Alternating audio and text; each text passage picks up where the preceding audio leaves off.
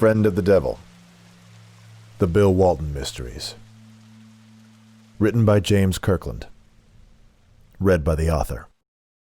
Published by Meathouse Publishing. This audiobook is dedicated to Kevin. Chapter 1. The gun barrel pressed to my head was cold. It was dark. It was raining. And Bill Walton was singing The Grateful Dead. Somewhere in the blackness I could hear great sheets of rain falling on the foamy, undulating ocean.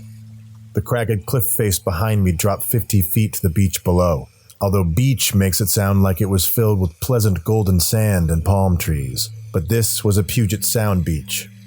Its grains of sand were gray rocks the size of a man's fist.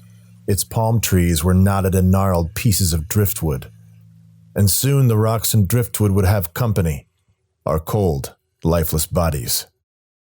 In the timbers to Fenario, the wolves were running around, Walton sang, his unmistakable voice warbling into the dark. He sung with such gusto, it seemed to tickle our captors. They chuckled. Walton continued. The winter was so hard and cold, froze 10 feet neath the ground. Hey, Walton, you take requests? How about box of rain? One of our captors laughed. Walton ignored them as he continued to sing. Don't murder me. I beg of you, don't murder me. This was too much for the criminals, who fell out laughing. Down on my knees at the edge of a cliff with a gun pointed at my head, I didn't find any of this funny. You know what? The leader barked. Kill Walton last. I want to see how he changes his tune. Shoot the bald one first. That would be me, the bald one. My name is Dave Pash. I'm a play-by-play announcer for college and NBA basketball. Sometimes I call other sports as well. I like to think I'm pretty versatile, and I'm proud to say that I believe I've earned a fair reputation in the broadcasting business, though it seemed a small satisfaction for me now, staring down the rain-wet barrel of a gun. I scrambled on the sheer walls of my mind for a fingerhold of hope to grab onto. The gun was a Heckler & Koch P2000, German, black, service weapon, well maintained. I didn't like guns. In fact, for most of my life I hated them. Yet I knew them. I knew them well. All part of the courtship of my wife. You see, my father-in-law, much as he hates the term, is a gun nut. Some folks learn golf to impress their father-in-law. I learned guns. And so I knew the P2000 jammed less than 4 times out of 1,000. Not great odds. There was also a slight chance that our potential murderers could have a change of heart. Very slight. About as slight as Walton doing a broadcast without going off on a tangent about Bobby Weir or the Missoula floods. No, the gun looked highly functional. Its safety was switched off. Its operator was switched on. They could miss, but that would take work. It was literally point blank. The irony.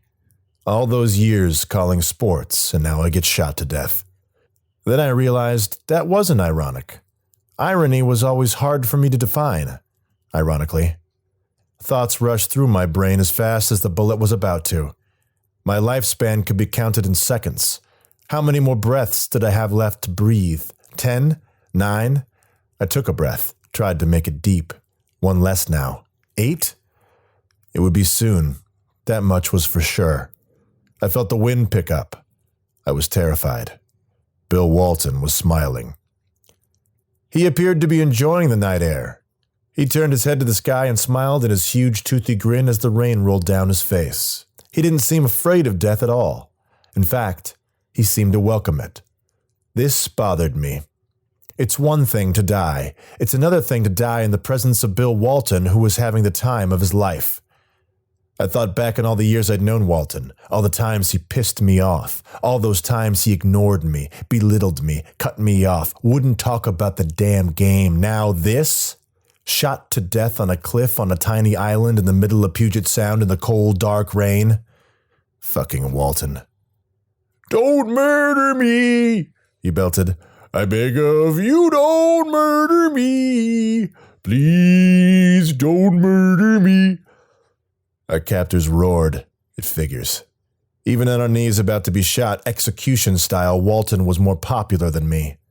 Okay, this is it, we were told. Any last words? I started thinking about what the papers would say when they found our bodies. Then I got mad. I could see the 2-inch headline above the fold. Bill Walton this and Bill Walton that. Bill Walton, blah, blah, blah.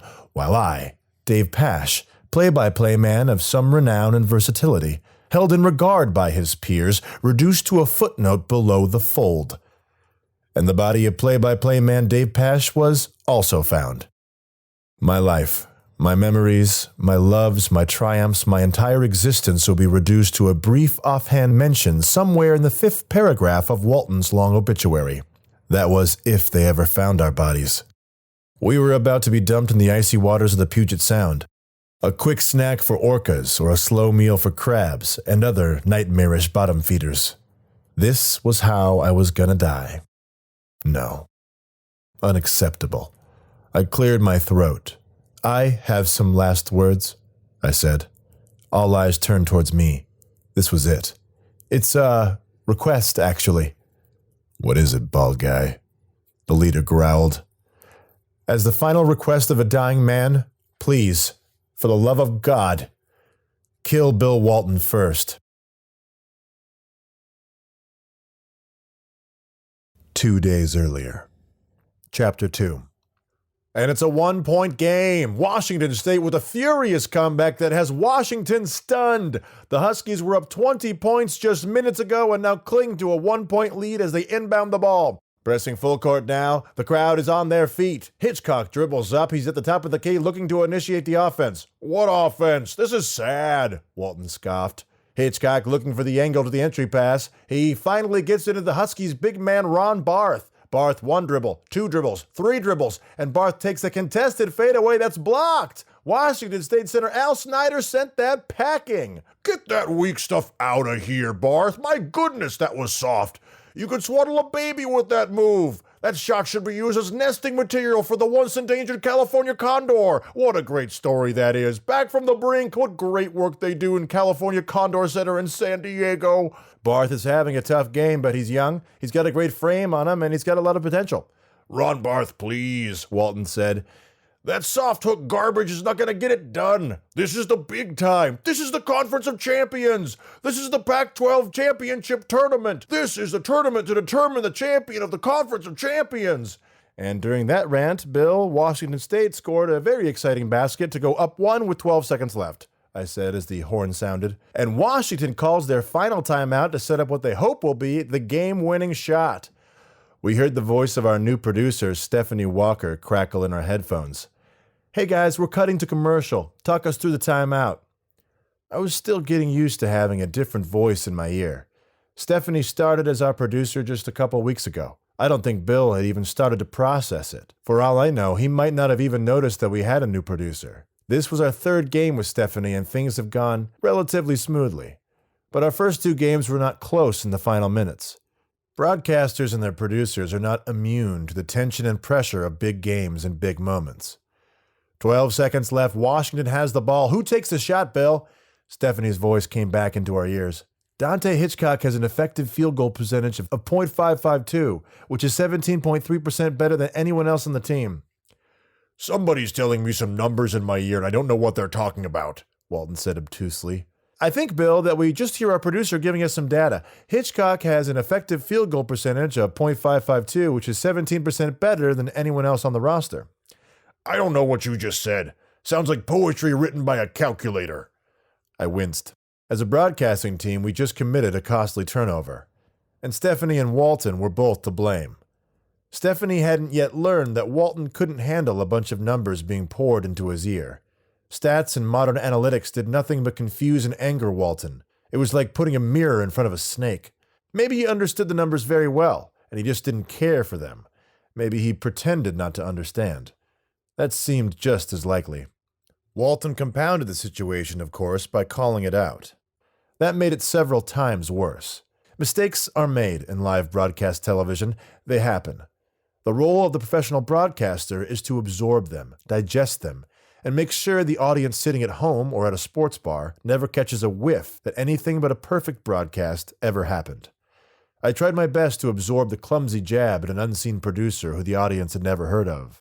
It's actually interesting data, Bill, given to us by Stephanie Walker, who's doing a great job stepping in after our long-term producer, the legendary Bob Smithsonian, retired after a glorious 40-year career to chase fish around the Florida Keys.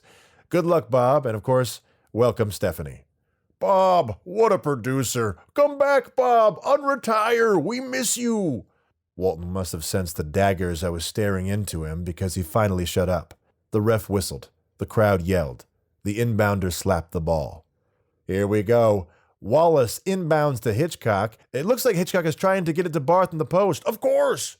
He's got 4 inches on his counterpart, please, Walton bemoaned. They need to feed him the ball, and he needs to throw it down. Establish his will on the block. Call in the strength of the mighty island of his homeland, the Maori people, the native people of New Zealand, unconquered for thousands of years. You know if he keeps playing this soft, they might not let him back in. Passport revoked. They play rugby down there. Now that is a brutally violent sport. It looks like Barth has drifted over to the corner. Post up, man. What are you doing? He's floating out to the three-point line like a cloud. Washington State playing some very tight defense as the referees have swallowed their whistles. Clock down to 4 seconds. Hitchcock abandons the play, dribbles at the top of the key, running out of time. Hitchcock takes a wild contested three as time runs out. The buzzer sounded. And it's good! Washington eliminates their in-state rival in a thriller. And listen to this Seattle crowd. Okay, guys. Stephanie again, in her headsets. We just had that last billboard and we're out of here. So coming up, it's the Franklin Insurance dunk of the game, going with Hitchcock from the first half. And go. Bill covered his microphone with his hand, refusing, as always, to use the cough button conveniently located under his other hand. Gonna get some water, Bill whispered to me. And he started to take a long pull from his BPA-free Nalgene bottle.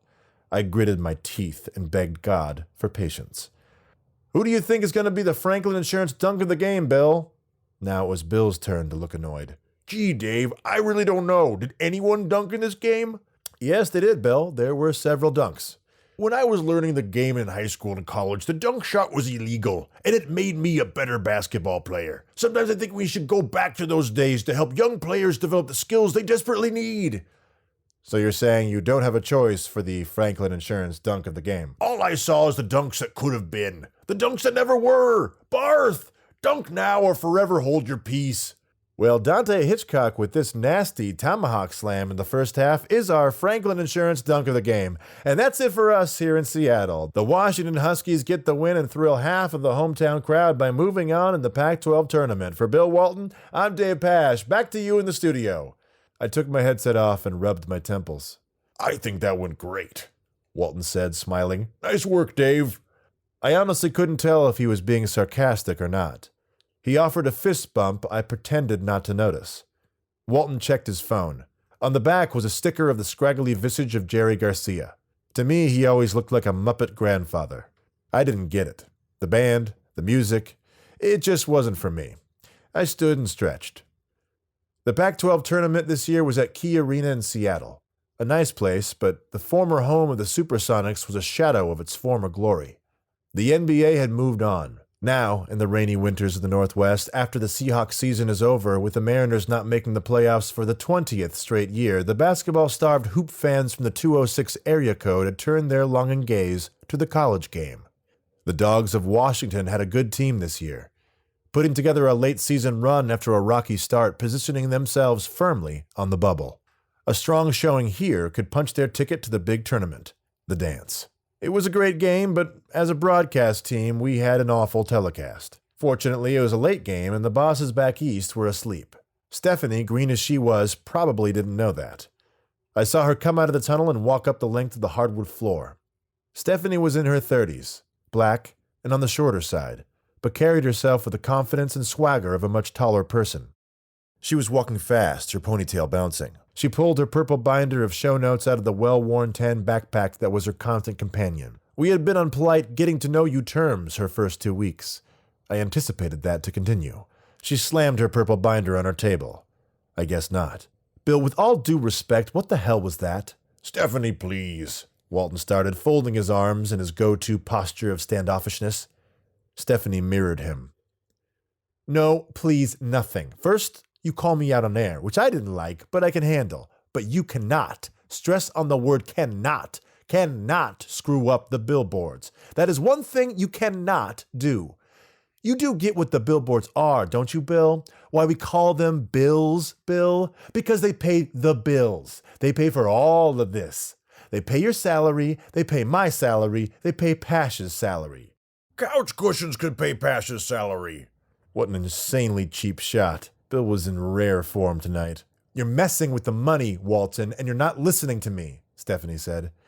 It's not that I'm not listening to you. I just can't hear stats. Tell Pash the numbers. I'm the color guy. I'm Picasso. I paint in words. Guernica.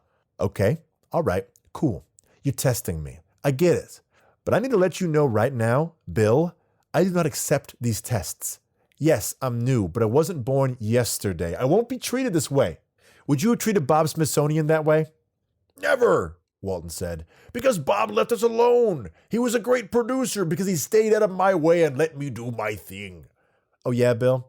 Did John Wooden just stay out of your way? Did Dr. Jack Ramsey just let you do your own thing? Is the problem not that I'm telling you what to do, but that I'm a woman telling you what to do?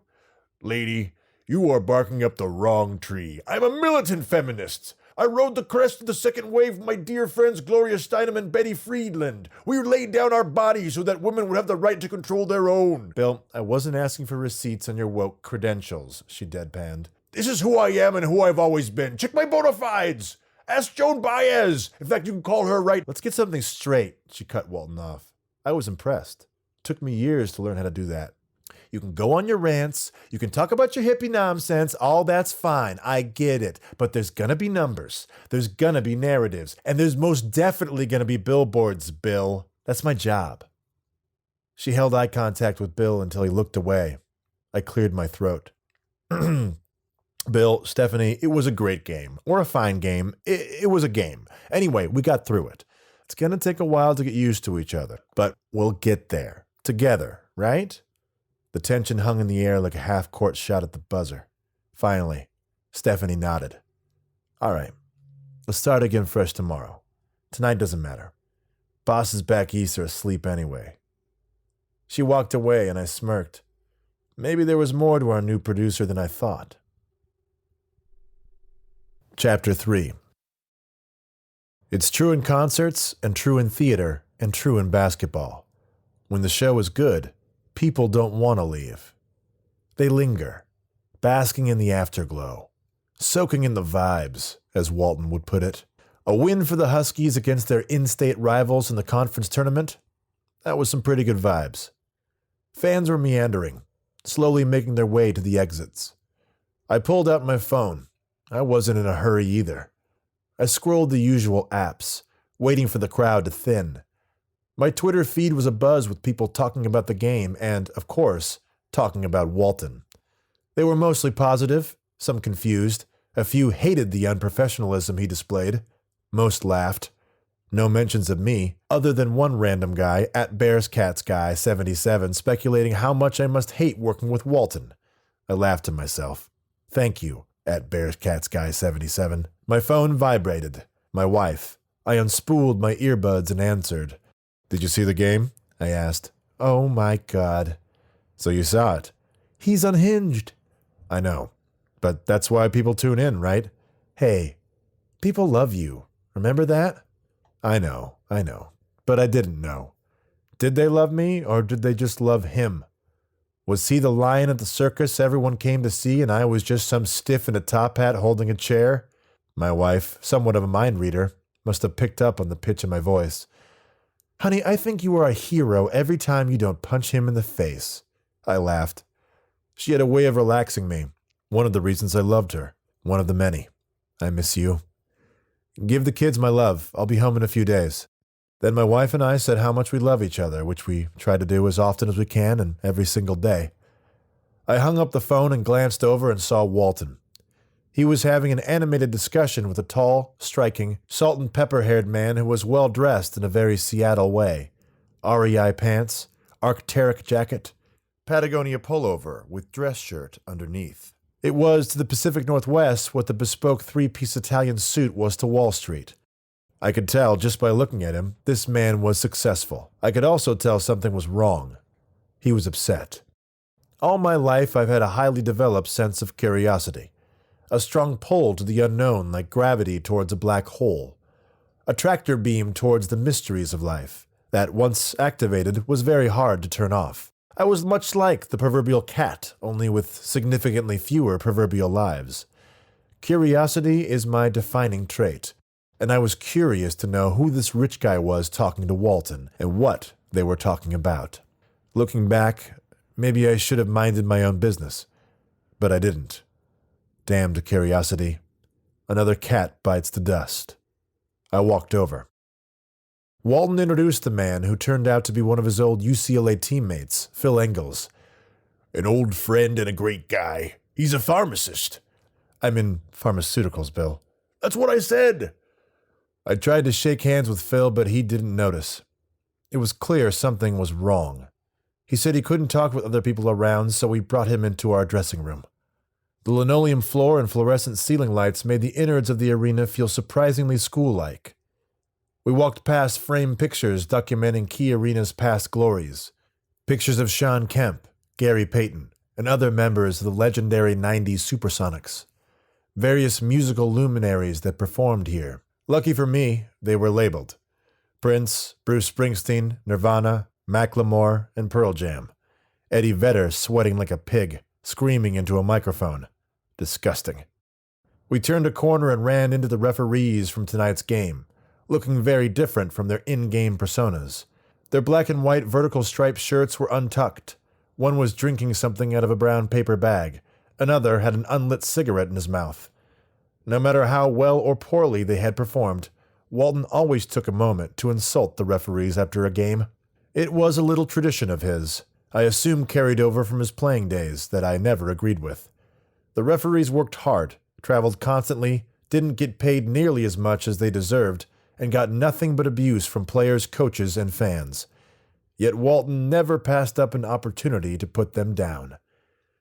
Hey guys, I just want to let you know that was one of the worst officiated games I have ever seen. Terrible, from start to finish. Vern Harris, a wonderful gentleman who's been admirably officiating games for over 30 years, had a quick reply. Eat shit, Walton. Bill smirked as he walked on. Our dressing room was small and cramped. On the far wall stood a clothing rack where we hung our street clothes. I had an overcoat to put on over my suit. I always liked to look respectable, on camera and off. Walton had a tie-dye shirt. He was already wearing a tie-dye shirt that he was given before the game. It was the official shirt of the Pac-12 tourney, tie-dyed rainbow blue. So he just put on the other tie-dye shirt on top, layering the tie-dye. The left side of the room was walled with vanity mirrors framed by Hollywood-style 60-watt bulbs. More than a few were burnt out. It didn't take long to notice that this was not an NBA stadium anymore. Not for a long time. A waist-high shelf beneath the mirrors was cluttered with water bottles, coffee mugs, plastic forks and knives, napkins, and a few unopened fortune cookies. The bagless garbage can was full of food containers, remnants of our dinner. Thai. The room smelled like peanut sauce and Old Spice. The Old Spice was mine. Walton used a natural blend of essential oils that, in my experience sitting next to the man for almost a decade, did nothing but accelerate the sweating process. A couple chairs were scattered about. I offered one to Phil, and Walton folded himself down on another. Okay, Phil, Walton said. What's going on? He hesitated. I don't know, Bill. I think this is a good idea for me to keep this as quiet as possible. Dave, no offense, but I don't know you. I've known Bill 45 years.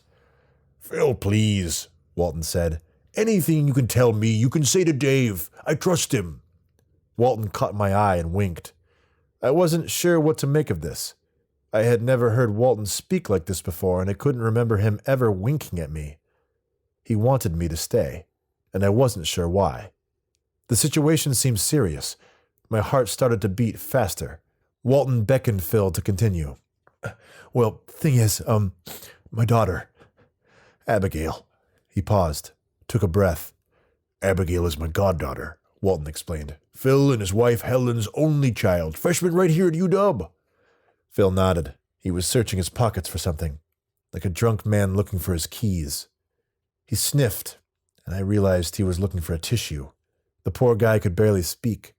Walton went on. She's a wonderful girl, and is growing into a wonderful woman. So full of life, so kind, so funny. She's studying design, right, Phil? Phil broke then, full sobs, breath coming in choppy and phlegmy. He tried to clear his throat. Walton handed him a bottle of water. He screwed off the top and drank. His hands were shaking, his eyes wet. Bill, she's been kidnapped.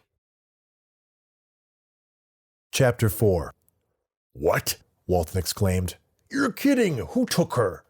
I don't know. I don't fucking know. He collapsed then, into himself, into the chair. I looked for a tissue. The box was empty.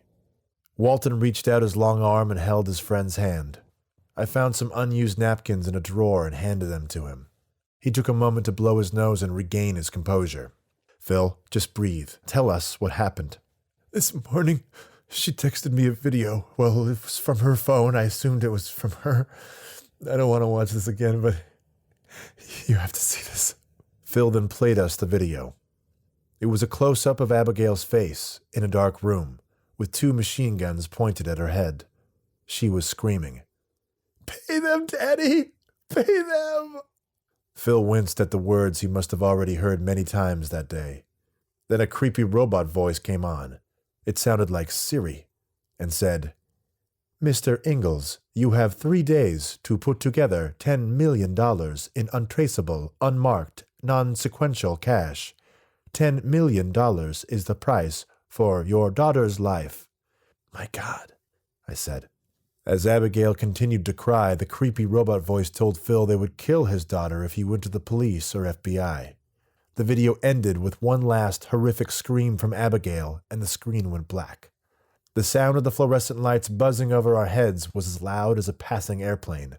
Phil finally broke the silence. I tried to call her back. I sent a million texts. Nothing.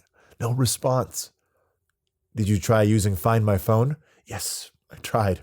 I kept trying. It can't find her phone. They must have her phone off, or they're underground, or in a cave. Phil broke down in tears. Walton comforted him, wrapping a long arm around his friend's shaking shoulders. Well, I said, I think we have to go to the cops. They said they'd kill her if I went to the cops, Phil barked. Yeah, I replied calmly, but that's probably just an empty threat, right? We can't take that chance, Walton answered firmly. No cops. We're not going to risk calling that bluff. Okay then, I said, quickly wrapping my brain around the situation. If we don't call the cops, then we do what the cops would tell us to do. Pay the money and get your daughter back. I asked Phil if he could put together $10 million in 3 days, and he told me it was already on its way. I had to move some things around, but I don't care, obviously. I just want Abigail back. I'll pay anything. Okay then, Walton said in his most calming voice. You've done everything you can. All they want is money. Everything will be fine. Thank you, Bill. Thanks. Phil nodded. I should go home to Helen. I had to talk to somebody. I knew Bill was in town, and I'm sorry. It's okay. It's okay. I'll just pay the money and everything will be fine. Phil stumbled up and grabbed his coat. We said goodbyes and told him we'd be in touch tomorrow. Before I closed the door, I hesitated and asked Phil, just out of curiosity, when was the last time you spoke to Abigail? Phil stopped, thinking. Last night. We texted. She was going to the library with her roommate, Caitlin. I told her I loved her and... He turned away from us as he started crying again. I watched the poor guy stumble down the linoleum hallway. I closed the door and turned to Walton, who fell into a chair, drained by the weight of what we had just heard. I hated to make things worse, but I told him what I was thinking. Bill, did you know that 80% of kidnappings result in the victim being killed? No, Dave. I did not know that. My wife, she loves true crime documentaries. It's all she'll watch. We watched one on kidnapping a few months ago. What happens is that 8 out of 10 times the kidnappers will slip up, say a name. The victim catches a glimpse of a face. Kidnappers are rarely criminal masterminds, more often desperate amateurs with nothing to lose. And after they mess up, they wind up taking the money and leaving a corpse. Walton was quiet. He looked off into the middle distance. He stood up. Well then, Dave, we have to find her before something happens. What? No, I stammered. Us? Find her? We can't get involved. We have to get involved, Dave, and deep down you know we do. That's why you asked Phil about the last time he heard from Abigail. No, Bill, the question just popped into my mind. Dave, think about it. Phil's a mess. We can't go to the cops or the FBI, and right now Abigail is out there, somewhere, with guns pointed at her head. We're her last best chance at staying alive. Bill, you can't really be seriously thinking about... Walton didn't smile. We're going to find her, Dave, and we're going to get her back. And we're going to start right now. Chapter 5. The dorm was empty. It was a Friday night and the campus was jumping. Most people were out partying, as college kids are wont to do. We followed the security guard through the labyrinth of the dorm. We passed doors with dry erase boards filled with messages and drawings, some appropriate, most not. The guard was a large black man named Grant, who looked like he spent most of his life sitting down. He told us, for the 5th time, that he would normally never do anything like this. But, luckily for us, he was a huge Bill Walton fan, and he led us to Abigail and Caitlin's room on the 2nd floor. We arrived at the door and knocked. "Coming," we heard from inside the door. Then it opened. Abigail's roommate, Caitlin, was one of the few students who decided to stay in for the night. "Caitlin, my name is Dave Pash. This is Bill Walton." "Hi," she said, confused. "We're friends of your roommate Abigail's father, and we really need to talk to you." "Oh, sure. Come on in. Sorry for the mess. I wasn't expecting old strangers at 11:30 at night." I stepped inside. Bill took a quick selfie with a delighted Grant and followed me into the room. Caitlin looked like the type of kid who believed what her parents and teachers told her, till recently. Maybe a friend let her borrow Howard Zinn's The People's History of the United States. Or maybe she watched a few YouTube documentaries and the algorithm sent her down a few too many rabbit holes that she hadn't yet navigated her way out of. She wore her hair in long blonde dreadlocks that were well maintained, large bangles around her wrists, necklaces entwined with various crystals swung from her neck. An assortment of rings bedazzled her fingers. She was pretty in an old soul, young face sort of way. She was in a torn Earth First t-shirt featuring a balled-up fist in front of a picture of the globe. Her eyes were the color of well-worn blue jeans. "What's this all about? Is everything okay?" "Caitlin, we need to talk to you about the last time you saw Abigail. We know you went to the library together last night." Walton could immediately tell by the look on her face that they did not go to the library last night. "Caitlin, it's okay," he told her. "I wouldn't trust a kid who told their parents the truth all the time. We're not here to bust you for living your life. We just need to know where you and Abigail went last night." "Okay, yeah, we went to a bar and hung out for a while. Then she ghosted me. I haven't seen..." Caitlin suddenly realized why 2 strange men had come to her room at 11:30 at night asking questions about her roommate. "Oh, God. What's going on? Is Abby okay?" "This is going to be hard for you to hear," I said. "But Abigail has been kidnapped. And please don't tell anyone we told you that." "Oh, my God." Her eyes went wide. She covered her mouth with one hand while the other grabbed an old quilt on her bed and pulled it to her chest. "We need your help, Caitlin. We want to get her back, safe. To do that, we need to figure out who did this, as quickly and quietly as possible. Tell us what happened last night," I asked. "We went to the smoke show. It's a bar on University Way. We got there about 11. We were having a good time, and then she disappeared about 1:30. Caitlin checked her phone. "Yeah, I texted her at 1:47 asking where she was. I stuck around until they closed at 2. Then I came back here."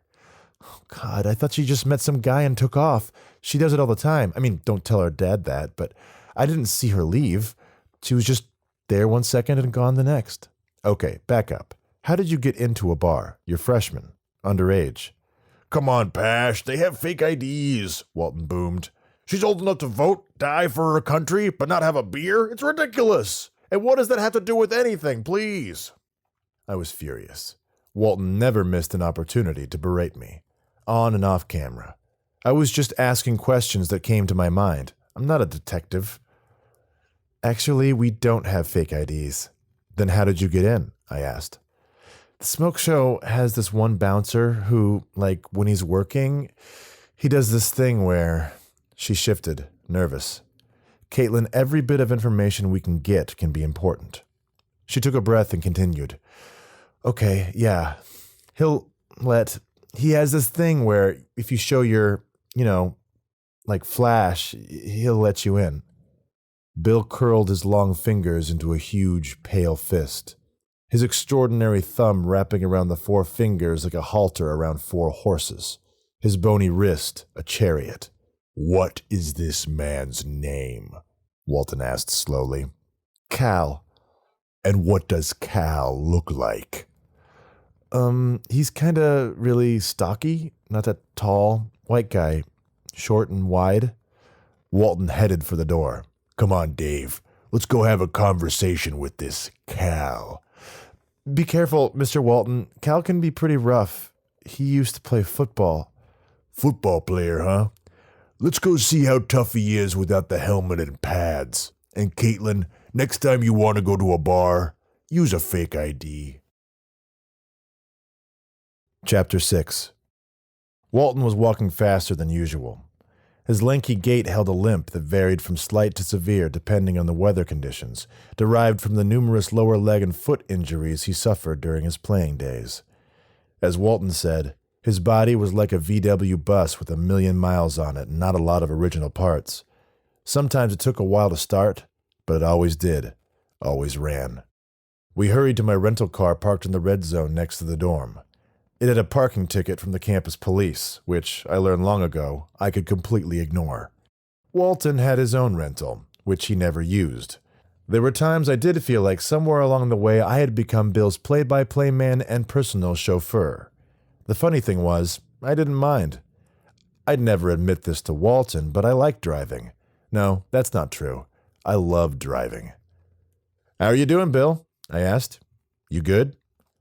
I started the car and backed out of the spot. Walton cracked his acorn-sized knuckles. It sounded like several cars backfiring. I'm not good. How can these people do this to these girls? They're children, for God's sakes. This bouncer has a world of hurt coming his way. Oh, my goodness, he has no idea. I steered into traffic and navigated to the bar. Google Maps indicated it was not far off campus. A 5-minute drive up and down the city's hills, ending on University Way. A bustling street with electric bus lines strung down the middle. I knew by the sound of the wipers squeaking across the windshield that the rain had finally stopped. Paused would be a better word. It never fully stops, not in spring in Seattle. I steered the rental car with my left hand and stopped the wipers with my right. The rental car, a full-size Chrysler 300, was a nice change for me. It was black and sleek. Far more muscle than my hybrid back home. I liked having a few extra ponies under the hood, especially with the network buying the gas. I goosed it down an empty street just to feel the rush, the energy. We found the bar. It was easy. Bright neon sign next to the plastic posters sponsored by big beer brands advertising different drink promotions. I parked up the street and we walked over, passing a couple of kids huddled up, exhaling giant clouds of smoke after inhaling from a small rectangular instrument. Vaping. Walton shook his head. Call me crazy, Pash, but I'll pass on the digital water vapor. Give me the old-fashioned analog smoke. Combustion! We arrived at the smoke show. There was a line to get in, kids showing their IDs to the bouncer, who had to be Cal. He was a greasy, stout man, no stranger to the gym or the late-night burger stand. He looked like an ex-football player, definitely a lineman, probably a center or guard, low to the ground. I suppose as a bouncer the only job requirements are being hard to knock down and hard to get around. He looked like he qualified for both. Walton cut the line, walking straight to him, but the bouncer didn't notice. He was busy ogling the co-eds as they staggered out into the street. You Cal? Bill asked. Cal smiled at a pack of girls who looked like a high school cheerleading squad. He had 2 huge front teeth. Those teeth and the shape of his body made him look like a human beaver. He finally peeled his lecherous eyes away from the girls. He took his time turning his head and came face to navel with Bill Walton. In any other company, Cal would seem intimidating, but he wasn't in any other company. He was in Bill Walton's company. Walton was always listed at 6'11" because when he was 19 years old, John Wooden simply declared him to be that height, shorting him at least an inch or so. I suppose so other teams would underestimate him. And to this day, Walton refuses to be called a 7-footer. He loves the idea of having been a scrappy underdog to the likes of Jabbar, Elijahwan, and Ewing. But trust me, the man is 7 feet tall, easily. He might even be taller, but it's hard to tell. He always slouches, but he wasn't slouching now. Walton was standing as tall as I'd ever seen him. I wished I had a ruler. Who's asking, big man? My name is Bill Walton, and I have some questions to ask you. Walton never broke eye contact. Now, Cal, it's very important you answer my questions honestly and to the best of your knowledge. Cal took a step back. He sized up Walton and kept sizing him up and up. You remember seeing these girls last night? He gestured at me. I took out a Polaroid I had borrowed from Caitlin's corkboard, one of her and Abigail, the day they had moved in together, smiling, arms wrapped around each other. Cal glanced at it. He shrugged. I don't remember. Lots of people come here. I don't pay attention to every girl who comes in and out of here. Not from what I've seen, I said. What? Cal sneered. It seems like you've paid a lot of attention to the young girls who come in and out of here, I said, growing in bravado. Standing up to bullies, I'll admit, is much easier when you're standing next to Bill Walton. Cal turned and looked at me. He tried to regain his intimidation factor. It didn't work. I stared right back. His eyes began to dart here and there like an animal cornered. I didn't like it. Wild animals are the most dangerous when cornered. I assumed it worked the same with wild bouncers. I know you let her in. What we want to know is, did you see her leave? Walton asked. I told you I don't remember. Lots of people come in and out of here. His tone of voice sharpened. He wanted this conversation to be over. Stat. You need a cup of coffee to clear your memory? Let's go get a cup of coffee, Walton said, grabbing Cal by the arm. Cal shrugged him off. He was quicker than he looked. I don't need a cup of coffee, said Cal. I need you to get out of my face. Not until you answer my question. Cal didn't move. A small crowd had gathered. Some college kids started to recognize Walton. Others just felt the vibe of conflict and were drawn in. Primal response. The schoolyard rushed to see a fight on the playground, like a moth drawn to the fire. A chucklehead in the crowd egged Cal on. Hey, Cal, you gonna let Bill Walton punk you like that? The crowd let out a few intoxicated laughs. Do you remember letting some underage girls in your bar last night, Cal? Do you remember breaking the law? Cal was getting flushed. Redness started to creep into his face. You know what? I don't know who the fuck you are, old dude, but I'm starting to really not like you. So last warning, get the fuck out of here before I fuck you up. The crowd let out an ooh at that one. You don't want to do this, Cal. Let's just have a conversation. Walton was nearly pleading now. I beg you to reconsider. You have a choice here. Yeah, you know what? You're right. Cal stepped back, reached into his jacket, and took out what looked like a tiny fire extinguisher. But after he yanked off the red tab and pulled the trigger, I saw the tiny fire extinguisher was a giant can of pepper spray. I felt it immediately. My throat closed like someone was choking me. My ears, my nose, my mouth felt like they were on fire. It felt like I was swimming in a pool of hot sauce with no goggles. I tried to hold my ground, but my legs involuntarily carried me away. I turned around after a few paces. The rest of the crowd had, like me, made a swift and frightened retreat. College kids ran like chickens sans heads. Most of them were coughing and spitting, and the rest were running and screaming. I used my sleeve to wipe my tears and tried to ignore the pain.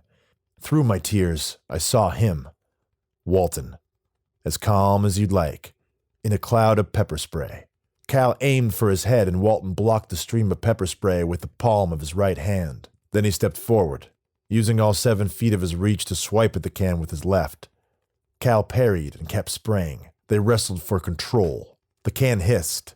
Some of the spray went straight up, some to the left, the right, collateral damage. It sent a cloud of pepper into the street. Flocks of fleeing bar patrons screaming. All felt the sting. The can started to cough and hesitate. It slowed to a trickle, then stopped. It dropped from his hand and clinked to the asphalt like an empty beer can thrown from a passing car. Cal broke away from Walton, blinking hard. He was playing it off, but he was feeling it. How could he not? In that noxious liquid lived the souls of 1,000,000 angry bees. Finally, the pepper spray cloud parted. Walton hadn't moved. He was crying, for sure. Great rivers of tears fell freely from his puffy, red eyes. His mouth was buttoned closed.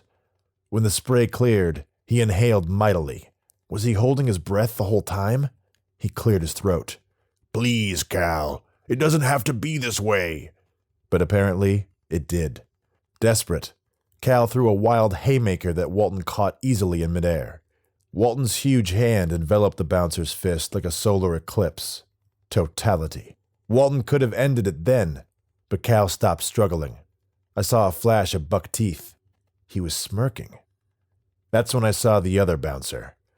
He wore a black leather jacket and gripped a Louisville slugger. He was creeping behind Walton. I tried to warn him, but the pepper spray had closed my throat like an invisible noose. Words came out as coughs. Now, Cal, let's just all calm down. Just answer the question, Walton was saying. He didn't see the second bouncer, another ex-football type. If Cal was a lineman, here came the outside linebacker. Taller, more athletic. He took small steps, stealthy, coiled, lining up his swing. I tried to yell again, loud coughs. He twisted his body to swing, his leather jacket creaking as he did. That sound was all Walton needed. He was already moving. The mechanism was activated. The machinery of his body was working on old code, well-used muscle memory. The footwork, even in Walton's advanced years, was perfect. Drop step, pivot, elbows high. I swear he even looked like he was holding an unseen basketball in his hands. His right leg pushed off and sent the upper body, complete with elbow at the ready, and twisted left. The linebacker and his baseball bat were at the apex of the backswing when the large and pointy elbow caught him cleanly on his jaw. Ouchie.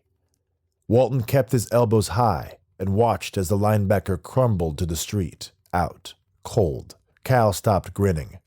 Then he ran, as fast as his little legs would allow, long jacket flapping like a beaver tail. Walton ambled towards me. His eyes were crimson, his face Niagara. I handed him my handkerchief. Thank you, he said, calm as a clam. Bill, I said. Bill, you... I wheezed. I had to pause to cough and spit. My eyes were still on fire. What? You took a full can of pepper spray directly into your face. Everyone else is out here puking on the street and you barely flinched. How is that possible? Dave, it was 1973. My friends were dying in South Vietnam. Our country was committing atrocities. The least I could do was spend a summer building an immunity to tear gas and pepper spray. I tried to respond but only hacked a cough. Somehow, even with the pepper spray disappearing from the air, my eyes were feeling worse. Should we go to the hospital? Walton slapped me on the back. Come on, Dave. Let's get a drink.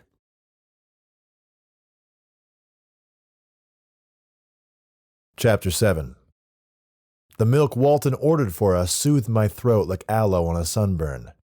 It's the only thing that helps, Walton said as he ordered another round of moo juice. The bar was empty. Most people cleared out when the pepper spray went off. Even inside, you could still feel the bite in the air. The bartender looked like a vampire in black eye makeup and an eyebrow ring. That's all I could see because she had a t-shirt pulled up over her nose and mouth. She was serving the last few customers, whose need for alcohol clearly outweighed their need for fresh air. I looked around and noticed a few security cameras around the room. That was good news. I pointed the cameras out to Bill. He nodded, took a deep sip of his milk and poured the rest on top of his head so it fell down into his eyes. The milk dripped off Walton's face to the floor. The bartender stared at Walton. Walton stared back. We'd like to speak to your manager. The vampire lady pointed to a room in the back marked Employees Only. We walked over and Walton threw open the door to a small office with a small desk and a small man. He had a receding hairline and a bad goatee. Not that there are any good goatees, but this one was particularly bad. His name was Ryan, and he had a nervous vibe. His right leg bopped up and down like a piston at a red light. Ryan was jumpy. Maybe it was because an angry Bill Walton stood above him, drenched in milk. Ryan, when Bobby Weir first met Jerry Garcia at a Palo Alto music store, New Year's Eve, 1964, he liked him right away, Walton said. I feel the opposite about meeting you, Ryan. I don't like you. I don't like you at all. And we are not going to start a band tonight, and we are not going to be friends. But you are going to jam on that video machine so we can watch the security footage from last night. Right, Ryan? Ryan nodded, a bit shell-shocked. Who are you? Doesn't matter who we are. We need to see the security footage for the entrance of the club outside starting at 11 o'clock last night. The small man surrendered. With a few clicks, Ryan found the footage. He sucked on a can of Red Bull while we watched packs of young people filing up to the door and going inside. Stop, Walton said. There they are. Ryan hit a button and the footage snapped back into real time. Indeed, it was them. Abigail with her brown hair and a green top. Caitlin, blonde dreadlocks bouncing in a hippie top and lots of jewelry. The two girls walked up to Cal, who stood at the entrance of the bar. Watch this, Walton said. Then he turned to the nervous man in the office chair. Because 2 underage girls are about to enter your bar. What? No way. Cal is supposed to be checking IDs.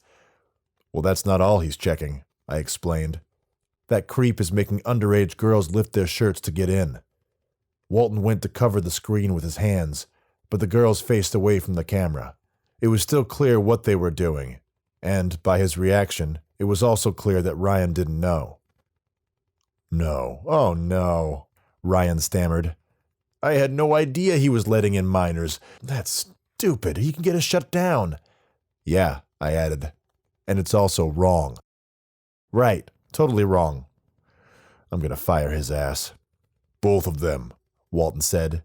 You're gonna need new bouncers, pal. Ryan nodded. He tried to drink from the Red Bull can, but it was empty. He shook it and tried to toss the can in his little wastebasket. He missed. Badly. He wiped his brow. This was the sweat of the frightened. The smell of the sweat caused by fear is more potent in a small room, and you didn't need to be a dog to smell it. Keep going, Walton said. They went inside. Switch to the cameras in there. Ryan hit another button and we watched as the girls entered and smushed together for what looked like a celebratory selfie. They headed to the bar and Ryan switched to that camera, but we couldn't really see them. The camera was just a side view of the bartenders. The vampire was there, with a few others, scrambling to serve beers and the cheap, colorful drinks enjoyed by people who want to get drunk without tasting alcohol. Can you switch to another camera that faces the girls? I asked. No, Ryan explained. The cameras there are focused on the bartenders. I'm more worried about my staff stealing from me than I am about whatever bunch of drunk idiots might be up to. As if on cue, we saw Caitlin's arms reach into frame, with her recognizable hemp bracelets. The bartender handed her 2 giant green drinks and pocketed the cash while pretending to put the money in the till. Ryan squealed, "Son of a bitch, you see that? Now I need a new bartender too." Never mind your staffing concerns, Walton chided him while pointing at the screen with a giant, king crab-sized finger. They went over there. Go to that camera. A couple more clicks and we saw Abigail and Caitlin at the jukebox where they were approached by a couple of guys, frat boy types. They talked, they flirted, they drank. Typical college bar activities. It all seemed quite harmless. Walton had Ryan fast forward through the footage. We saw Abigail and Caitlin dance with the boys in fast motion, looking a bit like an old film of Babe Ruth rounding the bases. "Stop!" A guy stormed up to Abigail. He was big and broad-shouldered. Someone she recognized. Spiky hair, lots of gel. He was upset. They argued. The frat boys stepped in and they all started shoving. As things escalated, Cal and the linebacker arrived. All fingers pointed to spiky hair, and they dragged him away while he shouted and pointed to Abigail. After he was gone, Caitlin and Abigail split away from the frat boys and went back to the bar. While Caitlin waited for their drinks, Abigail crossed off to the back. There, Walton pointed. Where is she going? Oh, the bathrooms are back there. There's not a camera back there. It's just a hallway. And I legally can't have a camera in the bathroom. I've tried. Ryan caught himself. Only because kids have stolen the toilets. College kids will freaking steal anything. Ryan opened his desk drawer, found a couple of pistachios and threw them in his mouth. He ate them whole and spat the shells into the trash, again missing badly. We watched, waiting for Abigail to come back from the bathroom. We kept watching. She didn't come back from the bathroom. We fast-forwarded all the way to the end of the night when the lights came on. She never came back out. I looked to Walton. That's when they took her. Took who? We ignored Ryan and ran to the hallway. We checked both bathrooms. They were disgusting, filled with graffiti, and had no windows. A dead end. We went back to the hallway. We followed it to the end of the door marked fire exit. Alarm will sound. If she went out there, I suggested, the alarm would have gone off. Actually, that's just a sign, Ryan corrected. I just put it there so people wouldn't use this door. Most people listen to what signs say. Most people are idiots. Ryan laughed an annoyingly nasal laugh. It sounded like a Western Union telegraph machine. Walton opened the door to a back alley. It was dark, narrow, and empty, save a couple of dumpsters. We couldn't see anyone and nobody could see us. It was the perfect spot for a kidnapping. It looked like our luck had run out. I didn't see any security cameras back here, but I asked Ryan just in case.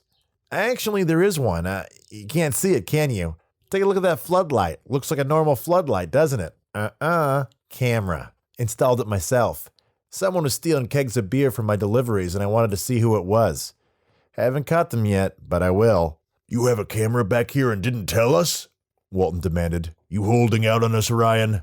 What? No, I don't know what's happening. What's happening? Who are you guys? Again, we ignored Ryan, grabbed him, and led him back to the office. Because he installed the floodlight camera himself, this footage was on his laptop. We scrolled to the end of the night, and there was Abigail being loaded into the back of a white van by two men in dark clothing. They wore nondescript hats, low on their brows, and bandanas covering their mouths and noses. She struggled, kicked, but it didn't matter. The doors closed and the van peeled off. Holy shit, Ryan said. That girl, she got grabbed. They took her. They just fucking took her. Ryan was panicking. He was clearly not used to high-pressure situations. Play it again, Walton said calmly. Then we watched Abigail being loaded into the back of the white van a second time, and a third, and a fourth. We strained to see the license plate number on the van, but we couldn't. Having just been blinded by tear gas certainly didn't help. Okay, Ryan, Walton said. I need all this footage from last night, both this and the cameras in the bar. Wait, I'm not going to get in trouble for this, am I? Not if you're smart. Sure, take this thumb drive, he said. He found a thumb drive in the pistachio drawer and stuck it into the computer USB port and dragged the files into the drive. Whatever you guys want. He plucked out the drive and handed it to Walton, who promptly gave it to me. But we gotta call the cops, right? Wrong, Walton said, putting his hand on his shoulders. No cops. The only thing you have to do, Ryan, is hire new bouncers. We'll take care of everything else. Okay. We're gonna come back here tomorrow. If Cal is still working the door, that means you didn't listen. And if you didn't listen, we got a problem. No problem here, man. They're gone. Ryan, a great man once said, learn every day like you'll live forever. Live every day like you'll die tomorrow. Walton stood over him like a beardless Gandalf in a tie-dye t-shirt. So allow me to modify this quote for this situation. Learn today or die tomorrow. Chapter 8. We drove back to the hotel in silence. That was unusual. Bill and I talk for a living, and our verbosity tended to carry over, and it had been one hell of a night. But it was late, and we were tired, into our personal lives. Walton was reclining his seat until it was a few degrees off from horizontal. It wasn't far enough, but it was as far as it would go. I had almost forgotten about his fight with the bouncers, but clearly Walton had not. His body had seen more action in the last hour than in the previous few decades combined. Bill must have been in quite a bit of pain, but he didn't complain. He never did. Bill must have been in quite a bit of pain, but he didn't complain. He never did. "You okay?" I said, breaking the silence. I'm fine. Walton winced and rubbed at his elbow, picking at something. After a confused moment, he held up a tooth. I guess it had got embedded in his thick elephantine skin when he elbowed the second bouncer in the mouth. I watched, horrified, as Walton shrugged and threw the incisor out the window. "Bill, should I take you to the hospital?" Dave, I just need 2 things. An ice bath and a cold beer. Take me to the hotel. I drove on, in silence. There was something bothering me. I drove on, in silence. There was something bothering me. I thought about the incredible fight I had witnessed.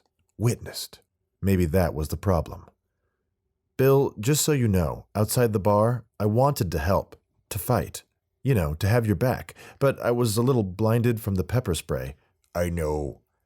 "But I really wanted to help." Sure. "I mean, it was you against 2 guys, and I just stood there. You needed my help, and I just stood there. I should have jumped in. I should have fought. When that happened, how did you decide when to fight? When do you know when to start?" Walton shook his head. Dave, fighting isn't a decision. It's a reaction. When the moment calls for it, you'll know. I said nothing. I didn't get it. But I had always been a bit of a nerd in an athlete's world. Players and coaches treated me differently than they treat Bill. I hated it, but I accepted it. I wasn't a full member of their club, and I never would be. Walton continued. Dave, when I'm put in a position like we were tonight, I just remember 3 things. Preparation, improvisation, intimidation. Bill closed his eyes, breathing through his pain. I let him rest. Preparation, improvisation, intimidation. I had heard those words before, many times. They were kind of Bill's code during his playing days, a code that originated from 3 men, all dead. 3 men who made up Walton's holy trinity. Most of the code can be traced back to his lineage as a disciple of perhaps the greatest coach of any sport who ever lived at any time. The numbers certainly support that. No other team showed as much dominance as the 1970s UCLA Bruins of Kareem Abdul-Jabbar, and later, Bill Walton. Coach John Wooden was the embodiment of Midwest Hoosier American uprightness. He was a stickler, but also a revolutionary. He invented drills that are still used by basketball coaches today. For Coach Wooden, the game of basketball was won or lost well before the opening tip. Preparation was far more important than any in-game tactics. Wooden's practices were legendarily tough. So tough that the actual games felt like vacation. That was the point. According to Wooden, failure to prepare was preparing to fail. Wooden was Bill Walton's Obi-Wan. But he had other influences. Because one day in high school, Bill was introduced to the Grateful Dead, and Walton met the other side of his ethos. The circle to the square of John Wooden, his second guru, Jerry Garcia. Jerry taught Bill the power of improvisation. If the Grateful Dead simply played their album from start to finish, their concerts would be 35 minutes long. But they didn't just play the album. They improvised. A lot. That's how a 3-minute song became a 3-hour exploration of the universe. And that's how Bill lived his life. Anything from taking a spontaneous vacation, to ordering the grilled cheese instead of your usual Cobb salad, to stepping all over your broadcasting partner during a college basketball game to rant about the Missoula flood. For Bill, the moment of inspiration when a plan was abandoned for the magic of the moment was called following the dancing bears, or simply Jerry, which I pressed him on one day, and he said some New Age woo-woo about cosmic consciousness that flowed through all things. So like the Force? Yes and no. That's not an answer, Bill. Yes, it is. I kept asking about it, and he got frustrated. Dancing bears, Dave. Either you see them or you don't, he said. So are they literal dancing bears? Is this a metaphor or a hallucination? Merely asking that question is proving you don't understand. I let it go. By the way, that conversation was during the second half of a nail-biter between BYU and Gonzaga. So there was that. The hippie aspect. This part, as I've said, lost me. But clearly Jerry was his Yoda. His third mentor was his best friend, his Han Solo, Maurice Lucas. the most intimidating player in the NBA in the era when fouls were truly not called unless blood hit the floor. Big Luke was a tough kid from the toughest part of a tough town, Pittsburgh, Pennsylvania. His nickname was the Enforcer, and it was well earned, a true original. Maurice was the man whose fight with Daryl Dawkins in Game 2 of the 1977 Championship Series swung the momentum away from the heavily favored Philadelphia 76ers to the young, upstart Portland Trailblazers. And during introductions of the following game, Lucas ran up to Dawkins and shook his hand, psyching out Dawkins and the entire 76ers bench. It was the ultimate psychological checkmate. Intimidation. Lucas and Finals MVP Bill Walton won the championship that year, the youngest team ever to do so. Lucas was the oldest player on that team. Walton, one of the youngest. Lucas took Walton under his wing, taught Walton toughness, what it meant to not back down, what it meant to be a man and a professional, to be tough inside and out. Lessons so valuable for Walton, he named one of his sons Luke. Preparation, improvisation, intimidation. Wooden, Garcia, Lucas. And Walton being Walton, he really believed that all three men, though quite dead on this earthly plane of existence, were still around. He spoke to them. He felt their presence. He caught glimpses of them in the fringes of life where he said the magic lived. Stars, moons, dancing bears. Again, I never really understood that part. All three of his mentors were seen in action in Walton's fight with the bouncers. He prepared himself by building an immunity to pepper spray. He improvised, following the dancing bears when the second bouncer snuck up on him, and he intimidated Cal into running away without having to throw a single punch. I guess it made sense, but I didn't know how any of it would have helped me. I wasn't prepared. I don't like improvising, and I couldn't intimidate a tuna fish sandwich. I parked the car in the garage of a very well-appointed hotel. The Hyatt House was a nice place near Key Arena and in the shadow of the Space Needle, Seattle's most famous landmark. Built for the World's Fair in 1962. I had planned to have dinner in its rotating restaurant tonight, but my evening's plans had changed quite drastically since then. It was 1:30 in the morning. I was exhausted, but just to go to sleep felt weird. Abigail was still out there, somewhere, with guns pointed at her head. We had to keep going. Should we take this footage to the video truck and see if we can make out the license plate? Dave, tomorrow. But we have to do something. Dave, we can't just keep going all night and all day. We'll burn out. We're Abigail's last best hope. If we want to help her, the smartest thing we can do right now is clear our minds and get some rest. As Walton unfolded himself out of the car, groaning as his knees cracked, I was reminded of how much pain the big man was in. Okay, I reluctantly agreed. We'll start again first thing tomorrow. Chapter 9. I showered and put the room service tray holding the remains of my dinner in the hallway. Not that there was much left over. The plate was scraped clean. I had savored every bite of the delicious bourbon-glazed salmon, along with the wild rice and salad that came with it. I didn't realize how tired I was until I got in bed. I called my wife to say goodnight. It was a rule of ours. No matter where I was, I always called to say goodnight. And that's what I was doing when Walton walked into my room wearing a hotel robe that barely reached his upper thigh. He resembled an extraordinarily tall Roman centurion on shore leave. He would have looked funny if I wasn't also seeing the scars that went up and down his legs from multiple surgeries. Knees, ankles, feet. There were only a few spots below his waist that weren't made of scar tissue. A few. It looked like he had been attacked by a shark, the sacrifice of a professional athlete. Bill, what's going on? What are you doing in my room? Dave, I need to borrow your tub. A half-dozen hotel employees followed Walton into the room, their arms loaded down with bags of ice. I watched them in amazement. Right this way, gentlemen. Walton pointed them into my bathroom and limped slowly behind, carrying the Bluetooth speaker he brought everywhere. I heard the tub start to fill up with cubes as Walton turned the water on. Is Bill using your bathroom? My wife asked, still on the phone. Yes. Why? Good question. Bill, my wife wants to know why you're using my bathroom. I'm making kombucha in mine. You won't believe the flavor kits I picked up here. Boysenberry, oh my goodness, the Scoobies are pumping, Dave. I'll be good as new in no time. She laughed. I don't know how you do it. Neither do I said. My wife and I said goodnight, exchanging those important 3 words, and I hung up the phone. Dave, can I have a beer? He took 2 from the mini fridge. I held out my hand just as I realized neither was for me. He went into the bathroom as the hotel employee silently filed out the room. out of the room. I heard him ease into the frigid tub, groaning.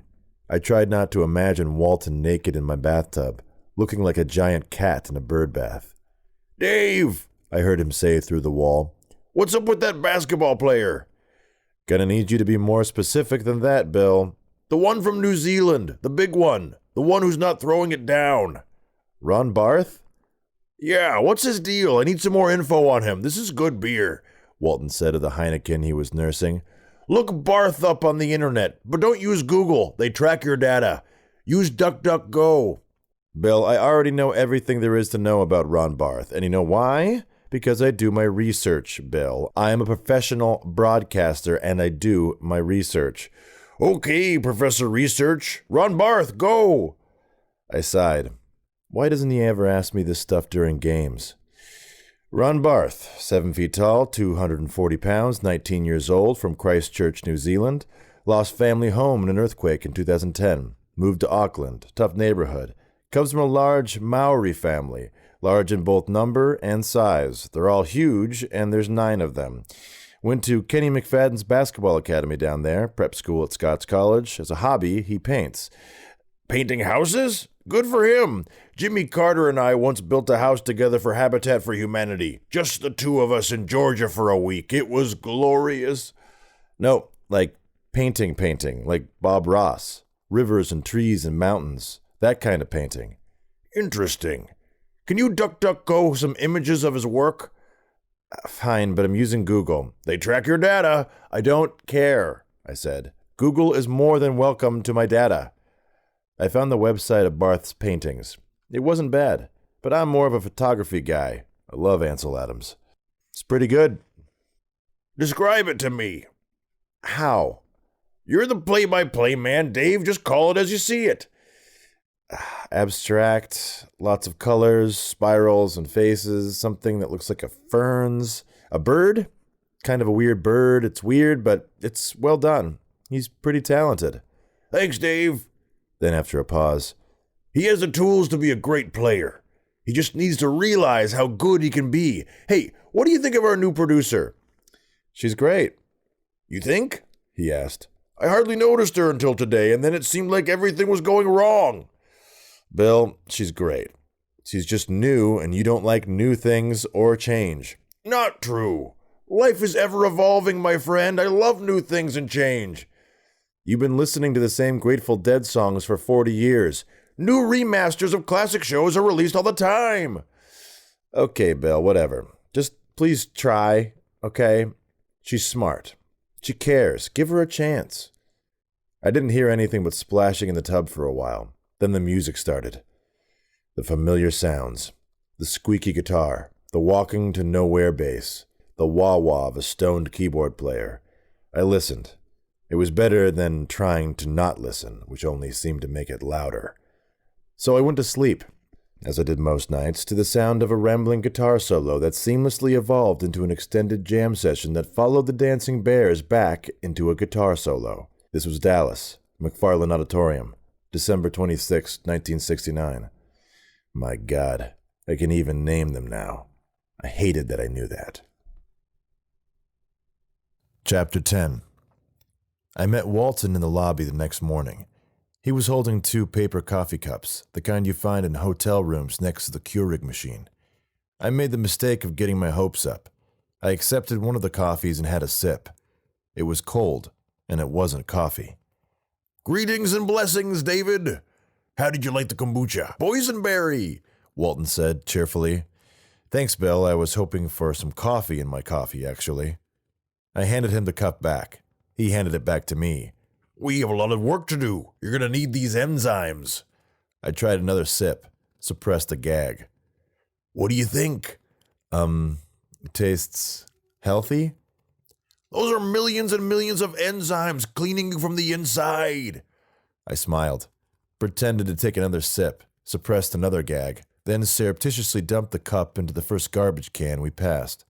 10 minutes later, we were in the video truck, which is basically a small mobile television studio. It was 7 a.m. Tip-off was set for 1, but people were already getting ready for the day, which included more games than the 2 we'd be covering. Bill and I had Washington and USC at 1 and a second game at 7 between Colorado and Oregon. The video truck was a cramped place, 2 rows of computer terminals facing a wall of television screens. Stephanie sat in the middle, busy on her laptop. The vibe had changed drastically from when Bob was in charge. For the better. The farts and cursing had been replaced by a scented candle and the quiet hum of people at work. The crew seemed to be enjoying the transition to Stephanie more than Bill was. She looked up as we came in and took out her AirPods. "You guys are early. Production meeting is at 9. "We're not here for the production meeting," Walton said, perhaps too dramatically if he didn't want to arouse attention. Stephanie shrugged and put her AirPods back in. Walton turned to Nick, the video guy. Nick was young, early 20s. His dad immigrated from Pakistan in the 80s to attend North Carolina, and so, growing up in the Tar Heel state, Nick was a basketball nerd by default. His first words were Michael Jordan, or so he said. I had my doubts. Nick's dad was an executive with some large corporation in the network family tree. That may or may not have helped him get the job. Not that I cared. He was good and trustworthy, when he was not distracted by bidding on sneakers on some shoe auction app. "Nick, the video wizard," Walton boomed. "How are you doing this fine morning, wizard?" Yo, Big Red, what's going on? Nick said. Hello, Mr. Pash. Hey, Nick, I said. How's it going? I had tried to encourage Nick to give me a nickname too, but after a few nervous attempts, Pash Adams, Pashing Lane, and Pash Tag, we realized it just didn't feel right for either of us. For better or worse, I would always be Mr. Pash. Check this out, Mr. Pash. Bidding on these Jordan 1 Retro High OG UNCs. Nick proudly flipped his phone around to show us. White and Legend Blue, baby. They look nice. They did look nice.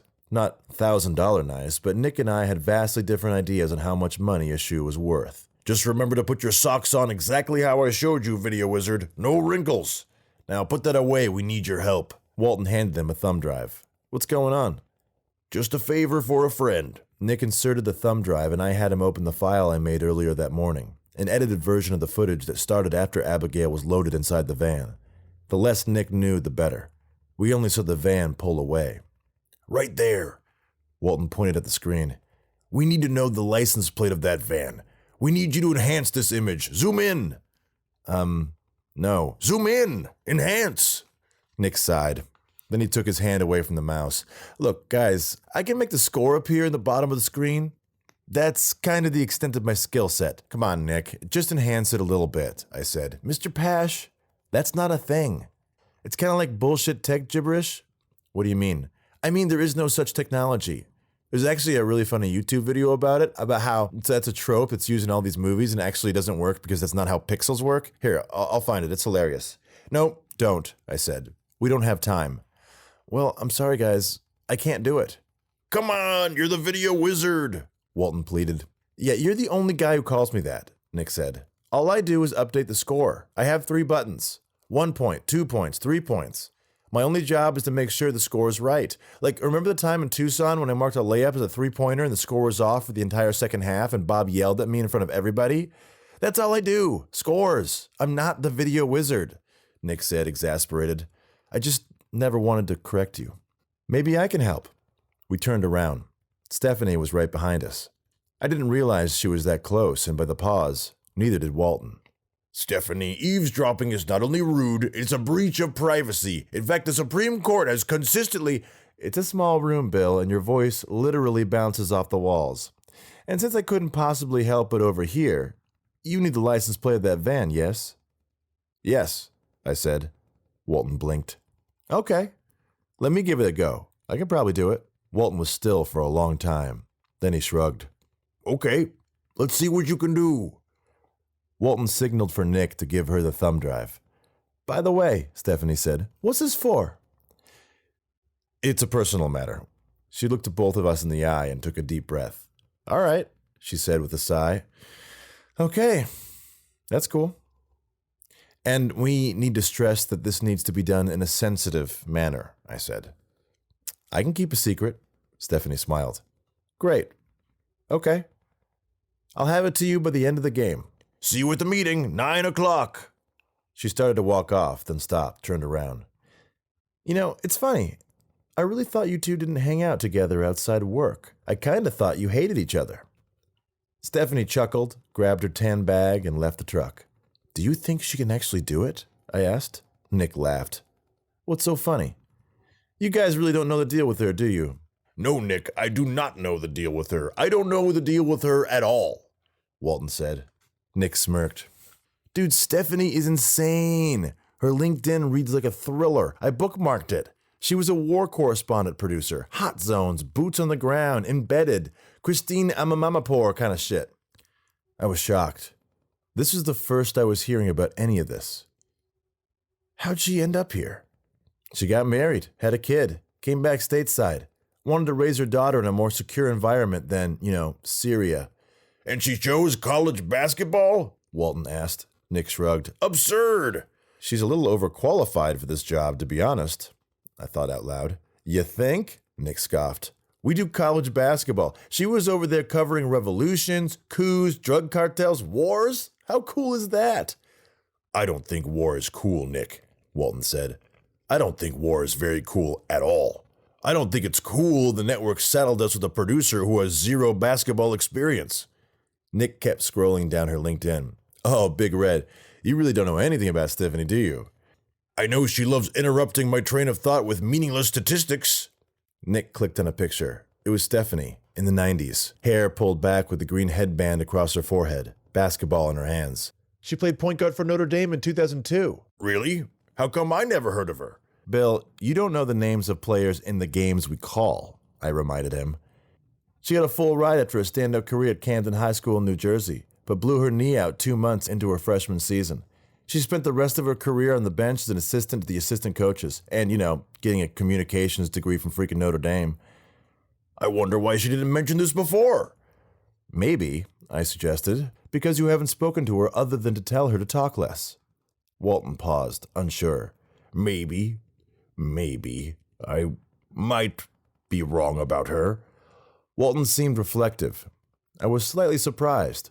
It's not often the big man will admit to being wrong about someone. Maybe, he repeated. Look at this clip of her hitting a game winner in the preseason NIT. Nick double-clicked his way to a video site. There was a young Stephanie, taking the ball full court, running and dribbling with blinding speed, then stopping on a dime to pop a jump shot that knocked Indiana out of the tournament. She's been shot at, and she's got a jump shot? What a legend! Nick grinned. I looked at Walton with an I told you so glint in my eye. Don't say it, said Walton. I didn't say anything. You were going to, Pash, I could tell. I didn't say anything. Okay, Walton said. I'll say it. I was wrong about our new producer. Chapter 11. We had 2 hours before the production meeting. Stephanie was working on the only lead we had, the license plate of the van that took Abigail. Walton checked in with Phil Ingalls. He and his wife Helen had heard nothing more from the kidnappers. I couldn't tell if that was good news or bad news. Bill said they sounded shaken and hadn't slept at all last night. I couldn't blame them. So we had 2 hours with nothing to do. Well, I couldn't do nothing.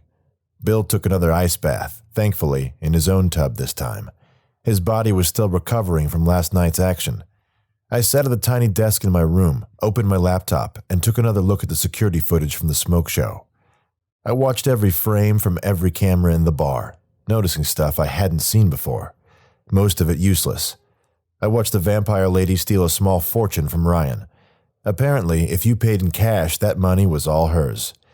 I saw a chubby boy vomit all over the floor, and a little later, Ryan shuffling over to clean it up with a mop and bucket. Ryan slipped and almost fell down in the vomit. I chuckled, along with the kids in the bar. There was Caitlin, coming back from the bar with another round of drinks, looking around for Abigail.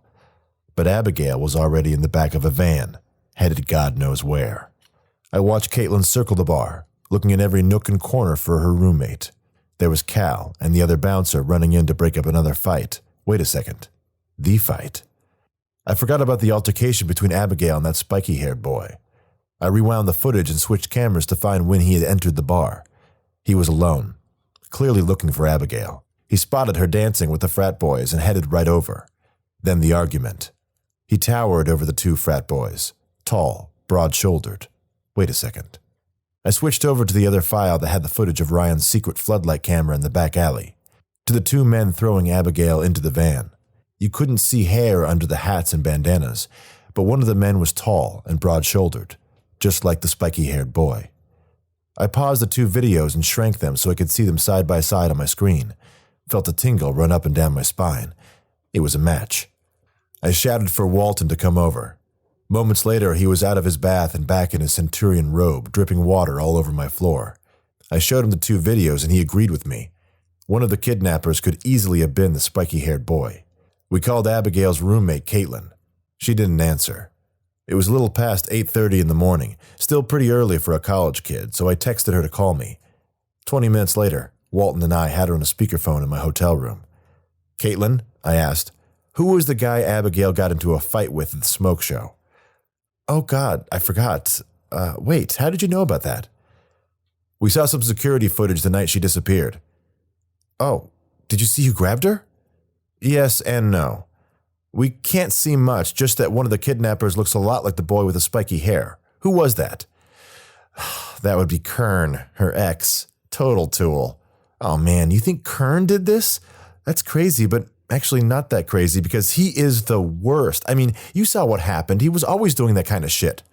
Caitlin, Bill Walton here, he said, very unnecessarily. Who else could it have possibly been shouting an inch away from the speakerphone mic? Did she mention anything to you? Did anything unusual happen recently between her and this Kern character? Not really. I mean, she broke up with him a couple days ago, but that's not unusual. They've broken up a few times, and they've only been dating for like a month. But this time she said it was really over, and I believed her. He yelled at a waitress in front of her because there was cheese on his hamburger, or there wasn't cheese on his cheeseburger. I forget, whatever. The point is, Kern's a lunatic. Kern? Is that his first name? I actually don't know. Everybody just calls him Kern.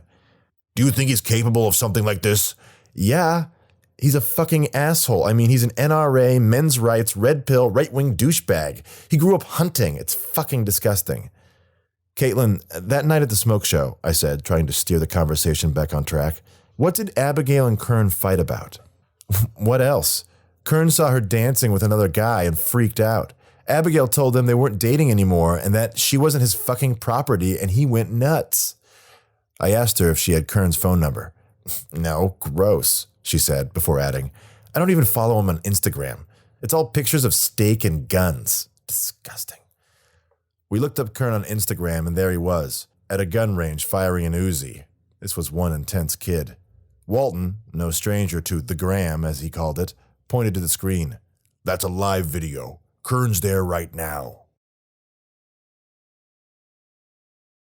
Chapter 12. Stephanie ran a tight ship. The production meeting started on time and was done by 9:20. I was grateful.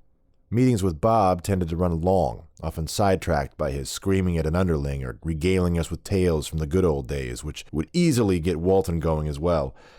Production meetings with Bob had lasted hours. She had us out of there in 20 minutes. Chalk up another point for Stephanie.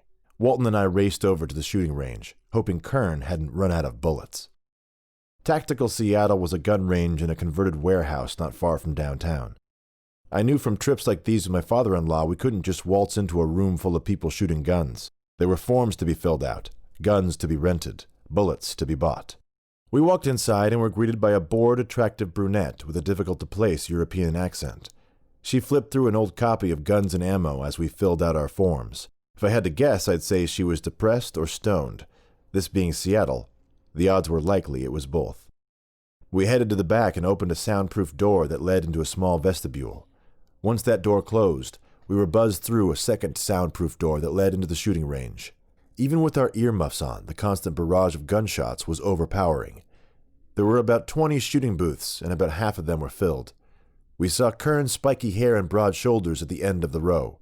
He and a few friends took up the last two booths, spraying paper targets with fully automatic machine guns. I didn't know what kind. They were far out of my father-in-law's league. He preferred something closer to what Wyatt Earp would have carried. Kern was in the last booth trying to control the Uzi he had brandished on Instagram. The gun roared like a tin lion. Kern finished the clip, then flipped the switch for the mechanical pulley to bring back the target, which was a man holding a woman hostage. Bullet holes were punctured all over the paper, including the hostage's face. We walked up to Kern. I glanced over at his friends, looking for someone with a body type similar to the second man who grabbed Abigail. None of them seemed quite right. The other man in the security footage was taller and wider than any of these boys. I looked at Kern as he admired his paper target. Could he have taken Abigail and held her hostage? Punishment for breaking up with him? He and his friends certainly had access to the guns that were pointed at her head in the video. Kern! Kern! We need to talk to you! Walton's booming voice overpowered the earmuffs and the gunfire. Kern turned around. If he recognized Walton, he didn't show it. But there was something about a 7-foot-tall man that grabs people's attention. What do you want? We need to talk to you, Walton repeated. About what? The barrel was pointed upward, still smoking. Kern seemed to have proper gun etiquette, at least. Can we go somewhere quiet so we can talk? Are you guys cops? No, we're not cops. We just want to talk. Can we step outside? We can talk here. We're talking right now, Kern screamed. He gently laid the Uzi on its side and hung up a fresh paper target, another drawing of a man holding a gun to a woman's head, a disturbing reminder of the video from the kidnappers. He hit the switch and the target glided downrange. We were told you used to date Abigail Engels? He popped another clip in the Uzi. Not anymore. He cocked the bolt and fired the entire magazine at the paper target 10 feet away, shredding it in seconds. Bits of paper fell like cherry blossoms to the concrete floor. Up close, I saw Kern's spiky hair was the result of a large amount of hair gel. He wore a polo shirt and frayed plaid shorts that looked expensively frayed. Apple Watch with a leather band around his wrist. His friends all wore the same basic rich kid uniform of jeans and boat shoes that matched their polos. They sensed trouble and gathered around Kern, which empowered him. Not that a rich white kid holding an Uzi needed much empowering. Son, put the gun down and talk to us, Walton said. Hey, you're not my dad and you're not the cops. This is weird. Get out of here, Penn and Teller. Go do some magic. Kern and his friends laughed. Penn and Teller. Not bad. So far, that was Kern's best shot of the day. What did you do after they threw you out of the smoke show Tuesday night? Walton blurted. Kern was surprised, as was I. He didn't expect us to know about that. I didn't expect Walton to reveal that we did. Kern quickly gathered himself. Oh, she told you about that, huh? Well, thanks to that bitch, those bouncers cut up my fake ID and handed me over to the fucking cops. I was in the drunk tank until morning. You ever been in the drunk tank? It's not fun. So fuck her and fuck you, man. Get the fuck out of here. Kern had been arrested? Among the barrage of profanity, Kern had given us an airtight alibi. If he was in jail that night, which would be easy to verify, he couldn't have been the big, broad-shouldered guy in the video. This was a complete waste of time. Time we didn't have. We got out of there. Kern and his friends ignored our goodbyes, and Walton and I walked out to a hail of gunfire behind us. We returned the bullets and our unfired weapon, a Remington M1 1911, to the woman behind the counter and left the shooting range. Just before we got to the car, Kern ran out of the building and caught up to us in the parking lot. He checked over his shoulder, making sure none of his friends followed him out. Look, I should tell you about the other night, when me and Abby got in a fight, I was hammered. I'd already had like 1 million beers when I saw her Instagram from the smoke show and ran over there. What Instagram? Walton said, grabbing his phone. I follow Abigail and she hasn't posted anything in weeks. He held up the selfie Abigail took while hiking on a rare blue sky day in Seattle with Mount Rainier in the background. Kern laughed. That's the account her family knows about. I follow her Finsta. Finsta? Walton asked, confused. Fake Instagram. You post your real pictures just for your friends to see. It's a private account. Everyone does it. Kern clicked on Abigail's Finsta and scanned through pictures of her drinking, partying, and doing all the things parents didn't want to know their children were doing. He landed on a picture Abigail posted the night she was kidnapped. She and Caitlin smushed together, celebrating their entrance into the bar. Huh, Kern said. She hasn't posted since that night. That's weird. Does she have a new Finsta I don't know about or something? Shit. So that's how you knew she was at the smoke show? I asked. Yeah. One second she breaks up with me, the next she's at the smoke show dancing with some assholes. I went nuts. But I didn't hurt Abigail. I never would. I love her, I think, maybe. He went on, voice trembling and cracking. He seemed a middle schooler to me then. So do me a favor and tell her I'm sorry, and I've changed. I haven't had a beer since that night. Kern, I said, that was 2 nights ago. That means you were sober for 1 night and day, Kern noted proudly. Tell Abby she should call me. Could call me if she wants, when you talk to her or whatever. Okay, Kern. We'll let her know, I said. Did Abigail happen to say anything to you lately? Walton added. Anything unusual? Anything that made her nervous? Kern's face fell. It finally dawned on him that we weren't there because of the fight at the smoke show. What's going on? Is she okay? Is she in trouble? No. She's fine. We're just looking into something, I said vaguely. I didn't want to tip our hand about what happened. Finding her would not be any easier if we had to deal with a well-armed white knight boyfriend and his Abercrombie army. Well, she never told me anything like that, Kern said. If something was going on, she would have definitely told her best friend. Caitlin? No, not a roommate, her best friend, Sarah Soho. He gave us Sarah's number. We bid Kern goodbye and got in the Chrysler 300. I started the car and rolled down my window. Kern watched us with his puppy dog eyes. He still had his shooting earmuffs around his neck. Hey, is Kern your first name or last name? Second middle, said Kern. Then he turned and walked back inside. As we drove away, Walton said, Didn't see that coming.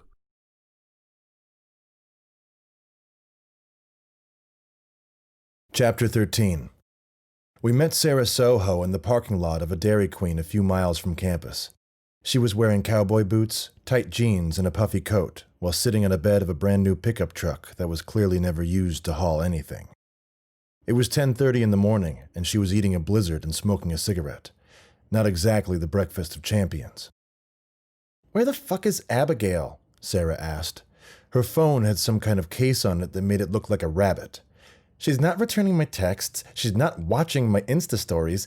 Is she mad at me?" "How long have you two known each other?" "Since forever. We've been friends since like 4th grade. Sarah finished the Blizzard and popped a stick of gum in her mouth. She was still smoking. "Seriously, where is she? Did she have a breakdown or something?" No, Abigail's fine. We just need to know if she said anything to you recently. Anything unusual. Someone making her nervous or following her or something like that." Her eyes went wide. "Oh my God, did she get kidnapped or something? Did she get taken?" She looked at us. She must have seen something in our faces. "She did. She got kidnapped, didn't she?" No, she's fine," I lied, I thought convincingly. "Bullshit," she pressed. "Abby is my best friend. What's going on? Tell me the truth right now or I'm calling the cops." Walton and I checked in with each other and nodded. "Sarah, Abigail's father got a video from people who took her, demanding a very large ransom," I said. "We're trying to figure out who did it, but Sarah, and this is very important, we can't go to the cops." Sarah looked at us, then burst into laughter. "Oh my God," she clapped. "That bitch kidnapped her damn self, bet." I told Sarah I didn't think that was true, but she laughed even louder. "Last week, she asked her dad if she could come with me and my family to Berlin for Christmas, and he said no. You should have seen her. She was furious." Walton and I looked at each other as Sarah went on. "Trust me, she's fucking with her dad to get back at him." "Do you really think Abigail would kidnap herself?" "Absolutely. She was always complaining about money. Her parents kept her on a tight budget. Her dad wouldn't even give her a credit card for emergencies, and he's loaded. He's like some big shot. Trust me, she faked that shit. What's the ransom? $1,000 and a Tiffany bracelet? Suck my ass. When you see her, tell her to call me. I'm out of here. It's too early for this shit." Sarah hopped off the truck and was about to leave when Walton nudged me. Dave, show her the video. I pulled out my phone. Phil had shared the video with me. I'd watched it a dozen times, hoping to pull some kind of clue from it. I didn't. The video didn't change, yet it got worse every time. I played it for Sarah, who leaned in, ready to enjoy a show. The moment Sarah saw Abigail scream, the color drained from her cheeks. By the end of the video, she was crying. "Turn it off. Jesus Christ, that's definitely not fake. I've known Abigail a long time, and I know how she lies. To her dad, to her teachers, her boyfriends, to me. She's pretty good at it, too. but not that fucking good. That's not fake. She's really scared. Sarah started to cry as if she realized what that meant. Oh, God. Who the fuck did that to her? We don't know, Walton assured her, but I promise you we're going to find out and get her back. Is there anything else you can tell us, Sarah? I prompted. Anything at all you can think of? No. I mean, one thing. That video was shot on a boat. How do you know that? Walton asked. She grabbed my phone, turned down the sound so she wouldn't have to hear her friend scream again, and replayed the video. We watched for a few seconds. There, Sarah said. Do you see? Indeed, the frame rocked back and forth very slightly. I saw that, I said. I thought it was just the person holding the camera. No, that's how a boat would rock. I'm from Seattle, dude. I grew up on boats. Moments later, Sarah drove off in her truck. We waved and walked back to the car. We had a game to call. A boat? Well, that's something, Walton said. It's not much. Better than nothing. Bill, all we know is that after she was kidnapped, she was put on a boat, which means we narrowed down her current location to anywhere between Lake Washington and Japan.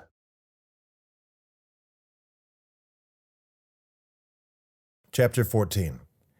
The Washington Huskies are rolling, and there is nothing USC can do about it. Another three-pointer for Hitchcock. The crowd was roaring, the student section jumping. Dave! Dante Hitchcock is on fire. He's torching the entire court. The creativity, the improvisation. He's like Jimi Hendrix lighting his guitar aflame. Foxy lady. Hitchcock is 5 for 6 from downtown this half. He's tossing in three-pointers like they were freshly caught Alaskan salmon from the Seattle Fish Market. Pike Place Market. What a place. The original Starbucks. Tiny donuts. USC needs to find a way to stop Hitchcock before their season goes down the drain. Well, they certainly don't need to worry about stopping Ron Barth. Barth is stopping himself. He's having another awful game. Abysmal. I don't know if I would say Barth has had an awful game. It's a tragedy, Dave. Hitchcock has pulled the defense out to the perimeter. The lane is wide open, and Barth is still putting up weak fadeaway jumpers and soft marshmallow hook shots. It makes me sad for humanity. I weep for Ron Barth, and I weep for us all. Gee, Bill, you might want to go easy on the kid. I try not to criticize amateur athletes. They were just kids, after all. Bill had a different philosophy. Whenever I see a big man not throwing it down, I feel like we are all not throwing it down. It's a reflection of humanity's failures. Hiroshima! I want to see him moving like the Missoula floods, the unstoppable power of the elements. Instead, we see a young man befuddled by his own talent. 2 roads divided in a yellow wood, and he's taking the road not dunked on. A tragedy on an unfathomable scale is unfolding before our very eyes. He does have 12 rebounds, Bill. I haven't seen it. Okay, guys, Stephanie's voice came in our headsets. We're putting up the Cascadia Community Bank numbers of the game. And go. The graphic came on the screen. Well, Bill, it just so happens that the Cascadia Community Bank numbers of the game are all about the Husky big man. As we see here, Barth's scoring is way down compared to the regular season, although he has rebounded pretty well today. Why are you showing the audience the number of rebounds he has? Walton screamed. Why not show him the number of rebounds he doesn't have? Get those numbers off the screen, Stephanie. Stop stuffing numbers down our throats. Numbers don't matter. That was our Cascadia Community Bank stat of the game. Cascadia Community Bank. Numbers matter. No, they don't. Bill, stop saying numbers don't matter. That is literally the opposite of our sponsor's motto. Stephanie sounded increasingly distressed in our headphones. You know what matters? Letters. Letters matter. 2 in particular. W and L. On the court, Hitchcock drained another three-pointer, and USC thankfully called a timeout that took us to a commercial. We all needed a break. The commercial break didn't help. The last 5 minutes of the game was a poor display of basketball and broadcasting. Bill went on an endless rant about the lack of bike infrastructure in the United States, and Stephanie responded by peppering the screen with more and more stats and billboards than were probably necessary. At one point, I think she made up a sponsor, because I had never seen the Flabbersham Carpets wall-to-wall defensive play of the game before. It certainly wasn't our finest moment on the air. While on the court, the bench players for both teams took turns missing open jump shots in garbage time. Of course, garbage time is a term I would never use on air, but it's a fact. The final 10 minutes of a blowout is a professional broadcaster's nightmare. USC misses another long three, and that was, who was that? I was blanking on the name of the bench warmer USC had just put in the game. Stephanie rescued me, quickly putting the name in my ear. At least someone was paying attention to the game. That was Dan Shear, a junior from Jacksonville who averages No points a game. He hasn't scored a single point this season? Wow. Bill, any comment? No. This was officially a disaster. Okay, we have some more numbers, Bill, I segued. I know how much you like those. What do numbers tell about heart? You can't measure the heart of a human being. Bill crossed his arms.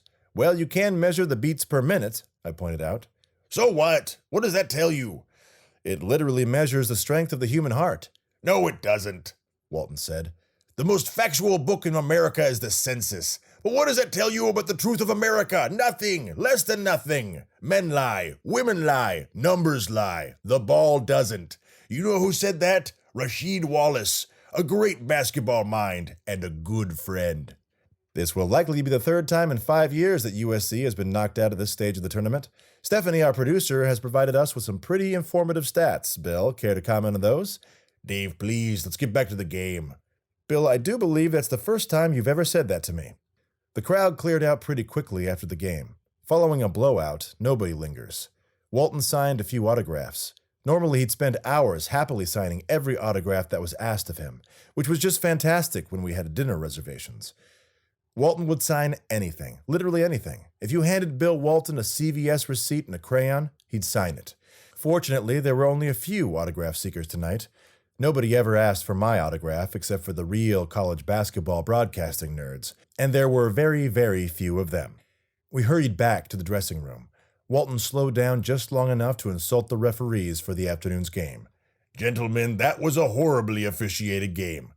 Fuck you, Walton, they said in unison while flipping him the bird. Walton walked away, satisfied. We got into our dressing room. I washed my face in the sink as Walton checked his phone. Phil texted a few times. No new information. There was a knock on the door and Stephanie didn't wait for an answer. She just walked in. Walton greeted her as he was zipping up his fleece pullover. Stephanie, good to see... Shut up, Bill. We stood there, shocked. First off, if you call me out doing a broadcast one more time, I'm going to break your other foot. If you want to criticize me, no problem. Tell me I'm doing a bad job, I'll take it. But you do that after the game. Calling me out on air is just bad broadcasting, so cut the garbage. I smiled. I wish someone was filming this. She turned to me. And Pash, I need better from you too. What did I do? I don't want to hear it, Dave. I just want you to do better. Thank you, Walton said. We can all agree on that. I bit my tongue. Best just to let things go. Besides, I suspected Stephanie was just making sure not to scold Walton and leave me as the golden child. I had to respect her for not driving a wedge between two broadcasters. Stephanie assessed us and nodded, satisfied. Secondly, I got your dang license plate. She took a manila folder out of her backpack. I sent the footage to a government contact I have. They couldn't magically enhance the image because that's nonsense, but they were able to access the traffic cameras in the surrounding area. And about a minute after it left the alley, your white van ran a red light a few blocks from the bar. She opened the folder to show us the screenshots she had printed up. See? It's the same van. You can tell by the dented bumper. She then showed us a crystal clear shot of the van's license plate, taken from a traffic camera as it ran the red light. Wow, great, Walton cheered. He seemed to have completely forgotten the tongue lashing he had just received. This is perfect, Stephanie, thank you. I'll just text the plate number to my great friend Sergeant Galloway of the San Francisco PD. Don't worry, he's not like regular cops. He's a cool... No need, Bill, Stephanie interrupted. I already traced the plate. Walton looked crestfallen as she handed me another piece of paper from the folder. The van is owned by a Mr. Guy Gibby who lives south of town, near Tacoma. His address is right there. My heart leapt. We had them. Let's do this, Pash. Thank you, Stephanie, Walton said as he headed out the door. Guys, wait, there's something else. Walton was already in the hallway. I shot Stephanie an apologetic look and followed him out. Hey, where are you two going, Walton? Pash? Her voice echoed down the hall. The last words I heard as we left the building were, You better be back for the 7 o'clock game. Once outside, I had to jog to catch up to Walton. Even on 2 bad legs, the big man could cover a lot of ground in a hurry. Chapter 15. The skies were undulating ripples of gray and the drizzle was light but steady. I turned on the seat warmers and kicked up the heat. The windshield wipers were automatic as they sensed the precipitation on the windshield. Seattle, I grumbled as I looked at the endless gray clouds above us. They should always have the Pac-12 tournament someplace warm. They should have it in Vegas every year. Come on, Dave. The location of the tournament rotates, as it should. You can't host a collegiate tournament in Sin City. These are student athletes, not bachelor party degenerates. Besides, the rain is good for you. It's great for the skin, vitamin R, liquid sunshine. No, it's not. It's depressing. Every other billboard is for suicide prevention or drug addiction. Obviously, this place is depressing. It's only depressing if you're depressed, Dave. Feel the rain. Breathe it in. Bill pushed a button and slid back the sunroof, stretching his arms out to their maximum reach overhead. He lifted his face, opened his mouth, and stuck his tongue out like a dog lapping up the raindrops. Please don't get the interior of my rental wet. I don't want to incur the extra cleaning fee, I said, pushing the button to close the roof. Walton pulled his arms inside just in time. We followed the navigation to a trailer park on the outskirts of Tacoma. Most of the RVs looked like they had been there for a long time. We parked near a rundown double-wide at the back of the park, near a chain-link fence. A Yamaha motorcycle that seemed like it was in working order was splayed next to a Harley that definitely wasn't. The lawn in front of the trailer had more scattered parts and tools than grass. Walton banged on the side of the trailer with a ham-sized fist until a voice finally yelled, "I'm coming, motherfucker!" The door opened, but the screen door stayed closed. Behind it stood a man who looked like he'd woken up from a 2-day nap after a 3-day bender. He was around 40 years old, rail thin with shaggy red hair, a blank expression, and an unfortunate overbite. Guy Gibby? Yeah. And if you're from the bank, fuck off. I already said I ain't interested in no refinance bullshit. We're not from the bank, I said. Holy shit, you're Bill Walton, Gibby said. Walton nodded modestly. What are you doing here? Did I win a contest or something? No, you didn't win a contest. Look, guy. Call me Gibby. Fine, Gibby. We have some questions about your van. My van? That shit got stolen a week ago. It's gone. Yeah, man. You can't trust anyone around here. Crackheads, smokers, and junkers. If it ain't nailed down, boy, I tell you, you can kiss it goodbye. I sighed. This was disappointing. 2 minutes ago, we thought we had the guy who did it. Now we were back at square one. We had to find out more. Maybe Gibby saw who took the van. Great. Now we were investigating a kidnapping and a stolen vehicle. You mind if we come in and ask you a few more questions? Walton said. Nah, Bill fucking Walton, come on in. You were my favorite player when I was a kid because we both had red hair. I was too young for you on the Trailblazers, but the Celtics, that was my fucking team. Holy shit. Bill Walton, get in here. He pushed open the screen door to let us in. Sorry, it's kind of messy. This was an understatement. Gibby's trailer was a disaster. The carpet was a dull yellow shade. Maybe it started as white many, many years ago. Full ashtrays were scattered about like dirty little hedgehogs. It seemed everywhere was the smoking section. The entire trailer smelled like hot dog water. I did not enjoy being there. Maid's week off? I asked. I don't have a maid, Gibby said. No one ever gets my jokes. So what is this all about? Hey, do you know where my van is or something? Gibby asked. No, sorry, Gibby, we don't, Walton said. Do you have any idea who took it? No, man, no idea. There one night, gone the next morning. Just another shitty thing to happen to me in a series of shitty things that makes up my shitty fucking life. Gibby said in a moment of self-pity, or clarity. It quickly passed with a belch. Gibby seemed convincing, but his nervous lack of eye contact told me he was holding back something. He went to the kitchen and opened a bottle of domestic from the fridge. He twisted the cap and took a long draw. There was an old laptop open on the couch. I pivoted my way over to see what was on it. A pornographic video was frozen on his computer screen. A blurry frame of skin. So this was what he was doing when we knocked. Did I shake hands with him when he came in? Oh no. Now I needed to wash my hands, but I feared even the soap in this trailer would cause more harm than good. Gibby wandered back from the kitchen with an already half-drunk beer and lit a smoke, which certainly wasn't going to improve the air quality in the room. I wanted to finish this as quickly as possible. Gibby, just a few more questions about the van. If you were here when it was stolen, did you hear it start up? A van like that probably makes a lot of noise. Yeah, nah, I didn't hear it. Heavy sleeper. And you know what? I forgot. I actually got some shit to do. Gibby grabbed a bag of garbage and threw it next to some more garbage near the kitchen. Yeah, I should probably get going. I looked to Walton, who was over by the stereo hi-fi system, thumbing through Gibby's crates of albums. He held up Pink Floyd's Wish You Were Here. Pink Floyd. Not for me, Walton said. Too theatrical. Yeah, it's not even mine. A buddy of mine left that here. Walton thumbed through a few more albums before lifting up one by REO Speedwagon. Walton cocked an eyebrow. You dig the wagon? He asked. Hell yeah, I dig the fucking wagon, Gibby said, cigarette dangling from his lips. Same, friend. Roll with the changes. A personal favorite, he said.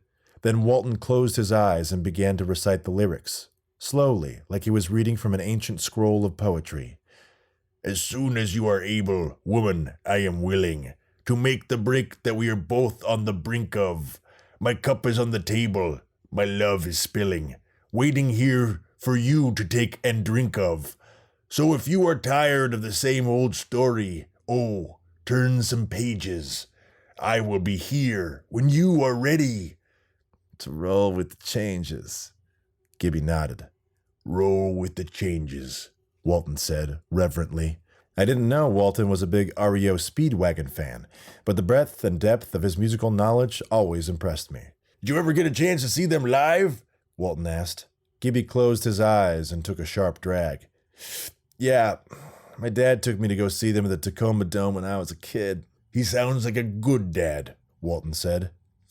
He was a real piece of shit, Gibby said. He exhaled a cloud of smoke into the middle of the room. But that Speedwagon show, that was a great night. He bought me a hot dog and a soda, and then he tried to sneak a bottle from one of the bars and the security guards chased us. We ran to our car before they could get us. It's my fondest memory of him. Walton said nothing. Gibby looked out of the window to the road out back. Look, Gibby, whoever took your van kidnapped the daughter of a very good friend of Bill's. They're holding her for a $10 million ransom. Holy shit. We'd really appreciate anything you can tell us about the van or who might have taken it. Bill stepped forward. He had to hunch over in the trailer. He put his hands on Gibby's narrow shoulders. Please, Gibby. She's my goddaughter. We just want to get her back home safely. No one has to get in trouble. Whoever took her can keep the money. We just want the girl. Gibby was clearly conflicted. He thought. Hard. Always painful to see someone so visibly thinking. Walton sensed Gibby was on the precipice of opening up to us. What he said next pushed him right over the edge. Gibby, I'm going to tell you the same thing Larry Bird said to me right before Game 6 of the '86 finals. Come on, Big Red. I need ya. The words melted Gibby's ginger heart. The mention of Larry Bird by Bill Walton in his trailer destroyed any hesitation Gibby had to tell us everything he knew about that van. Okay, I definitely shouldn't tell you guys this, but here's the deal. The van wasn't stolen. I'm a prospect in an MC, motorcycle club. I'm kind of like, the first level or whatever, just paying my dues until I get my patch. And one day, the head dude, Ike, he walked up to me and he says he needs my van. I handed him the keys and I didn't ask questions. If you knew Ike, you'd understand. I couldn't believe it. What I thought was a dead end had just turned into a 5-lane highway leading us right to Abigail. So Ike had the van last Tuesday night? I blurted. Yeah, I guess. I wasn't there. That's way above my pay grade. Walton suddenly looked very determined. Gibby, where can I find this Ike?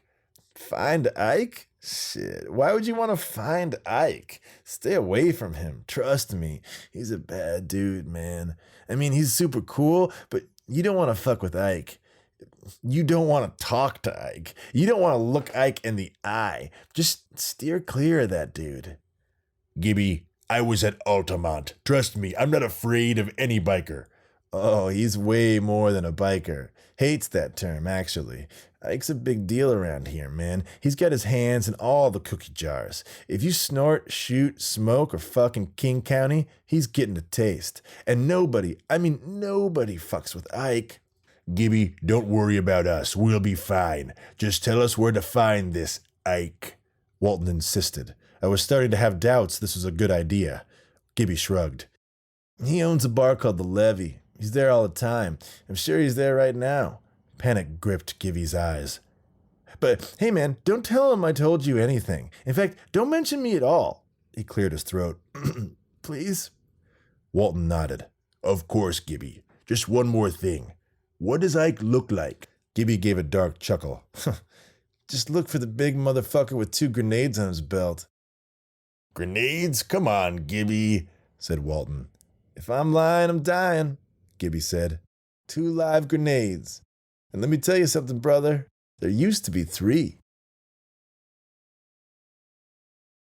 Chapter 16.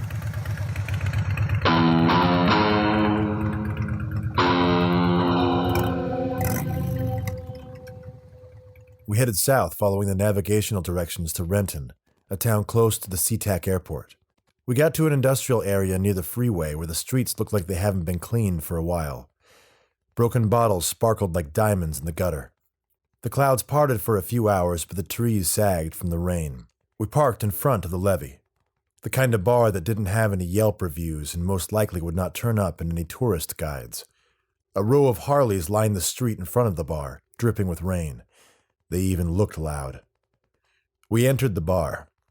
The doors squealed on rusty hinges, announcing our presence. It was very dark inside. We stood in the doorway waiting for our eyes to adjust. The jukebox was playing some type of speed punk, rock rap mashup. The person singing sounded like a monster. The drum beat was impossibly fast. It was some of the worst music I had ever heard. As my eyes finally adjusted to the dark room, I saw hard-looking men and women scattered throughout the bar. The women mostly wore jeans and tank tops, their arms a gallery of intricate tattoos. The men wore black leather cut-off vests covered in patches. Most had a beer in their hands, with plenty more in their bellies. All turned to look at us. The terrible song on the jukebox ended. The bar stood still. It was an old-style jukebox, the type you didn't see much around anymore. The little mechanical arm had to grab the 45 vinyl record off the turntable, return it back to its sleeve, then fetch another 45. The silence in the bar extended for an ungodly amount of time. Someone hacked a smoker's cough and spit right on the ground.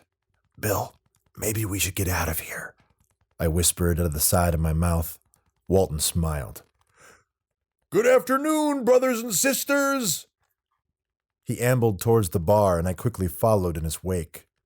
Finally, the music started again, a cacophony of metal thrashing that sounded indistinguishable from the last song. The bartender was a large man with a large white beard. He looked like Santa Claus's scary cousin, the one who just finished 8 to 10 years on the federal naughty list. Ahoy, drink slinger!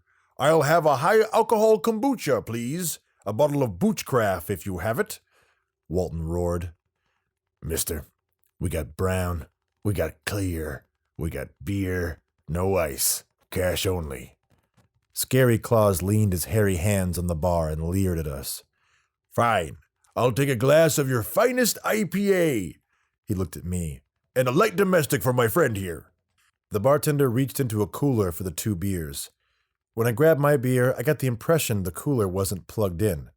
Walton slapped a 20 on the bar. For the beer, my good man. Walton leaned in. And we want to talk to a man named Ike. Let me guess, you never heard of him, right? Well, maybe this will help jog your memory. Walton pulled another 20 from his jean pocket and started folding it, origami style. What was he doing? This was taking forever. After an insane amount of time, Walton finally took the 20, now folded into an elegant crane, I didn't know he could do that, and placed it on the bar. Scary Santa shrugged. The bartender smashed the money crane with his fist and made it disappear in his hairy hand. Shit. You want to talk to Ike? It's your funeral. He's right over there. We turned to see 3 men in black battle vests staring at us. The one in the middle was big. Real big. He was smoking a cigar that looked like a cigarette between his fingers. And dangling from his belt, there they were. 2 grenades. This was Ike. He drank from a pitcher of beer like it was a stein. A thick beard streaked with gray cascaded from his cheeks down to his chest. His enormous head was shaved. He had a barrel chest and arms that looked like bags of skin stuffed with boulders. This was the man that took Abigail.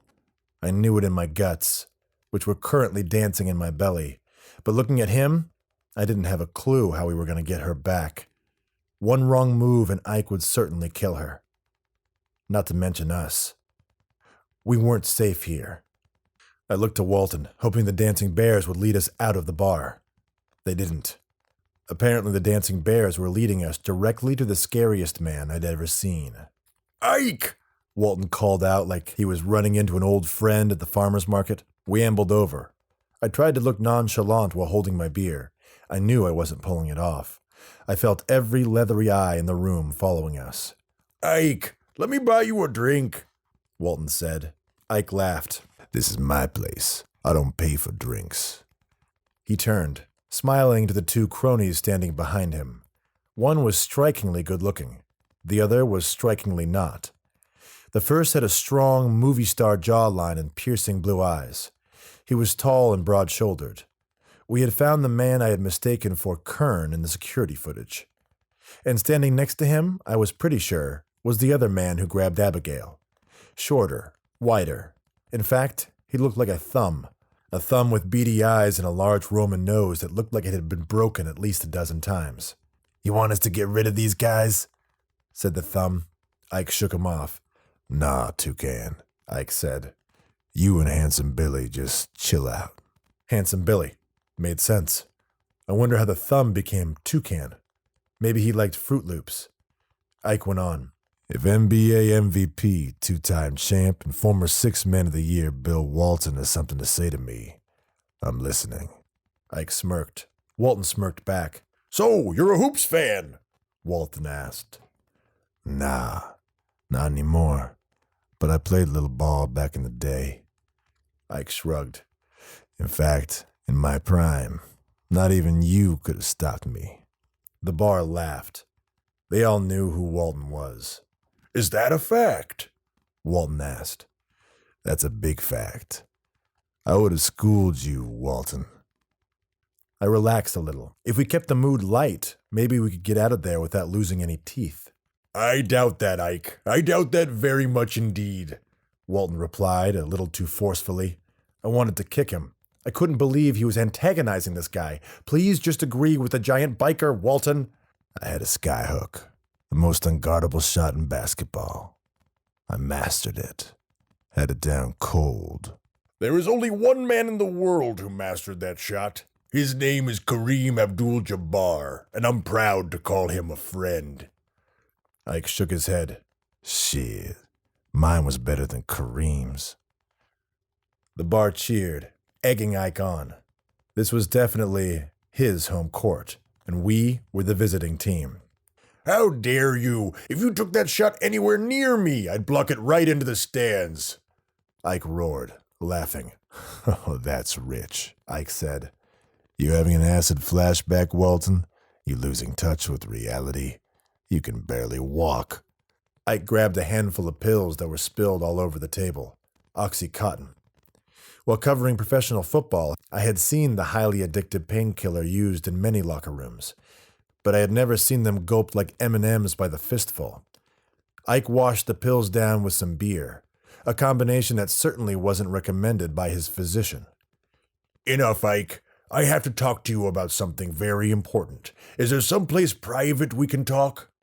"This is my bar, and we're all friends here. You can tell me anything." "Okay, Ike, fine. I'm here to discuss what happened at the smoke show the other night." Ike's eyes went wide at the mention of the smoke show. Walton had surprised him. It took him a second to regain his composure. "I don't know what you're talking about. And I think it's time for you to get the fuck out of here, old man." The malice was carved in Ike's face. Here before us sat a dangerous man.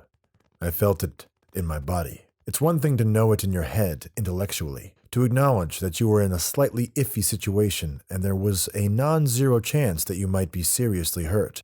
I could handle that. My heart might race, but I could channel the alertness to different what-if scenarios.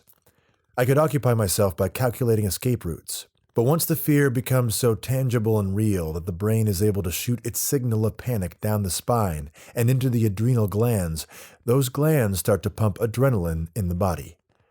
Adrenaline makes the heart start beating powerfully, which is good if you are fighting or running for your life.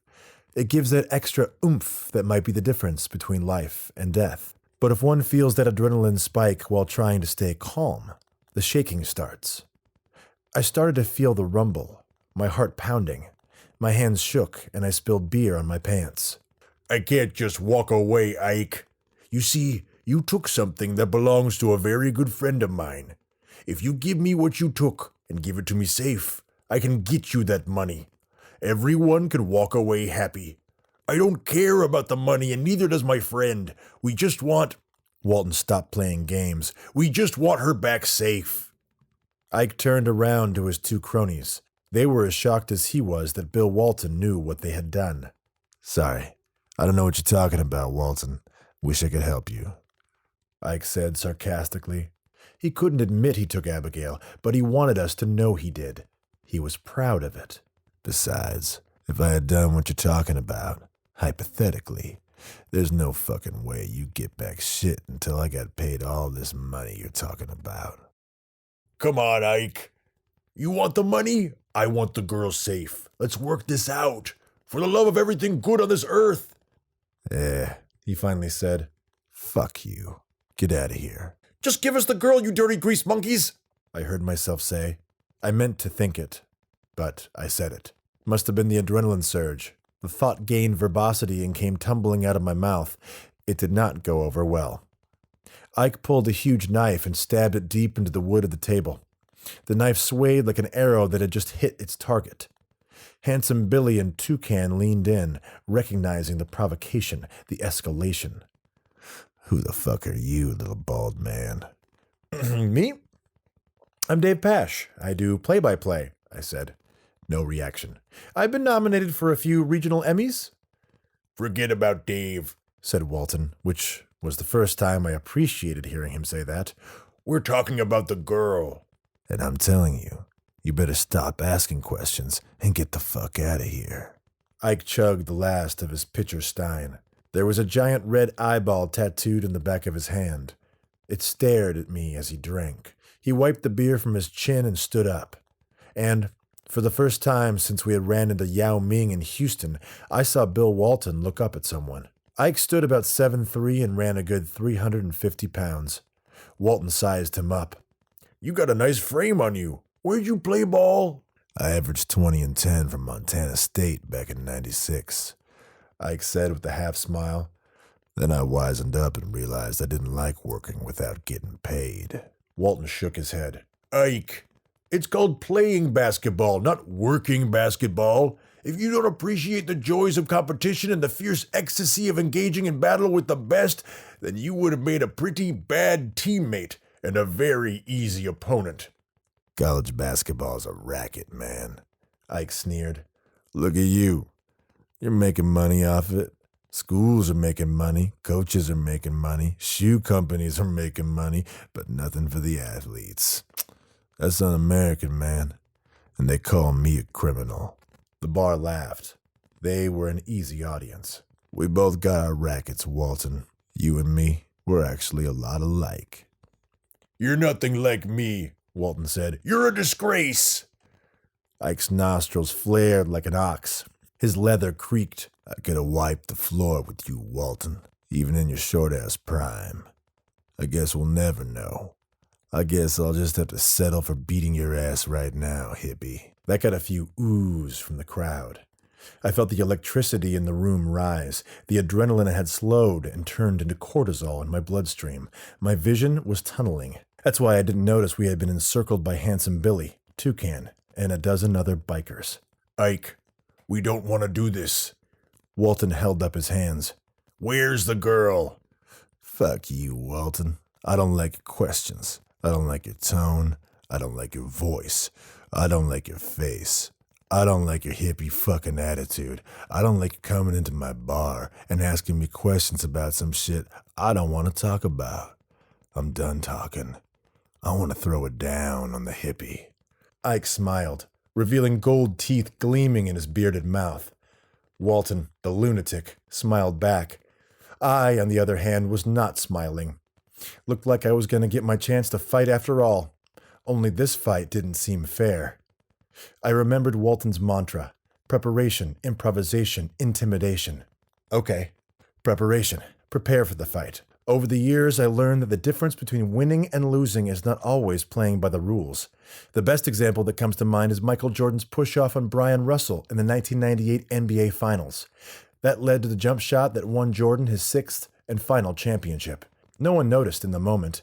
Okay, Brian Russell and the entire state of Utah noticed, but no one remembers the push-off. Everyone just remembers the moment of triumph. So I looked around for something to give me an edge, some type of advantage. Bars had a lot of things that could be converted into weapons in angry hands. Bottles, pool cues, chairs. The problem was, these men were already armed. Knives flashed all around me. I saw toucans slip on brass knuckles. Oh boy. Preparation was out. Improvisation? I looked around. I saw no dancing bears giving me a clue as to what to do next. Intimidation? Check. But I was the one being intimidated. I'm pretty sure I had that backwards. Take care of the little bald one, Ike sneered. Leave Walton to me. Well, I was about to be beaten. Possibly to death. Should I curl up in the fetal position and beg for mercy? I thought of my wife. Would I see her again? God, how I loved her. Bikers looked down at me. Too many to count. They shuffled forward, tightening the space. Handsome Billy bluffed a lunge and I flinched. I managed to slide behind Walton. We were back to back, surrounded. I tasted blood in my mouth. I had bit my tongue at some point. In the distance, someone screamed. Who was it? Was it me? Was I already screaming? No, it wasn't a person. It was a door. The door to the bar had swung open, the rusty hinges screaming. Harsh sunlight backlit the interlopers. The brilliant light bursting into the bar must have been the last gasps of daylight. The sun's angle, close to the tree line and the industrial buildings of the surrounding area, lit the bar with magic hour light. Like a photographer's dream, the men blinked and covered their eyes trying to see who was walking in. The door slammed shut. The sunlight was gone, then replaced with another light. A camera light. Stephanie. She was holding a microphone, followed by Nick, shouldering a camera. She saw us and rushed over. And here's Bill Walton mixing it up with some of Washington's biggest college basketball fans. Hello, everybody. You're live on the Pac-12 network, she said as Nick swung the camera and its 2,000 lux LED light in our direction. The bikers reacted to the camera like vampires fleeing crucifixes. Get that camera out of here, someone yelled as they covered their faces and scattered. The only one not to move was Ike. He was staring at Walton. Walton was returning the favor. Stephanie somehow pushed her way through. I had seen bravery before, but this was remarkable. Two 7-footers who were about to come to blows suddenly had a 5'7" fireball between them with a microphone in her hand. Hey, Bill. Looks like none of these guys want to be interviewed. Maybe we should get out of here, Stephanie said. Walton leaned into Ike. Where is she? Listen to your little friend, hippie. You should get out of here. Where is she? Walton screamed. Ike gave another gold-tooth smile and shrugged. Stephanie pulled on Walton's arm, literally twisting it. Bill, come on, we have a game to do. Hearing the word game snapped Walton out of his stare down with Ike, and he allowed himself to be pulled out of the room. This ain't over, hippie, Ike yelled. Stephanie held Nick's belt as he walked backwards, keeping the camera aimed at the bikers until we left the bar. See you again, Walton, Ike bellowed as the door squealed shut. I'll be seeing you again real soon. Chapter 17. We piled into the production van, which was parked right outside the bar. Nick drove, fast. He peeled into the street, gunning the van to the highway. Fuck, dudes, he shrieked. What the fuck were you guys doing in there? Did you see how big that guy was? I checked behind us for Harleys giving chase, but thankfully there were none. Just an old, beat-up car fading in the distance. Stephanie, I said, struggling with my seatbelt. My rental car, we left it back there? We'll come back for it, Dave. We gotta go. You two are supposed to be on camera in 45 minutes, and Google Maps is telling me we're an hour away from the arena. Walton turned to her. Use Waze. Google tracks your data. I don't give a damn about my data, Bill. Did you two happen to remember we have a game tonight? Of course, Walton said. We were just wrapping up some business. Business? What business did you have getting in a fight in the biker bar? Thank you for your help, Stephanie, I said, trying to change the subject. You come bursting in biker bars often with cameras? No, not often. Just figured you might need some help, and a bar full of criminals probably didn't want to be seen killing you on camera. Nick hit a turn a little too fast. Something in the back fell over. How did you find us? I asked. She opened her backpack and took out another photograph from the traffic camera. This time we could see the driver of the van. Well, kinda. Like Toucan and Handsome Billy, he also had a hat pulled down low and a bandana pulled up high, but you clearly could see his hands around the wheel, one of which featured a tattoo of a giant red eyeball, the very same tattoo I had just seen on the back of Ike's hand. I tracked the tattoo.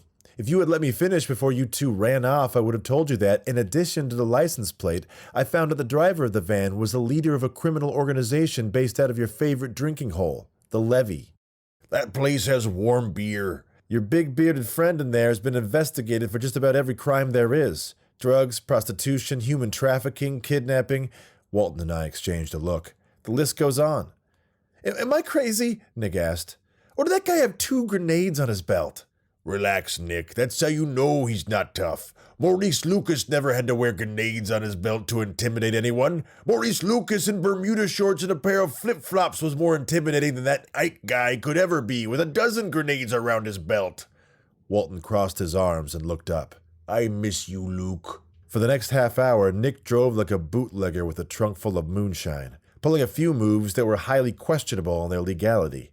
In fact, he started to remind me of another North Carolina native, Richard Petty. Nick celebrated as we pulled into the parking lot of Key Arena. Made it! Woo! 5 minutes till pre-broadcast, 20 minutes till tip-off. Okay, Nick, make sure we lay graphics down on all the highlight packs during pre-pro. Have Big John make sure the TIFF line is open and we are good for the first mile of transmission. Tell everybody we're having a last-minute talent meeting and we'll be right in. Nick nodded as he memorized his instructions from Stephanie, clicked his seatbelt off, and hopped out of the van. I reached for the door. Stephanie locked it. Oh no, she said. You're not going anywhere. I want answers. Real answers. Beans. It's time to spill them. Stephanie, thanks for the help, but let's just do the game and forget what happened. Walton unlocked the door, put his fingers in the handle. Stephanie locked it back down before he could open it. Nobody's going anywhere until you two tell me what is happening. We stared at each other. The 3 of us locked in a test of wills, and Bill and I weren't going to back down.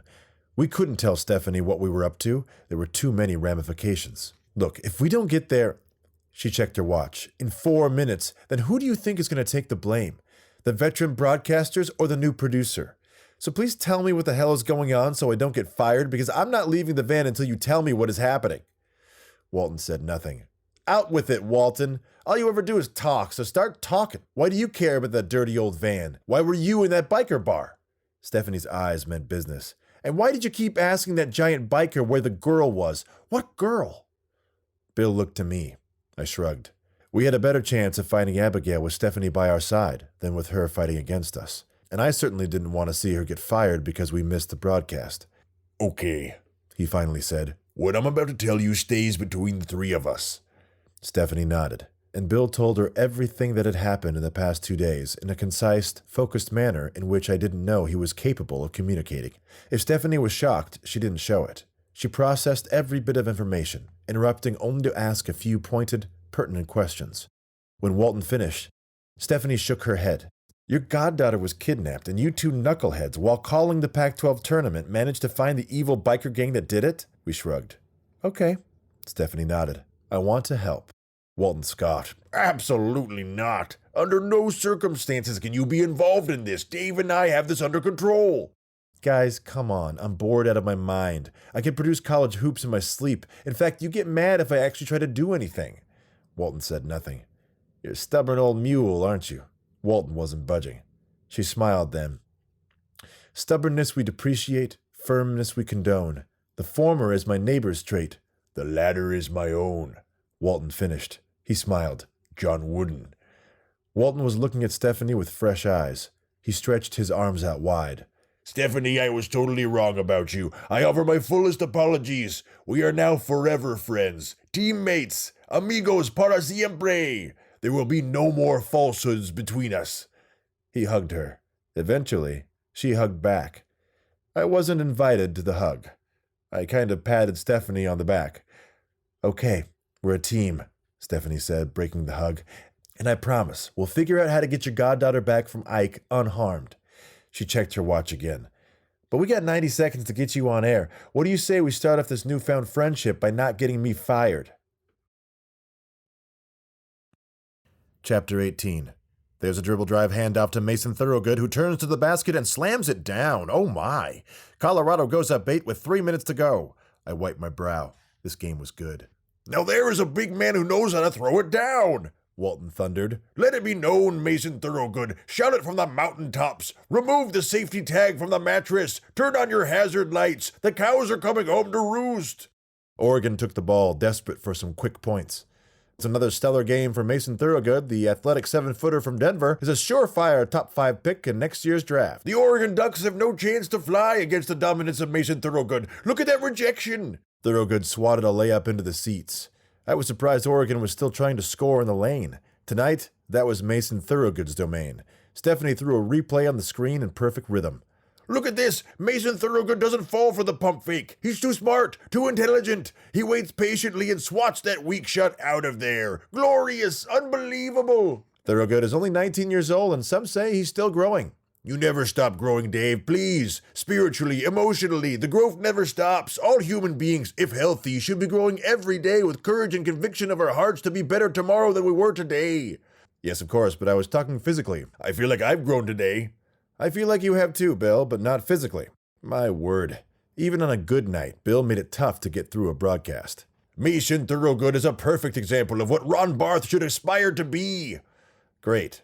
During this fantastic game, Walton was now talking about a player on a team who wasn't playing. Bill is talking about University of Washington big man Ron Barth, who has not been as dominant as some analysts think he should be. There's a lot of talk on Twitter where people are saying the young artist needs to put down the paintbrush and get in the paint. What do you think, Bill? Can a sensitive artist be aggressive enough to dominate the low post? Pash, please, you fool! I bristled visibly and gave silent thanks for not being on camera. I hated being called a fool on air, which Walton did all the time. Barth can embrace art and basketball, Walton blundered on. The great artists were Renaissance men. He needs to bring the power of art to his game. You think Vincent van Gogh couldn't dunk a basketball? Bill, I don't think there was basketball in 19th century Holland. But if there was, he surely would have been a powerful guard. The vision, the creativity, starry night, sunflowers. Barth can be a painter and dominate the paint. Warrior spirit, peaceful heart, the peaceful warrior. Peaceful warrior? I asked. Sounds like an oxymoron. That's because your mind is closed. Dave, the two aren't mutually exclusive, please. In fact, it's imperative they work together as one, yin and yang. Long-distance runner, what are you standing there for? Get up, get out of the door. There's a dragon with matches that's loose on the town. Take a whole pail of water just to cool him down. Fire on the mountain. Ron Barth, listen to the immortal lyrics of my great friend Robert Hunter. Become the fire on the mountain. A graphic appeared on our monitors listing great athletes who were also artists. I had to chuckle. Bill, look at this terrific graphic from our producer. Jim Thorpe, the greatest multi-sport athlete of all time, was a charcoal artist. Jim Brown, the unstoppable force for the Cleveland Browns, played piano and became a tremendous actor when his playing days were done. Serena Williams, possibly the greatest tennis player of all time, paints. And Kobe Bryant, while tragically missing out on the college basketball experience, did win an Oscar for Best Animated Short. Oh my goodness, the artistry, the passion, the skill. Great work, Stephanie. What a job you are doing. Truly fantastic producing. Stephanie chimed in our ears. Thank you, Bill. I appreciate it, but please stop saying my name on air. No one cares. Thorogood led Colorado to a big win for the Buffaloes, who were headed to the semifinals. The final buzzer sounded and Stephanie ran over to us. Great game, guys. You ready to go talk to Ike? I suppressed a shudder. I don't think it's a great idea for us to go walking back into that bar. That's just it, Stephanie said with a twinkle in her eye. Ike's not at the bar. Okay, then where is he?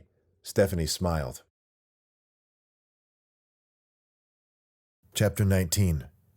The knife looked at home in Ike's hand, like it was a natural extension of his thick tattooed arms. He raised it high in the air, and the little girl screamed. Ike smiled, showing his gold teeth. Then he brought the knife down with a wet thud. Bill, Stephanie, and I watched Ike cut his daughter's birthday cake through the window of Planet Fun Zone, an indoor playground where dozens of kids ran around having the time of their lives.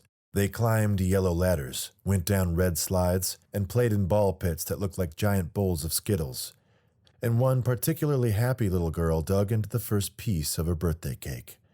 She was probably around 7, tiny and adorable, in stark contrast to her giant, ugly father. We went inside, not rushing, not in a hurry, but not slow. We looked around, heads on a swivel, walking straight at Ike as he served cake. We got lucky with the angle. His back was to us as we approached. We were counting on the element of surprise. "Hello, Ike," Walton said. He turned around. His expression migrated from surprise to anger and then back to his natural scowl. Ike shook his head. Then he kind of laughed.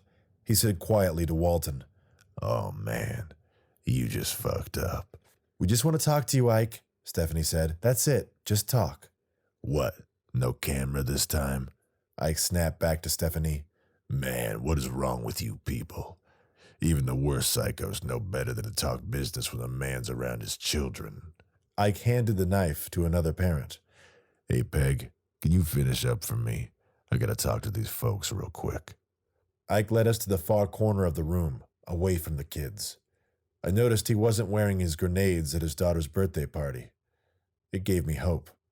Somewhere in that giant, scary man was some good sense. "How the fuck did you know where I was?" He seemed confused, and his confusion was making him angrier. He popped a Xanax, holding up the bottle as he dry swallowed a few pills, explaining he liked taking the edge off when he was around his daughters. Painkillers, anxiety medication. Ike must have had great insurance. He sighed and seemed to soften. "I didn't think I was gonna have to kill you, but now, yeah, I'm definitely gonna kill all 3 of you."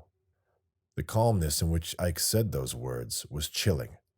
"We don't want any killing, Ike. Look, we know you have Abigail. We know you took her from the smoke show 2 nights ago." Ike chuckled. "Bullshit, Walton. I don't know who's going around telling these lies about me, but you don't know jack shit." The 3 of us had talked beforehand and agreed, for Gibby's sake, to leave him completely out of the conversation. Luckily, we had so much on Ike, it wasn't a problem. "We got it all on tape, Ike," I said. I showed him the security footage on my phone. There are your friends Toucan and Handsome Billy putting Abigail in the van. Stephanie held up the photograph from the traffic cameras. "And Ike, next time you run a red light after kidnapping a girl, you should put on gloves. The tattoo on your hand makes you real easy to track down." Ike's face fell. The man had a very bad poker face. Over the years, I had played a lot of poker. The business of sports broadcasting is a traveling business, and travel meant a lot of waiting around, and waiting around meant poker.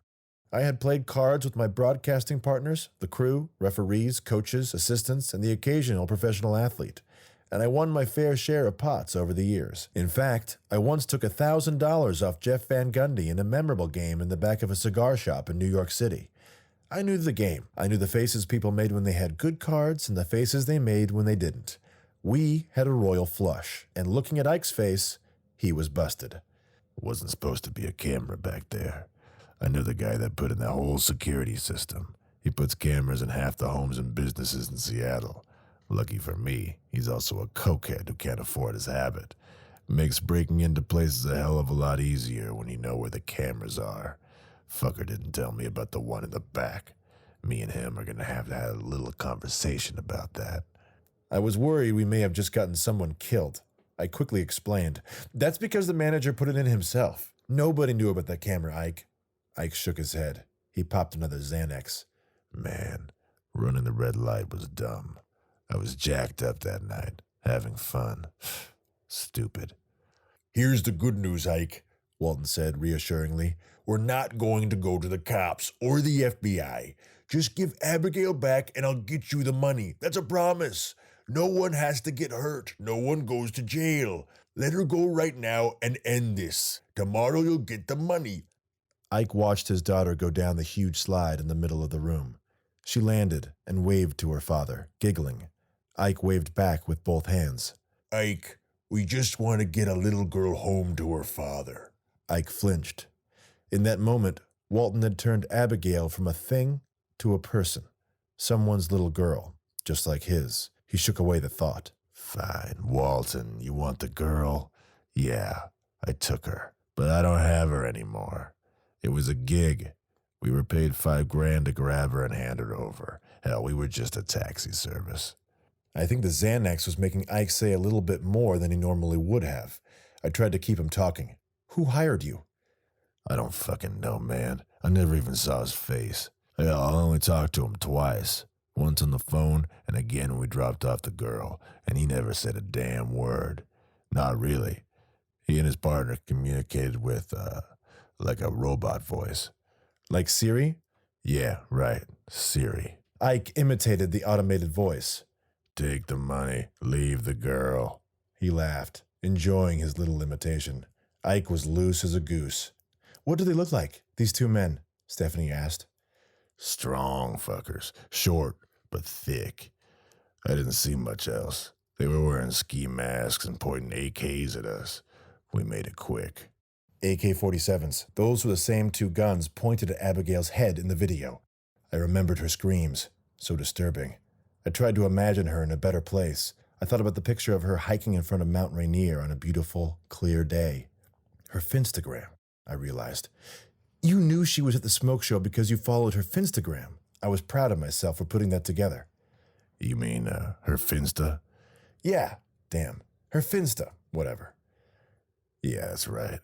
When they called us, that robot voice gave us her Finsta handle so we could track her down. I had wondered if Abigail noticed anyone following her. People lurking in the shadows. Now I realized all you needed to follow someone was social media, and being followed was a good thing. Strange world. But that was her private account, Walton explained. She would have had to accept your friend request. I didn't use mine, dipshit. Ike sneered. We have tons of Finsta accounts from all kinds of people, so we can, Ike stopped himself. Don't worry about it. Point is, the girl accepted a friend request from someone she thought was another hot girl her age, when in fact, it was me. Ike laughed. He found that hilarious. I found it disturbing.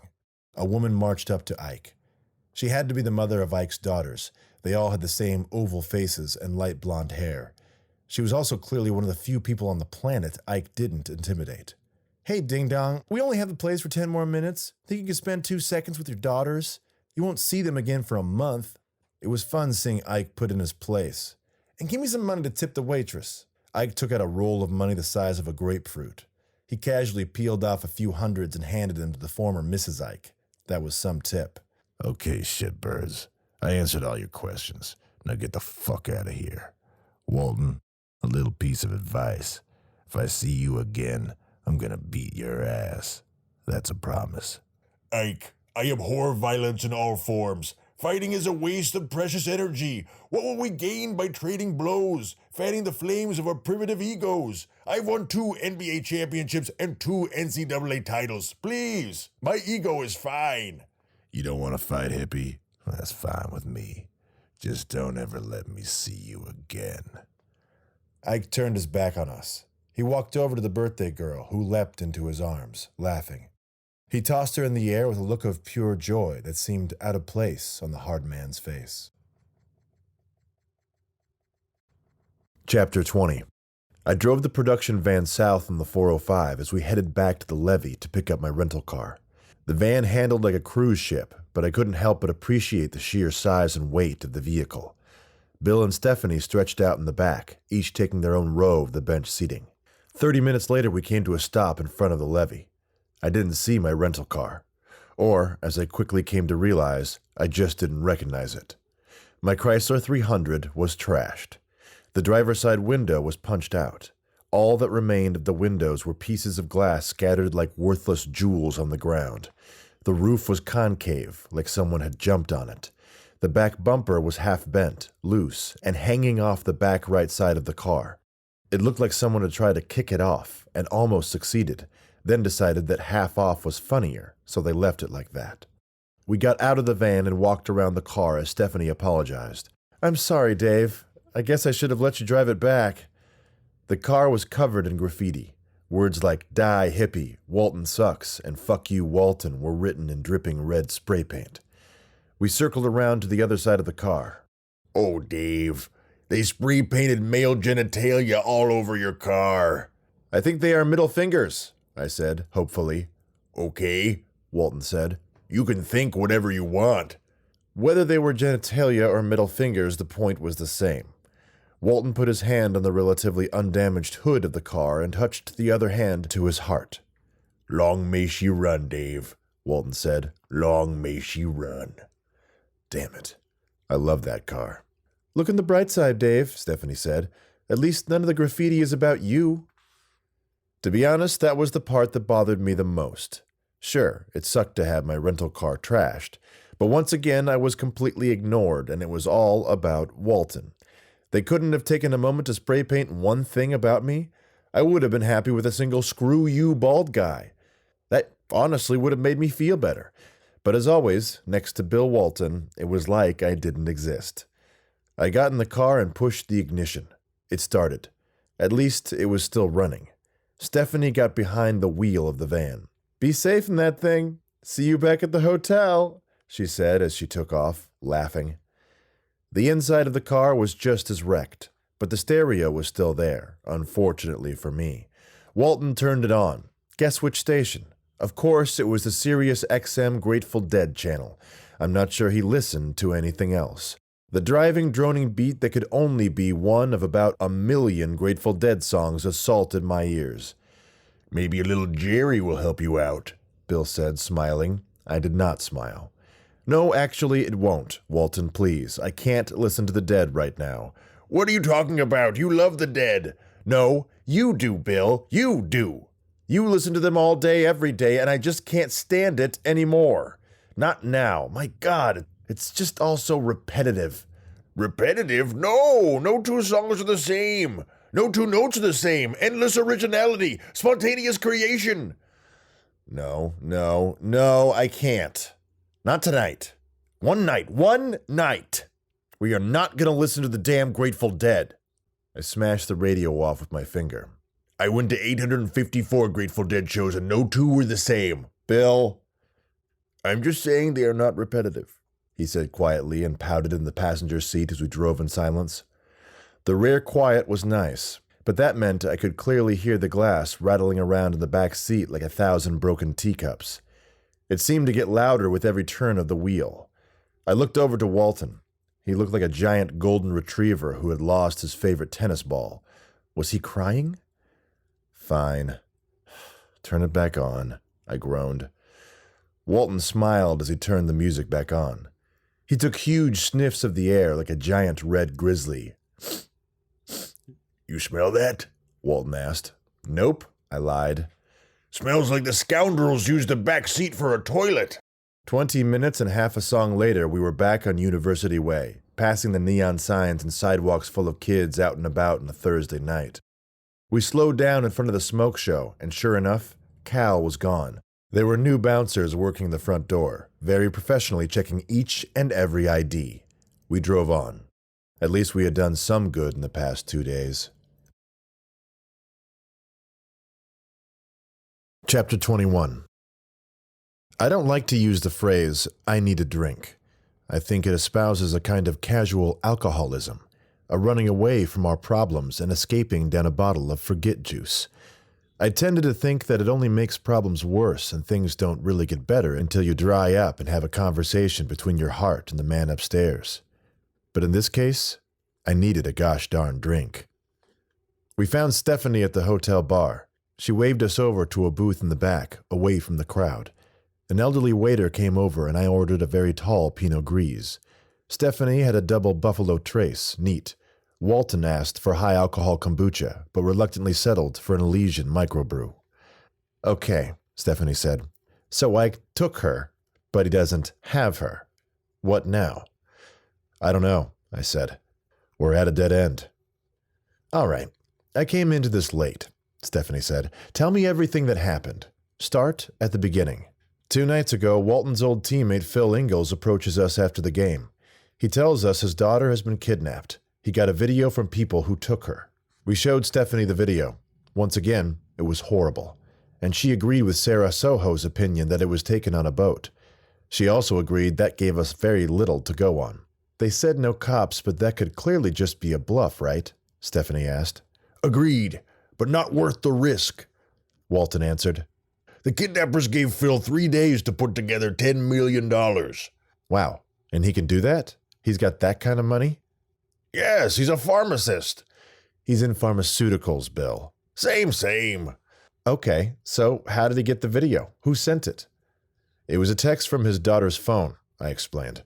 Phil tried to call back, but the phone was turned off. Find My Phone didn't work, which doesn't necessarily mean anything. It's either turned off, out of juice, or out of range. Stephanie nodded. Dead end number 1. The old waiter brought us our drinks. We ordered some food, not even looking at the menu. 3 burgers, 2 meat, 1 veggie. After the waiter shuffled out of earshot, which wasn't far, I continued. Then we talked to Caitlin Bustamante, Abigail's roommate. They went out together to the smoke show where Abigail was kidnapped. A kidnapping that was recorded on a secret security camera. I went through all the footage from that night, from all the cameras, and didn't find anything else. Well, I thought I found a suspect in Abigail's ex-boyfriend, Kern. What was Kern's last name? Stephanie asked, as she jotted down neat, copious notes in her purple binder. We never found out. All we know is Kern is his second middle name. Okay, not helpful, go on. But Kern couldn't have done it. He was in police custody at the time of the kidnapping. A fact I confirmed with a call to the local police, posing as Kern's father. Brash! I'm shocked and proud. Fight the system. Never tell the truth to the cops. Whatever, Bill. Then, with the help of our amazing new producer, we traced the van used in the kidnapping to Guy Gibby, a huge Bill Walton fan, who sent us to the levee to meet Ike, Seattle's 7-foot-tall Tony Soprano. And we find out he's not a good giant person like Walton, he's a bad giant person. Dave, good and evil are constructs. It's yin-yang. One wouldn't exist without the other. The dark has some light and the light has some dark. Again, I gestured at Stephanie. Thanks to you, we track Ike down to his daughter's birthday party. By the way, Walton asked, how did you know he was going to be there? Simple. I'm a parent. Explain. My government source searched the Interpol database for convicted criminals with a tattoo of a big red eyeball on their right hand. He hit the jackpot. I got Ike's record with his long, sordid criminal history. The information was a gold mine. It had everything, his address, the names of his kids, and their birthdays, one of which just so happened to be today, her 7th. I have a daughter, and I know what kind of places 7-year-old girls like to go on their birthday. I called around, and there was a reservation at a Planet Fun Zone under a one Mr. Isaac Jacobs. Who's that? Walton asked. It's Ike, Bill. Oh, of course. Ike is short for Isaac. Such a proud biblical name, sullied by a pathetic excuse of a human being. Great job, Stephanie. But who is this friend in the government giving you all this great information? I asked. A good reporter never reveals her sources, she said with a wink. I still have some journalistic integrity. Okay, I respect that. But let's get back to Abigail, I said. Ike took her and handed her off to 2 short, thick dudes in ski masks with AK-47s. Unless Ike is lying, Stephanie offered. I believe him, I replied. He was too doped up to lie that well. As far as I can tell, Ike doesn't have many weaknesses, but I know he has at least one, a very bad poker face. And here we are, back to square one, Walton sighed. A dead end.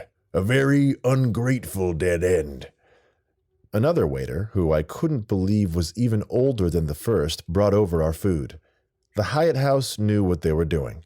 The buns were brioche and perfectly toasted.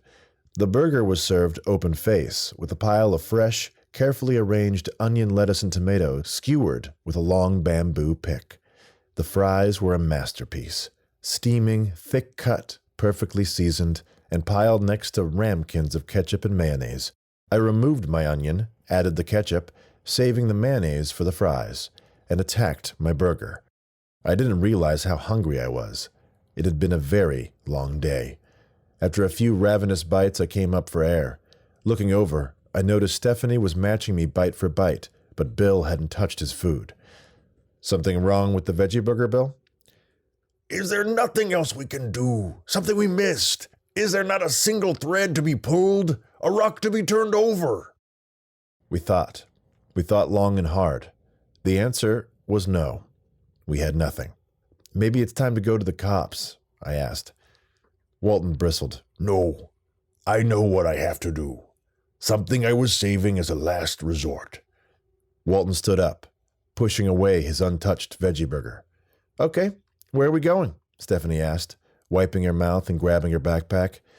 Walton shook his head. Sorry, he said, looking at us. On this mission, I go alone. Chapter 23. The following was written by Bill Walton. All spelling and punctuation are his. Napkin 1. I left the hotel and wandered, but not all those who wander are lost. And not all those who were lost can be found. But everything that should be found is to be found, and found post-haste. But search we must and seek we can, and sometimes what we are searching for is also searching for us. The journey must begin. To where? Fenario. Napkin 2. The bus, the city bus, how I love it so. Where are we going, Johnny? All the way to the end of the line, to the twilight time. Just enough light, just enough. I could search the farm, old reliable, the McTott's family farm. Oh, I knew it well.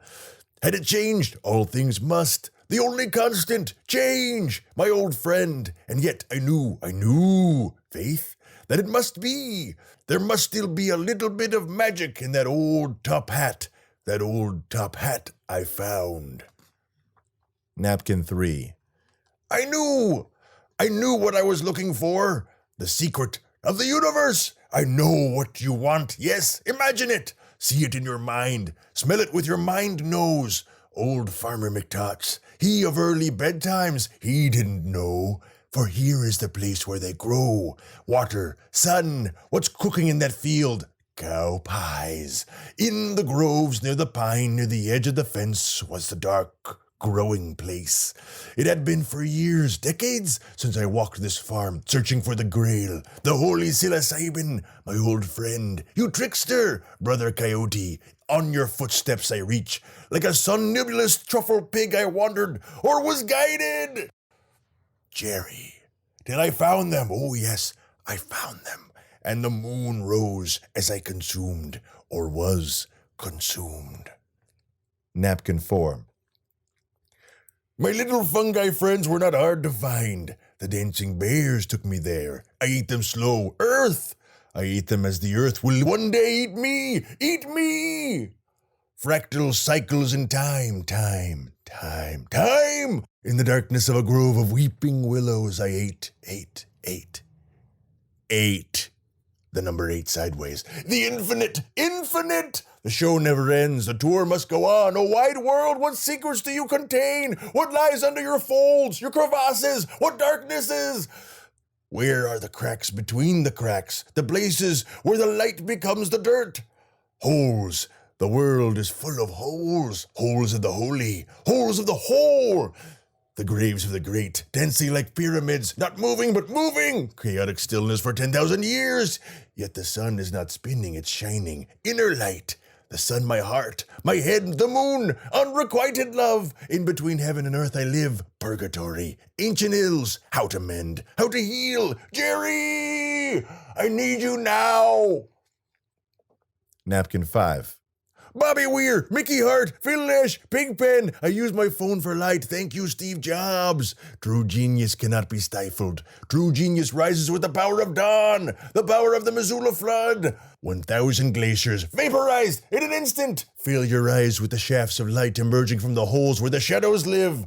Multitudes surely.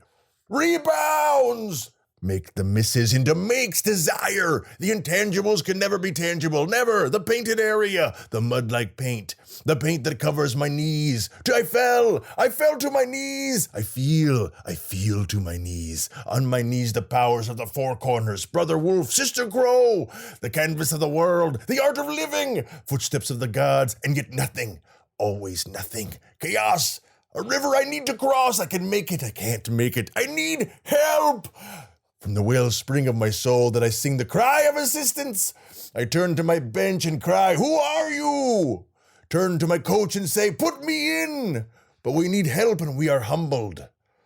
Oh, how we are humbled. Isengard rides on Rohan. We need help. Hear my cries. Help me to find the truth. Illegible here. Napkin 6.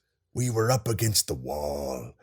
In the end, it could only lead to the end. Where do you find the end of the labyrinth? The one maze, the one quest, the one mystery, where? To the end of the rainbow. Outside is inside, inside, outside. Inside, outside, inside, post, perimeter, outside, inside. This is repeated for the whole of Napkin 6, along with some drawings that looked like basketball plays, mostly high post stuff. Napkin 7. My mentor, my mama, Earth.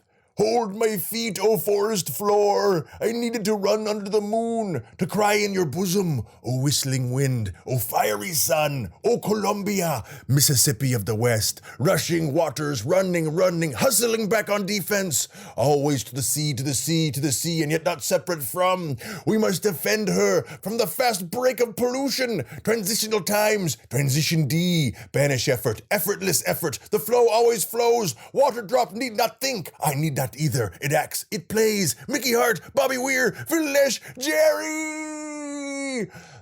The rest of the napkin is a crude drawing of Jerry Garcia in the middle of Dancing Bears. Napkin 8. Weeping willow tree, cradle me, Gautama Siddhartha, the Bodhi tree. But I am not the Buddha. I am not a Buddha. I am a brother, barely a man. So many tears, so much wasted time. I gaze at the willows, and like them I did cry. Bitter anger, tragic mistakes, dire consequences. But what way forth? Forward, always forward. Courage, courage. The only currency the universe accepts is courage. Courage, the courage to love. No ideology, no language, nothing but the real, the promise of the real. Kneel the real, heart of gold, feel the real, block the shot. Block the shot. Pure signal now, fading. Flashing like a strobe, fading. Napkin 9. The final napkin was a strange, beautiful drawing of a coiled snake-like creature wrapping itself around a wine glass, and below the drawing were the words, End download. Chapter 24. I carefully put down the last napkin. It was almost falling apart as if it had gotten wet from rain or Walton's tears.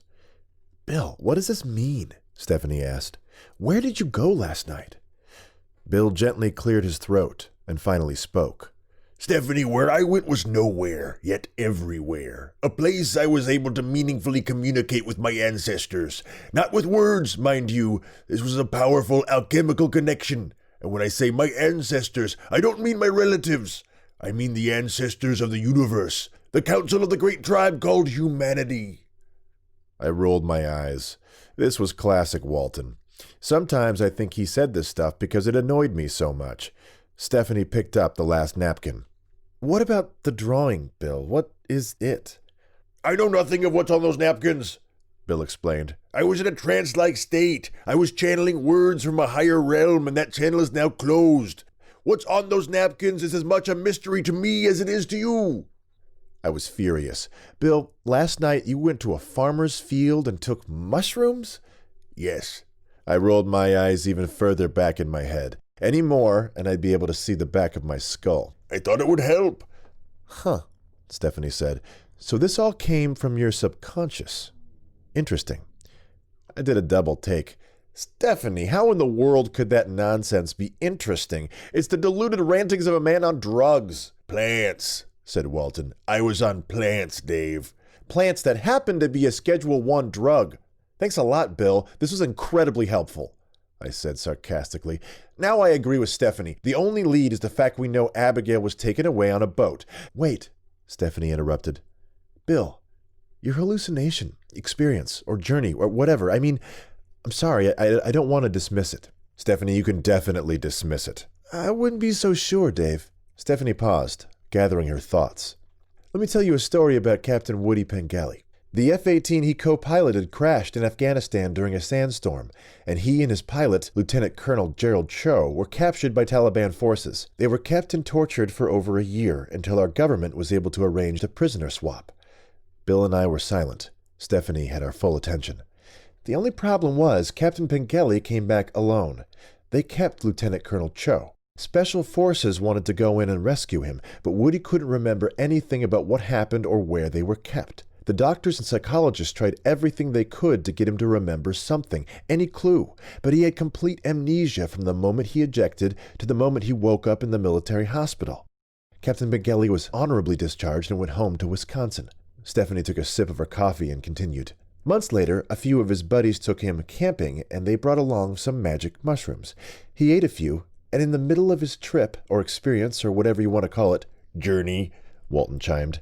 In the middle of his journey, Captain Pengelly suddenly had a moment of clarity.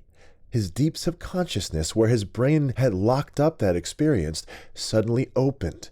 He remembered everything that happened to him in an almost photographic detail, and after writing everything down on napkins, the military was able to track down the Taliban cell and successfully rescue Lieutenant Colonel Cho. Oh yeah, I said. I remember hearing about that. Needless to say, you didn't hear about how Captain Pengelly's memory was jogged. Those details were not released to the public, but it happened. Thanks to a mushroom journey, a man's life was saved. I refused to look at Bill, who looked down on me with a grin I could feel. Okay, fine, I said. Maybe there's something here. We looked back through the napkins. Stephanie grabbed the last napkin, napkin 9, the drawing of the snake wrapping itself around a wine glass. Phil Ingalls, she said. Of course. What? I asked. Stephanie leaned forward. She was excited. The subconscious doesn't communicate with words. It uses symbols. If we look at this subconsciously, that is to say, symbolically, the glass next to the snake, what does that remind you of? Snake drinking from a wine glass? I had a Pinot last night. Am I the snake, Bill? You could be. I don't know, Dave. The channel is closed. I looked at the picture. A snake wrapped around a wine glass. How was this supposed to help us find Abigail? The bowl of Hygeia. Bill and I stared at Stephanie. Did you two ever take a mythology class? It's not a wine glass, it's a chalice. A snake wrapped around a chalice, one of the oldest symbols for a pharmacy. So? Bill asked. So, Phil Ingalls. I couldn't believe it, but I realized where Stephanie was going. He's in pharmaceuticals, right?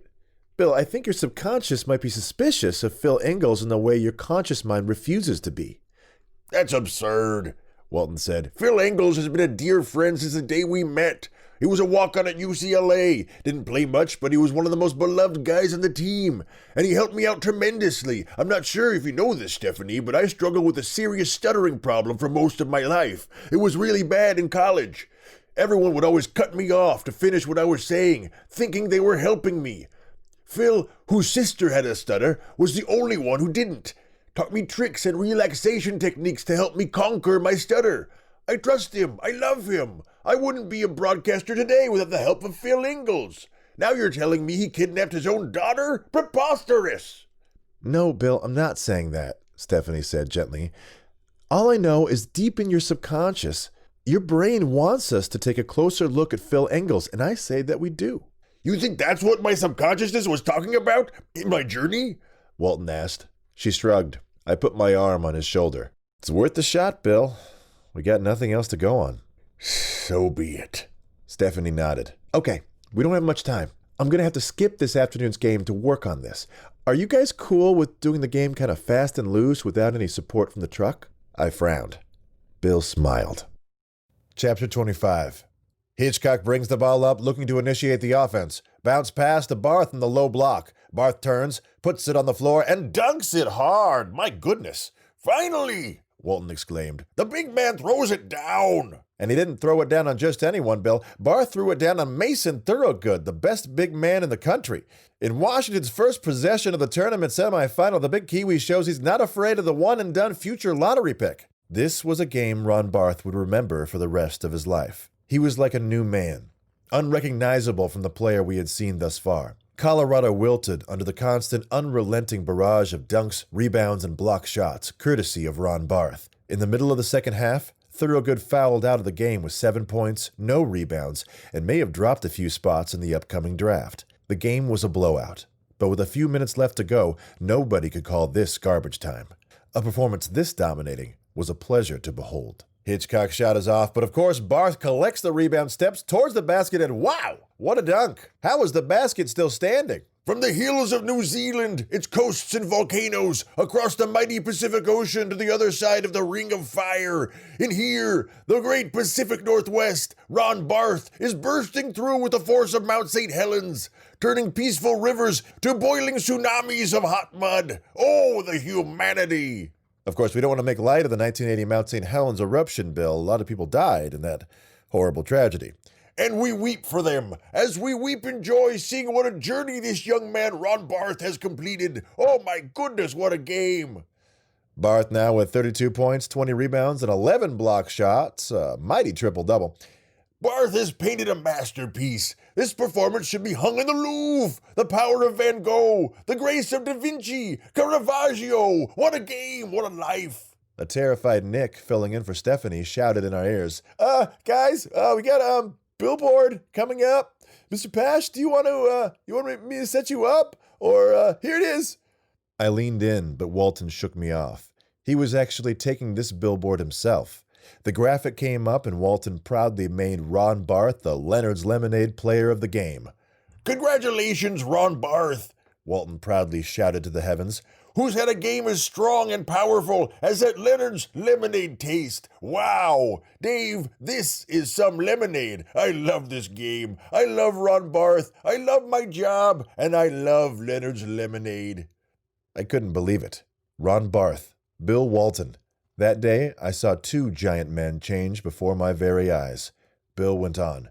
Ron Barth, on this proud day, you transformed from a docile caterpillar to a tremendous dunking butterfly who controls the paint and the canvas with equal aplomb and vivacity. I say to you, in your native tongue, that of the proud Maori, Kia ora, Ron Barth, Kia ora.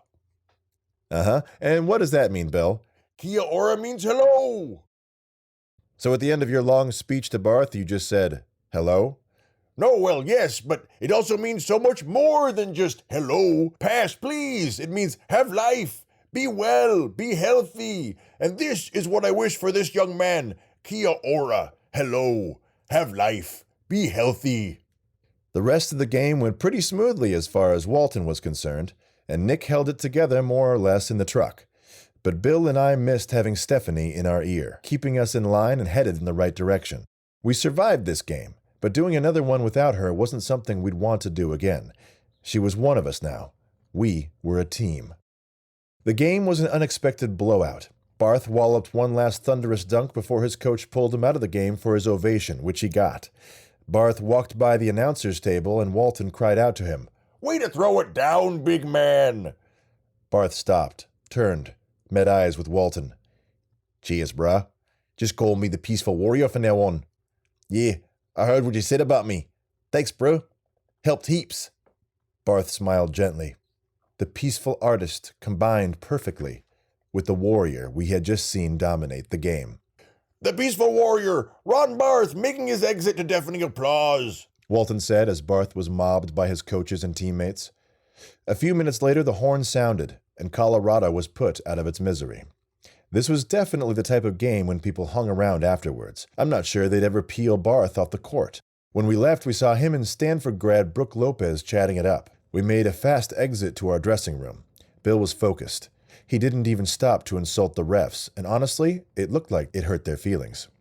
Bill looked at his phone. He had about 20 missed calls and about the same amount of texts from Phil Ingalls.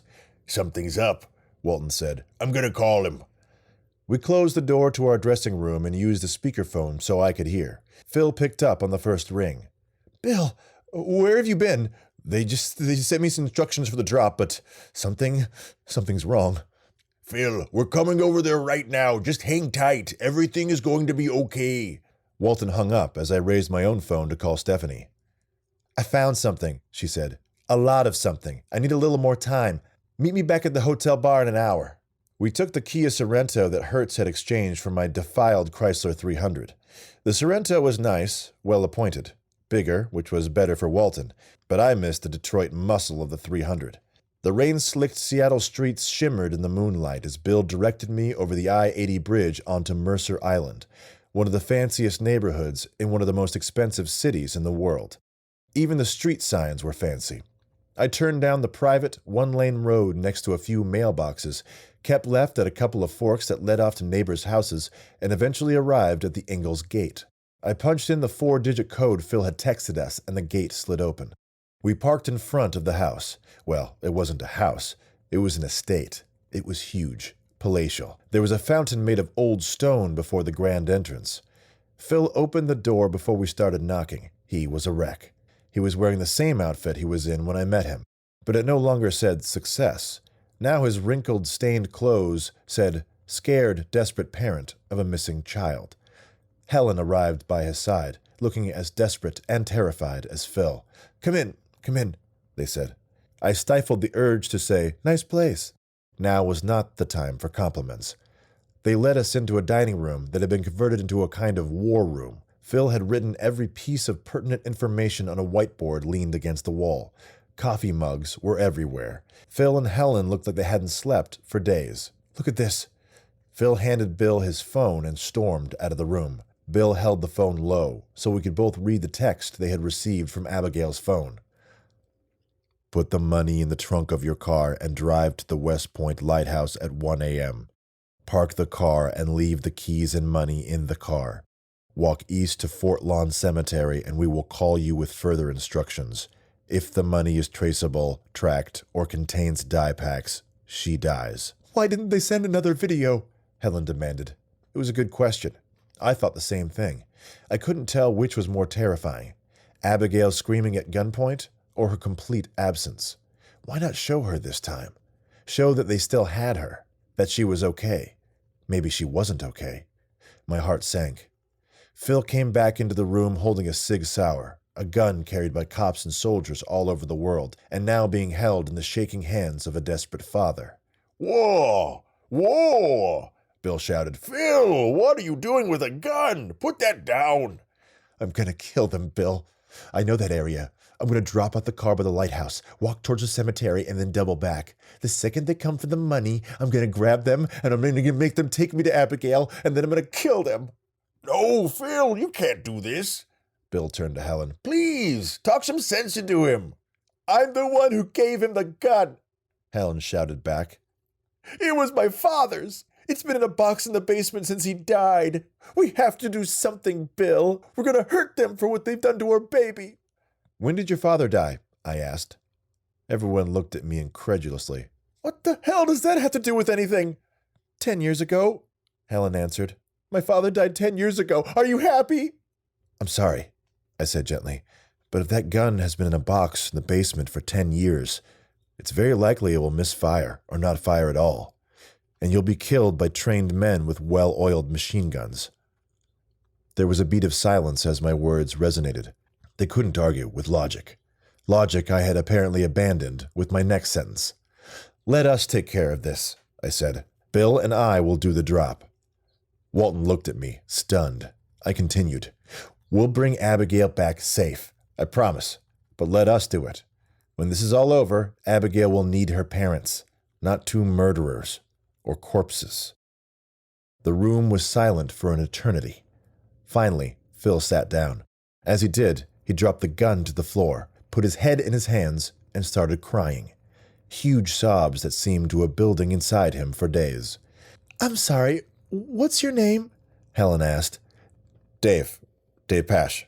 I'm Bill's broadcasting partner. I'm sorry, Dave. You're right. You're absolutely right. The last few days have been hell. Get Abigail home, please. Give those bastards their damn money and bring our baby home. She nodded at 2 leather bags sitting under the table. The money. I quickly did the math. Any note of U.S. currency weighs 1 gram. There are 455 grams in a pound. $10 million in $100 bills would be 220 pounds. Split into 2 bags, 110 pounds each. Heavy, manageable, but heavy. We all stared at the money in front of us. I trust you with her life, Phil wept. More than I trust myself.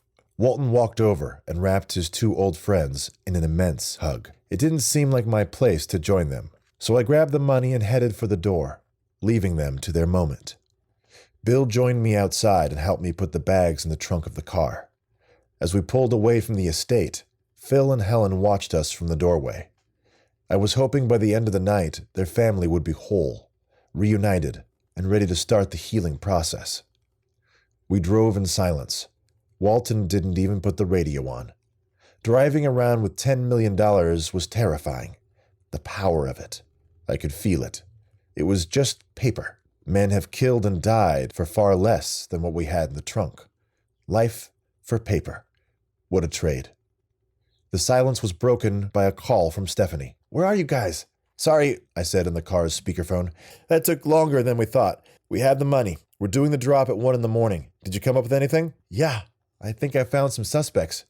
"How many?" About 500,000? Chapter 26. I valeted the Sorrento. Walton declined the bellhop's offer to assist with our bags and carried them to the hotel bar. It was Friday afternoon and starting to get busy. People were everywhere. The hotel had security. All things considered, the $10 million felt relatively safe.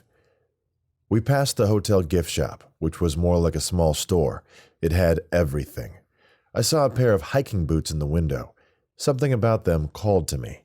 I looked down at my well-worn dress shoes and thought I might need something a little more substantial for tonight's action. It was an impulse purchase, but unlike the fedora I had bought in Miami the year before, it was one I wouldn't regret. Stephanie was waiting at what was now our customary booth in the back. We joined her, and Walton put the bags down on either side of him, one hand on each. He didn't want to let them out of his sight, out of his touch, even just for a moment. A waitress came over. She was young and hip. I guess they scheduled the cool kids for Friday night. We all wanted a strong drink, but ordered strong coffees. We would need all our wits tonight, and then some. We would also need our strength. We ordered another round of burgers, meat for Stephanie and me, veggie for Walton. When the waitress left, we got down to business. "Okay, Stephanie, what did you find out about Phil?" "Bill, I'm sorry, but your friend is not who you think he is." "Who is he then if he's not my friend?" Walton pleaded. As Stephanie broke it down for us, the big man fell silent. He listened as Stephanie explained that his old friend was the CEO of BioKirfan, a biopharmaceutical company of middling profits and little notoriety until 15 years ago, when their tactics changed. They started buying up all the product rights to drugs that treat specific diseases and increase the prices. It started slow. They would just raise the price a few pennies, then a few dollars, then a few $100, then by a factor of 50. With or without insurance, the medicine needed to save your life could cost as much as a new car. A new car you had to buy every month. Phil made a fortune while thousands of people died. Walton sat back, soaking it in. Then something seemed to break inside the big man. His head dropped, as if his spine lost the strength to hold it up a second longer. He rubbed his face with his hands. "Phil, why?" "I'm sorry, Bill. He did seem like a nice guy," I said. "Thank you, Dave." Walton then reached over and palmed my head in his enormous hand, a gesture I would normally refuse, but in the current circumstances, silently accepted. "So, Stephanie, who are these 500,000 suspects?" I asked, gently moving Bill's hand off my head. "Well, I looked at the people who were most affected by the price increase, the people who died." She spoke with confidence, like she'd done this before. I realized, as a news producer, she had. Hundreds of times. I eliminated everyone who didn't live in and around Seattle because, first off, there's no way I could look through 500,000 names in a few hours, and secondly, I had a hunch it was someone who lived in the area. So that narrowed the list down to 33 people. She put a piece of paper down in front of us, a list of 33 names, 33 people who died to make Phil Engels rich. Our coffee and burgers arrived. Suddenly, I wasn't hungry anymore. Looking at Walton, I thought he might be sick right there at the table. We looked at the list of Phil Engels' victims, Josh Hogan, Kim Park, Marcus Anderson, and a name she circled at the bottom of the page. I looked up. Enrique Bustamante? Stephanie reached into her backpack and took out his obituary. Enrique Bustamante lost his fight with acute leukemia last Thursday evening at the age of 46. He is survived by his wife, Trudy Bustamante, and his daughters, Jackie and Caitlin. Walton and I looked at each other. "Caitlin?" Stephanie nodded. I was looking for someone who lived in the area. I didn't expect them to be in her dorm room. Chapter 27. Knock, knock, knock. We were back at the UW dorms, this time with Stephanie. Grant, the same security guard from before, led us through in exchange for a Walton autograph, while insisting that normally he would never do anything like this. I'm not sure Grant was a great security guard. Caitlin Bustamante opened the door, wearing a flowery mustard-colored short-sleeved dress and a rainbow headband. "Oh, hey, did you find Abigail?" "I think you know the answer to that question, Caitlin," Walton said. Caitlin didn't blink. Unlike Ike, she had a pretty darn good poker face. "I don't know what you're talking about. I'm actually pretty busy. I have a test to study for, so could you guys come back later?" She tried to shut the door, but the frame bounced off the toe of Walton's size 17 New Balances. Stephanie stepped in front of Walton, introduced herself, and pushed the door open. We entered the room, which was even messier now. It seemed like Caitlin had started to occupy some of Abigail's space. Maybe because she knew she wasn't coming back. I shuddered. "I'm sorry, I already told you everything I know," Caitlin said. "Abigail and I went to the smoke show together, and I thought she bailed with some guy. Did you talk to Kern? She's probably tied up in his basement. What a psycho." Walton, maybe for the first time in his life, got right to the point. "Caitlin, we know." "What do you know, Mr. Walton?" Again, she revealed absolutely nothing. I would not want to play poker with Caitlin Bustamante. "Caitlin, you are at a crossroads in your life," Walton said. "Like Bob Dylan at the Newport Folk Festival in 1965. But the path you are choosing is not leading to rock and roll immortality." Stephanie shot Walton a look that could freeze mercury. "Caitlin, I understand where you're coming from," Stephanie said. "You're over here with this old blanket, and across the room, Abigail's sleeping on Egyptian cotton. You've got a 5-year-old Dell computer, and she's got a brand new MacBook Air." I looked around, impressed with Stephanie's powers of observation. I hadn't noticed any of this last time we were in this room. Stephanie's voice got quiet, almost a whisper. "It's not easy being the poor kid at a rich school. Believe me, I know. I was a scholarship kid at a big fancy university." "How did you know I had a scholarship?" "Because I lived in a dorm room just like this, with a filthy rich roommate who I hated, only my roommate's father didn't kill my dad." Caitlin's poker face finally broke. "We know what happened to your father," Stephanie said, "and we are so sorry." Caitlin sat down. She stared off into the middle distance. Without looking, she reached for an old quilted blanket and pulled it into her lap. "It wasn't my idea," she said, sniffling. "Didn't even want to do it." Bill and I both stepped forward, and Stephanie held up her hand, backing us off. Caitlin continued. "Me and Abby were friends at first. For the first week, we got along great. We did everything together, but then we were in a mixer thrown by some stupid frat. We were talking about our families, and she mentioned that her dad worked for a pharmaceutical company. I asked her which one, and she told me. BioCurfin. I dropped my drink. Spilled everywhere. I felt sick. I played it off like I was wasted. I went to the bathroom and looked up her dad on my phone. He was the fucking CEO. I couldn't even look at her, so I bolted. I just got out of there. I went home and told my mom and my sister." Stephanie didn't say a word. I sensed Bill and I should remain quiet as well. The less we talked, the more Caitlin would. My sister freaked out. She wanted me to set Abigail's bed on fire with her in it. I just wanted to change roommates and be done with her forever. But my mom? She said I should go back to school, keep being Abigail's roommate, and act like I didn't know. And that's just what I did. Well, my mom started to put together the plan. Wait, your mom was behind this? I couldn't stay silent any longer. When I imagined the kidnappers all this time, I certainly never pictured it being someone's mother. Yeah, it was her plan. She was in charge, as always. My sister and I did everything she told us to do. "Where is Abigail?" Walton asked. "Where is she right now?" "She's safe, Mr. Walton. We were never going to hurt her. We just wanted to make her father pay for what he did. Literally." She studied the floor. "Okay, let's go." Walton led Caitlin to the door. "Are you taking me to the police?" "Not yet," Walton said. "Right now, let's go get Abigail. She may not be kidnapped by crazed men who could kill her at any moment, but she doesn't know that." "Will your boat fit the 5 of us?" I asked. "It's a 25-foot Boston whaler. There's plenty of—" "Wait, how'd you know we need a boat?"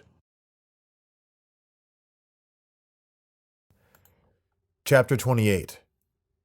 Caitlin piloted the fishing boat through the calm waters of Lake Washington into a series of canals called cuts, which connected to Lake Union and finally to Puget Sound. The water got choppier after we passed through the Ballard Locks and into the Pacific. Caitlin skillfully navigated around the many ferries, fishing vessels, and whale-watching boats as the afternoon slid into evening. Stephanie sat next to Caitlin in the pilot house, while Walta and I stood in the bow and looked west, towards the sunset. It was beautiful. A cracked pink glow at the end of the horizon encroached on all sides by darkness and gathering clouds. I shivered. "I hate open water, Bill," I said, my voice cracking. "I know you do, Pash. Fortunately, it's a crystal clear night and the water is like glass." I looked up and saw clouds bubbling over the twinkling lights of the Seattle skyline. The wind picked up. If the water was glass, it was glass made by Chihuly, twisting and spinning. "I think that's a storm coming, Bill." "All ahead full," said Walton, enjoying himself a little too much. His voice had changed, become brighter. I chalked it up to the fact that we knew Abigail was in the hands of a mother and her daughter, not armed killers. It was a weight off our shoulders. The boat lurched and my stomach churned. Walton noticed me turning green. "Dave, feel the spray from Mother Ocean. Feel the blessings. Think of the creatures that lie within her depths. Orcas, starfish, Dave. Aren't we lucky to be alive?" "Yes, and I'd like to keep it that way." Words were a bit of a struggle now. It felt like I was swallowing a cup of saliva every second. "Ship of fools, Dave. That's what we're on. A ship of fools." I couldn't take it anymore. I wandered into the pilot house with Stephanie and Caitlin. Walton stayed at the front of the boat, arms extending up and over his head, like a 7-foot hood ornament. Caitlin noticed I wasn't feeling well and offered some advice. "Focus on a specific point straight ahead. It'll help." I looked at the West Point Lighthouse, the place we were supposed to drop off the money at 1 a.m. I wondered where they would have left Abigail. I wondered a lot of things. I couldn't hold back my curiosity. "Caitlin, I have to ask, how did Ike get involved in all of this?" "Well, when it was over, Abigail couldn't know we did it. She obviously knew me and had met my mom and sister. We needed someone else to grab her for us. And a while back, my sister dated a biker guy." She laughed. "A guy named Handsome Billy."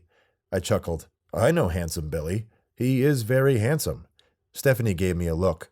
"What? He is. I mean, he's not like an ugly guy they call handsome to be cruel, like you call a fat guy Slim or a dumb guy Einstein." I stopped talking.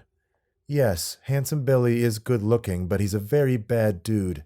My sister hung around that crowd for years. She was in a real dark place back then. It was after my dad died. Drugs, in and out of jail. Anyway, she left him when she got clean. But when my mom said that we needed someone to grab Abigail for us, someone else, Jackie knew who to call." "But who were the other 2 men?" "What other 2 men?" "We know the bikers took Abigail and handed her off to 2 short, thick men with machine guns." Caitlin chuckled. "2 men who talked like this?" She grabbed her phone, and after a few swipes and clicks, we heard the robot voice say, "Your money is in the bag. Leave the girl and go." That was my mom and my sister wearing ski masks and padding under a few layers of clothes. Thanks to their outdated cis-male gender role assumptions, the bikers saw 2 people with machine guns and assumed they were men. "Just like you, Mr. Pash." I nodded, taking the hit. She held up her phone. "We used this voice-to-text app whenever we had to communicate with anyone. You could make it sound like anything. Robot voice was the creepiest. When we did the exchange, I was hiding with a Bluetooth speaker while my mom and my sister kept the machine guns pointed at the bikers." "If they had to, do you think they would have fired those guns?" "We were praying it wouldn't come down to that, Mr. Pash, because they were fake guns. Well, they were air guns. If they pulled the trigger, Handsome Billy and his buddies would have gotten shot with little BBs. We bought them off Amazon and cut off the orange tips. Looked real, though. They certainly fooled Abigail," she said with regret. "You were her roommate for the better part of a year," Stephanie said. "How did you pretend to be friends with someone you hated?" Stephanie considered the question for a moment. "I didn't hate her. I still don't. I hate her dad. And oddly enough, it was kind of easy to compartmentalize my feelings for Abigail and her father. Usually, I mean. Sure, sometimes it was hard. When she showed up from a shopping spree with her mom, or when some expensive new headphones showed up in the mail. I knew how they were paying for all that stuff, and it made me furious. so we didn't hang out all that much. Actually, the night we went to the smoke show was one of the first nights we had gone out together, just the two of us, since I found out about her dad. Caitlin shook her head. It's crazy, but at one point that night I forgot what we were there for. I was just having a great time with her. I feel bad for Abigail, I do. None of this was her fault. We heard Walton singing from the front of the boat. It was hard to hear, but I think it was a sea chanty he was making up. Caitlin pointed to a small island just as we were passing it. We're here. Then she turned, almost a full 180, back towards a small cove, protected from the currents, and completely hidden from view. If we weren't looking for it, we would have passed right by. My dad built a small cabin on this island years ago. We didn't own the land or anything, no one does. But he brought us up here all the time when we were kids whenever we needed a break from the city. It was just a tiny cabin with no electricity and no phones on a worthless pile of rocks, but it meant the world to him. He loved this place. And it was the perfect place to keep Abigail. She worked the throttle on the wheel, slowing us down as we entered the cove. The boat and my stomach rocked as the water got even choppier. After we did the exchange, we had to send the video from the boat while we could still get a cell signal. Shooting that video was the hardest part, watching her scream like that. She was terrified, of course. We needed her to be. But after that, my mom gave her something to sleep. We carried her up to the cabin and I took the boat back by myself. That way, even if she escaped from my mom and my sister, she couldn't go anywhere. Caitlin turned to Stephanie. Here, take the wheel. Head for the dock. When I give you the signal, cut the engines. I squinted and saw, poking out of the dark of the cove, a small wooden dock. Caitlin ran to the front of the boat and stood next to Walton. After a moment, she looked back and yelled, "Now!" Stephanie cut the engines and the boat drifted to a perfect stop. Caitlin pushed off the boat fenders and jumped onto the dock. Walton grabbed the line, flung it to her, and tied it neat and fast around the cleat.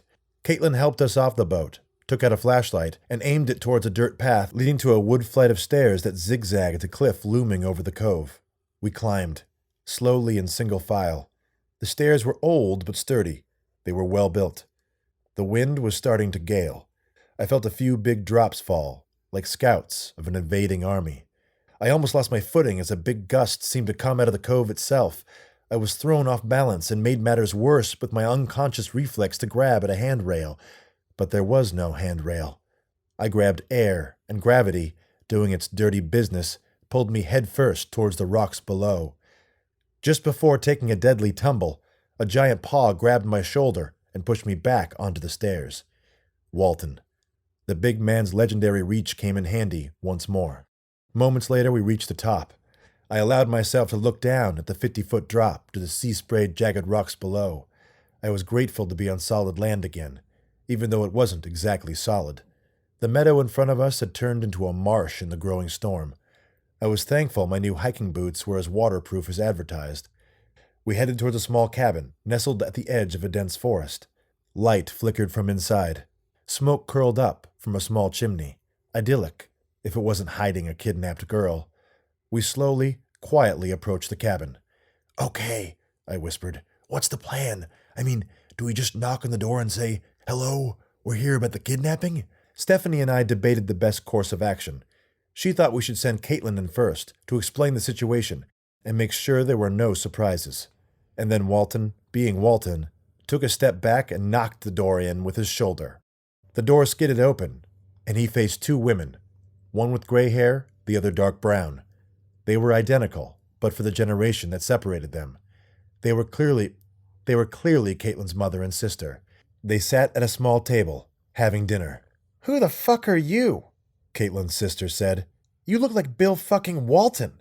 "Good," the big man said, "because I am Bill fucking Walton." Somewhere, and I swear to God I wish it didn't happen, thunder clapped. No one moved for a moment. Caitlin's sister then jumped to her feet, holding a very realistic-looking AK-47. Even though I knew it was fake, I flinched. I saw why it fooled Abigail and Ike. It looked very real to me. I prayed it hadn't been switched out for a real one. "Jackie, stop. It's over." Caitlin entered the cabin with Stephanie and me. "Caitlin, what are you doing here? This isn't part of the plan." "The plan's done, Mom. They know. They know everything." The two women sank, their shoulders dipping in unison. They seemed almost grateful it was over. Caitlin's mother unlocked the door and led us into a sparse but comfortable bedroom. It was far from the hell I had pictured Abigail spending the last 3 days. The windows were boarded up from the outside. On the queen-size bed, under the covers, was Abigail, sleeping peacefully. "She's been like that most of the time," the old woman whispered. "We've been feeding her foods baked with heavy amounts of CBD oil. Figured it would keep her calm." Walton smiled. "I've kidnapped myself that way a few times." I looked at him. "Highly recommend it. Incredible healing. This honestly might be very good for her nervous system. It reduces inflammation." I walked to her bed for a closer look. A battery-powered lantern on the nightstand gave a faint, warm light. Abigail was snoring lightly. A plate of fruit and cheese was on her bedside table, along with a bar of chocolate and a glass of water. She seemed fine. She even had her own bathroom. "Let's have a conversation," Walton said. "Do you have any coffee?" I asked. "Sorry, no," Trudy apologized. "But I do have some kombucha. Hope you don't mind. It's high alcohol." Walton smiled. Chapter 29. We sat at the small table as Caitlin poured 6 glasses from a pitcher of dark red liquid. "Delicious," Walton said, sipping the kombucha. "Boysenberry?" Trudy nodded, impressed. Everyone sat and drank. Jackie tossed another log on the small wood-burning stove. The fire snapped and popped. Not wanting to be impolite, I took a small sip of the crimson potion. I was preparing for the worst and was pleasantly surprised. It was much better than Walton's bathtub concoction. I took a big swallow, and I do believe I felt the enzymes doing their work.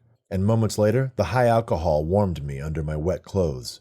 "Mrs. Bustamante," Stephanie said. "Trudy." "Trudy, we know what happened to your husband, and we're so sorry. But," Stephanie paused, searching for the right words, "you seem like nice, normal people. How in the world did you do this?" Trudy sipped her kombucha, then told us her story. "My husband was a construction supervisor, and he was good at it. Very good. He was doing so well he started his own company. As an independent contractor, he was making more on his own than he had working for other people. Compared to most, we were wealthy. We had a nice home. We took vacations. Our daughters wanted for nothing. We had money saved up for their college educations. But then he started getting tired. All the time. Which was strange for a man who had endless energy. He was losing weight, then the nosebleeds. We finally went to the doctor when he woke up bleeding from his gums. We found out he had acute myelogenous leukemia. Of course, by the time we went to sleep that night, I had become an expert in AML. And I learned he would be fine. It was treatable and most often curable. I was so relieved.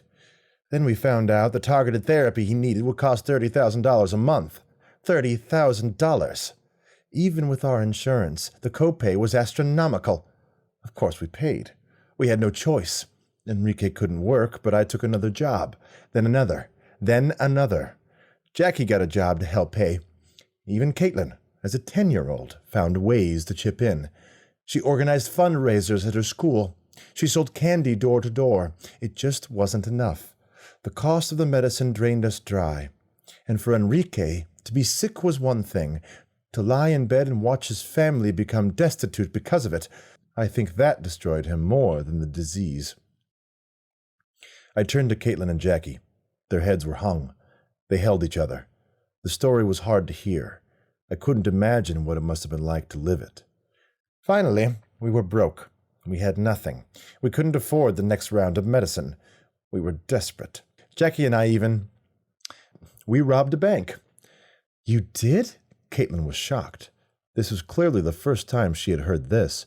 Wait, I remember you coming home with all that cash that one time. You said the money was donated by a church. The Church of Washington Trust Bank. Jackie smiled. A mother and her teenage daughter in ski masks with a note and radio parts taped to our stomachs. I think we were more scared than the people in the bank. And the money didn't even buy a month's worth of medicine, Jackie said with a grimace. I watched Enrique, my Kiki, fade before my eyes. The bank took our home. We had nowhere to go, but we still had the boat.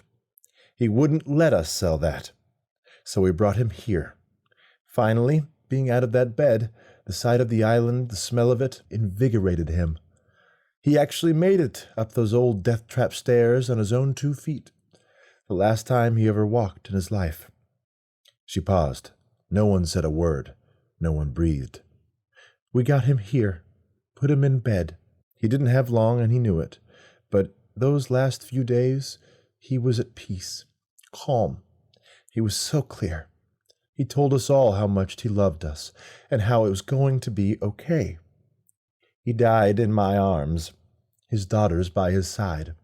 The sisters' heads were up now, watching their mother. They were crying. We all were.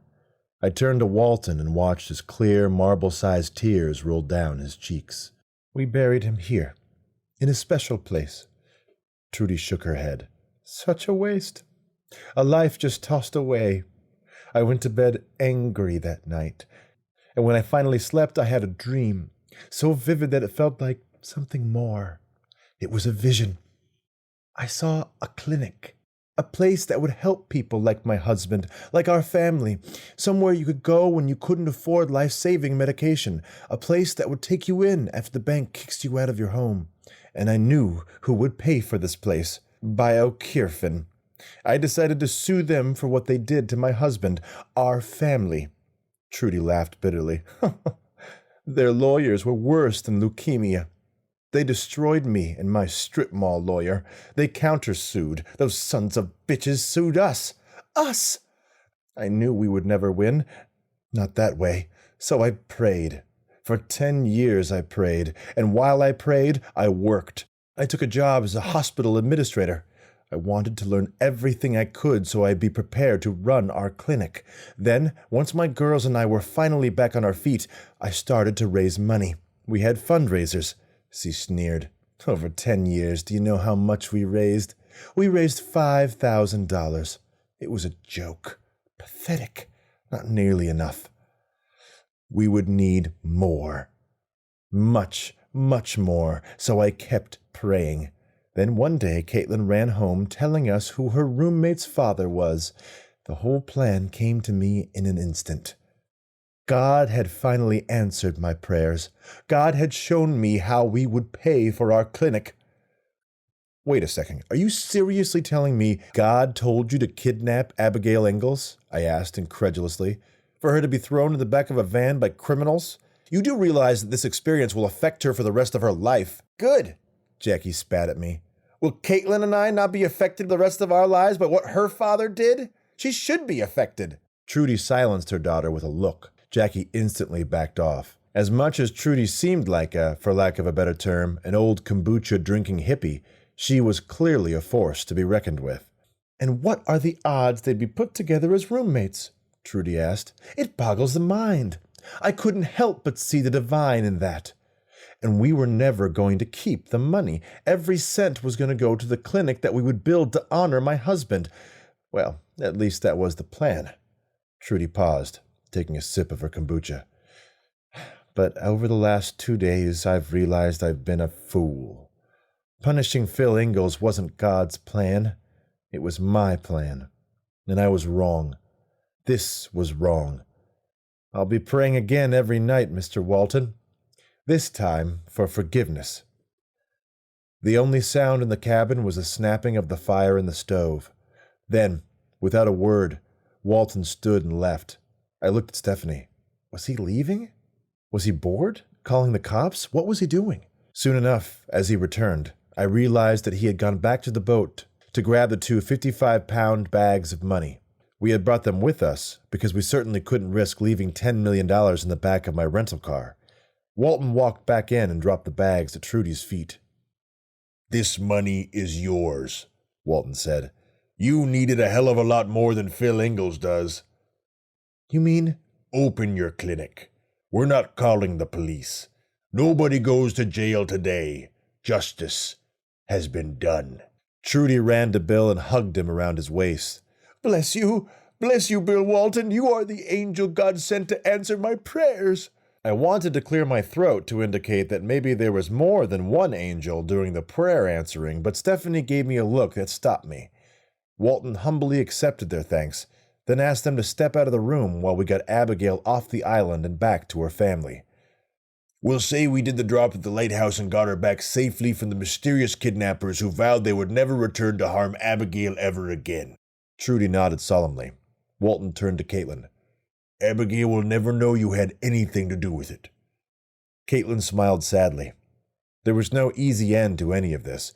She'd have to go on pretending to be Abigail's friend, pretending she had nothing to do with the kidnapping, while helping her recover from the experience.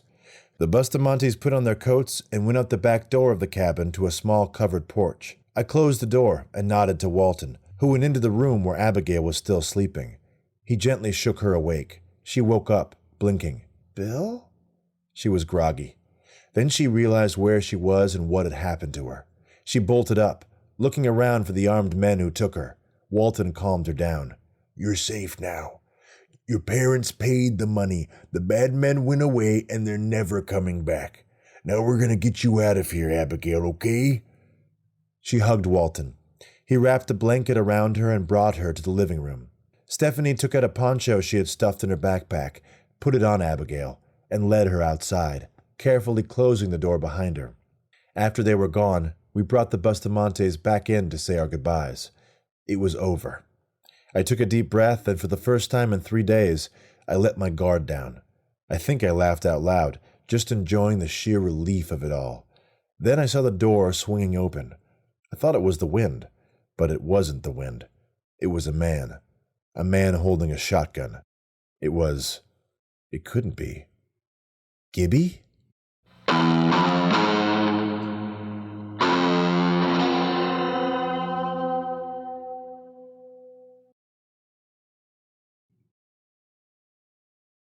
Chapter 30. "Shit! Bill Walton remembered my name. How about that?" Gibby walked into the cabin. It was like he was in slow motion. Walton and I locked eyes, our jaws agape, utterly confused. But for some reason, deep down, I didn't panic. Even with a shotgun in his hands, I figured we'd be able to handle Gibby, talk him out of whatever he was up to. After all, it was just Gibby. Then I heard a voice that chilled my spine. Well, Bill Walton," Ike said, entering the room smiling.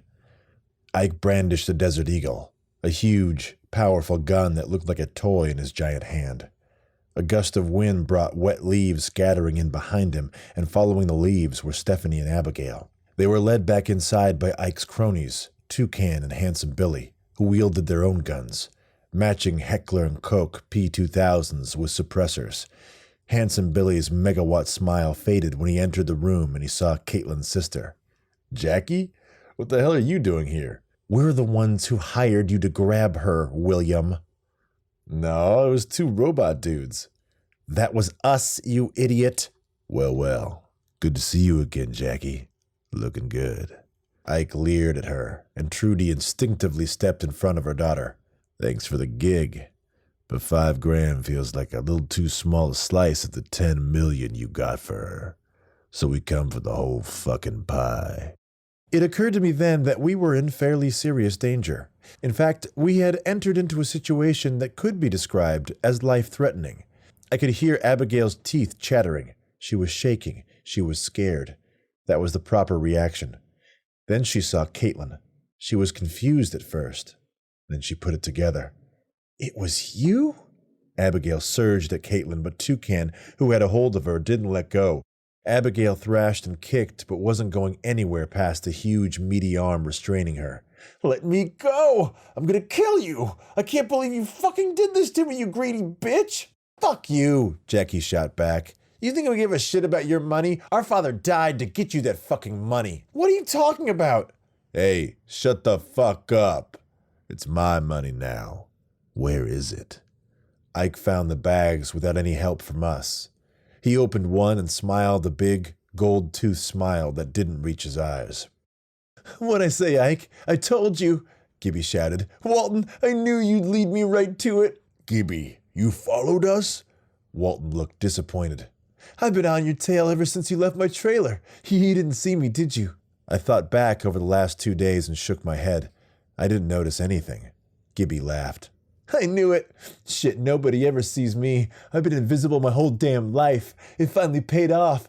Once I saw you load the 2 big-ass bags on the boat, I knew I found the money. I called Ike, I told him everything, and he and the boys came running. We stole a speedboat and caught up to that big-ass whaler y'all took off in. Shit, it was hard to miss. Ike slapped Gibby on the back, knocking him forward a step. Damn good work, Gibby. You gonna earn your patch today. Hell yeah. Thanks, Ike, hell yeah. Gibby was giddy, bouncing up and down. Come on, Gibby. What about Speedwagon? Walton pleaded. I guess you didn't listen to the lyrics, Big Red. You gotta roll with the changes. Gibby, I think you are completely misinterpreting the lyrics of REO Speedwagon, Walton said earnestly.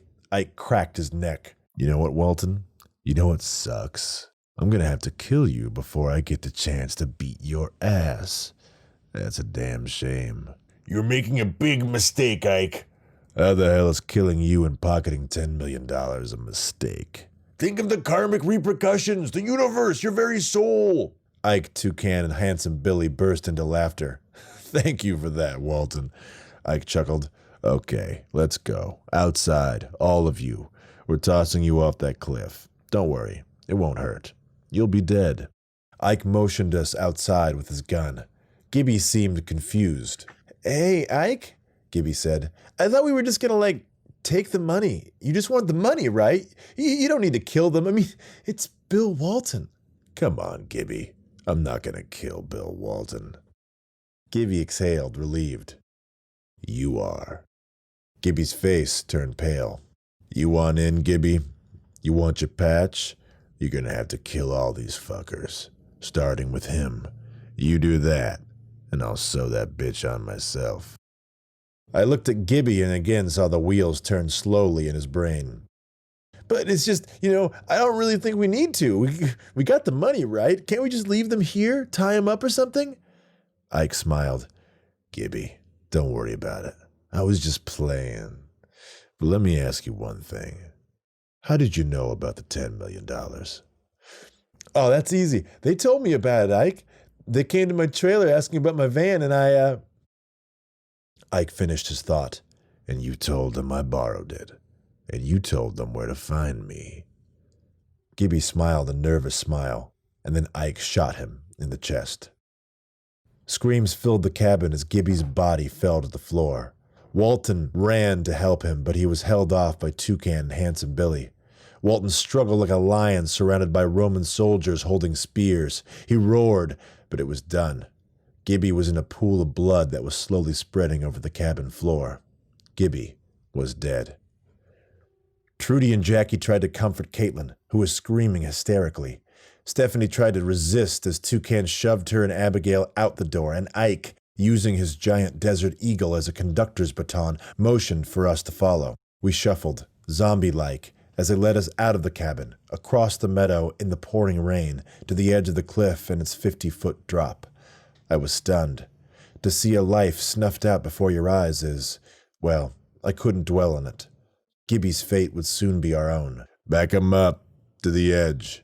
After we shoot him, I don't want to work too hard pushing him over the cliff. Toucan and Handsome Billy laughed as they forced us down on our knees with our backs facing the cove. Stephanie struggled, refusing to kneel. Don't do this, Stephanie said to Ike with a calm I couldn't have managed. Killing us will sign your death warrant. Trust me, Ike. When they find my body, they will know you did this. Oh, they won't find your bodies. Ike took out a giant knife. See, I'll cut your lungs out so you don't float. And if you behave, I'll do it after you're dead. Handsome Billy kicked the back of Stephanie's knees, spilling her to the ground. William, please don't do this. You've got the money. Please let us go, Jackie begged her ex-boyfriend. Sorry, babe. We had a good time, but not that good. Besides, after you got clean, you got fat as shit. Ike and Toucan chuckled. They certainly seemed to be enjoying this. Okay, this is it. Any last words? Ike asked. And that's when Walton started singing. And this is where our story began. On our knees, on the edge of a cliff. It's cold, dark, and raining. Guns to our heads. Walton is singing a Grateful Dead song, and I couldn't take it. Not another second. I could not die like this. I would not. That's when I turned to the men who were about to murder me and said, Please, For the love of God, kill Bill Walton first." "What?" What?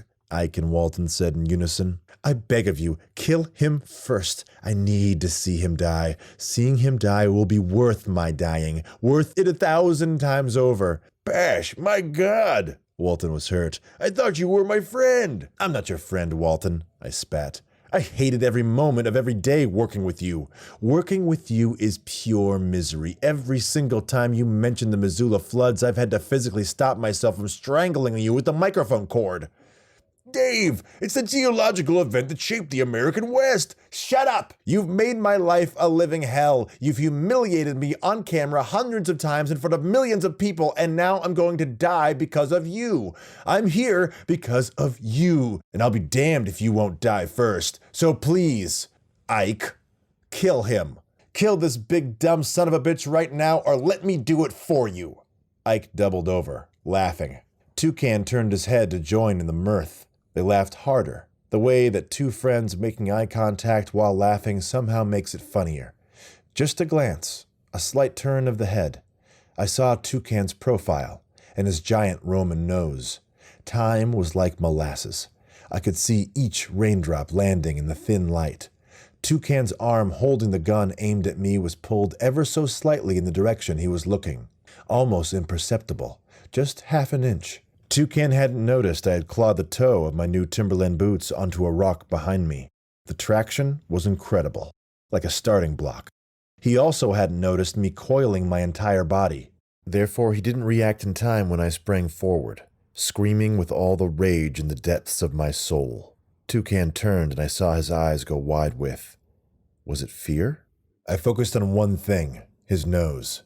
I was past the barrel when the gun went off. I was lucky. If the 9mm didn't have a silencer, I would have lost hearing in that ear. I grabbed the arm that held the gun and used it to pull myself up, even faster towards my target. At the last second, I snapped my neck forward and down. My timing was perfect.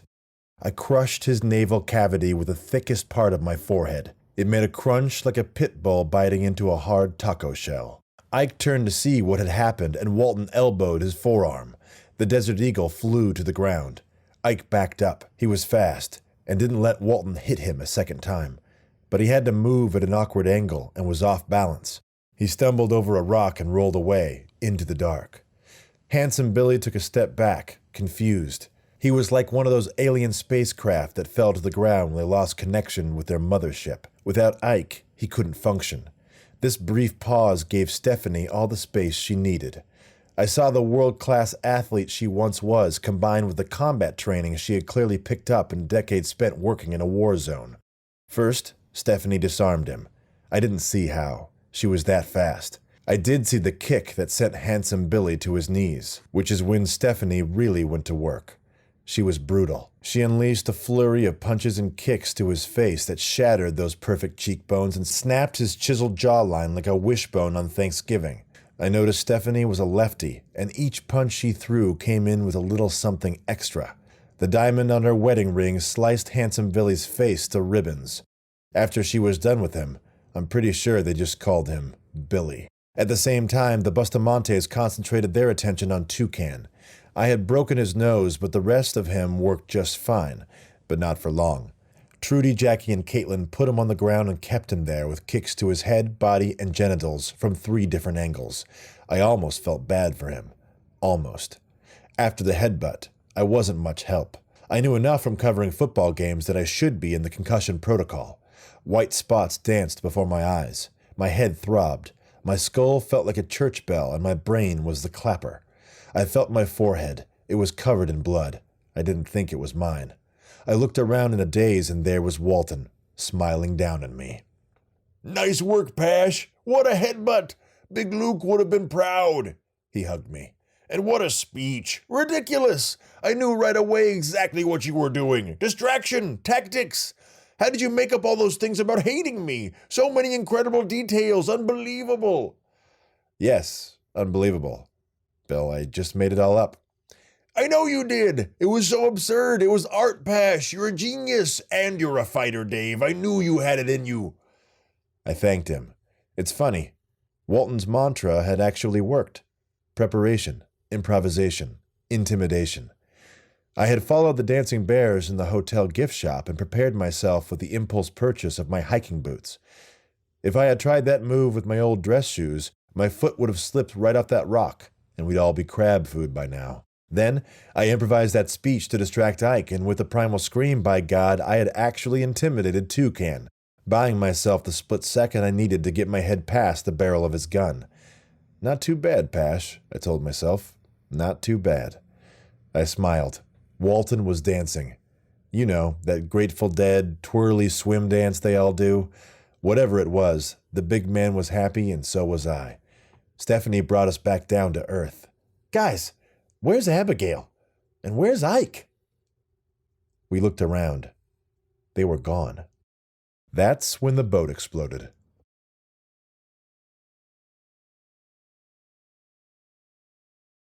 Chapter 31. I turned to see the fireball rising from the Bustamante's boat. It was in flames and sinking. I guess Ike is down to one grenade, I said. Look, Stephanie pointed. Illuminated by the inferno, I saw a speedboat cruising away from the island. I could see Ike holding Abigail, and while I couldn't see the 2 bags of money, I could only assume Ike hadn't forgotten to take the $10 million with him.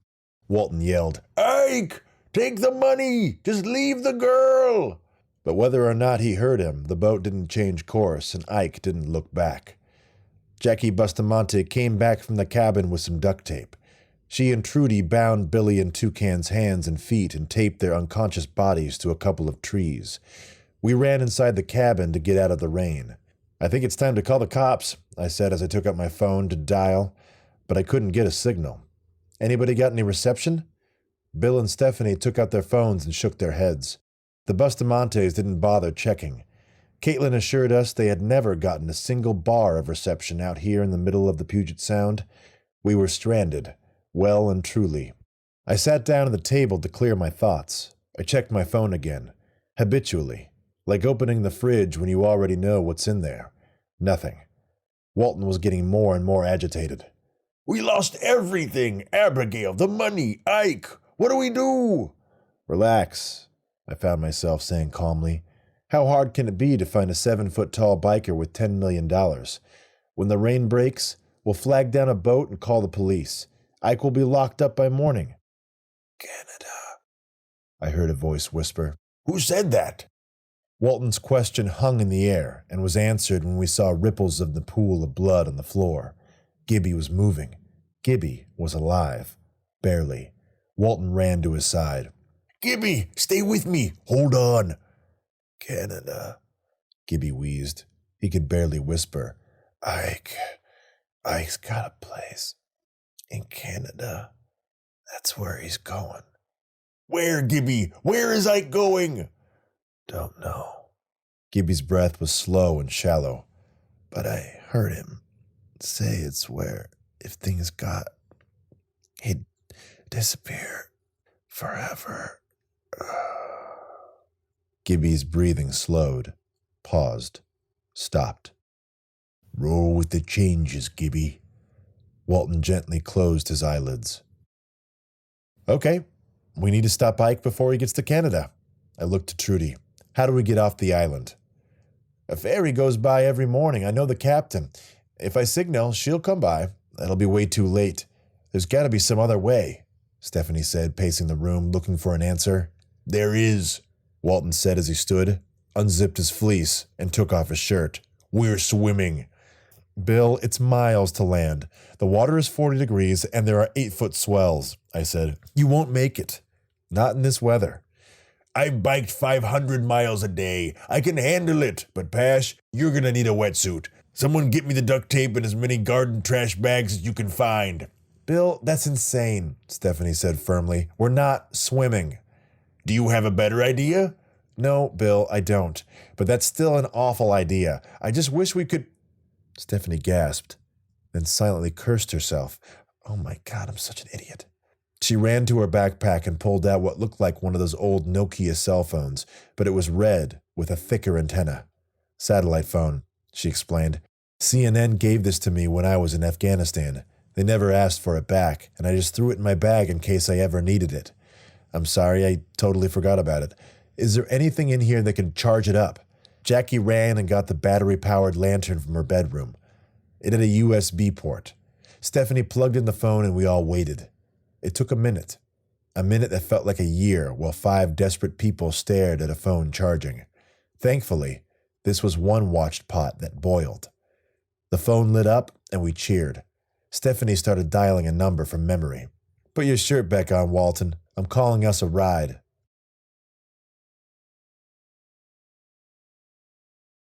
Chapter 32. 2 hours later, we were standing in a circle in the meadow between the cliff and the cabin.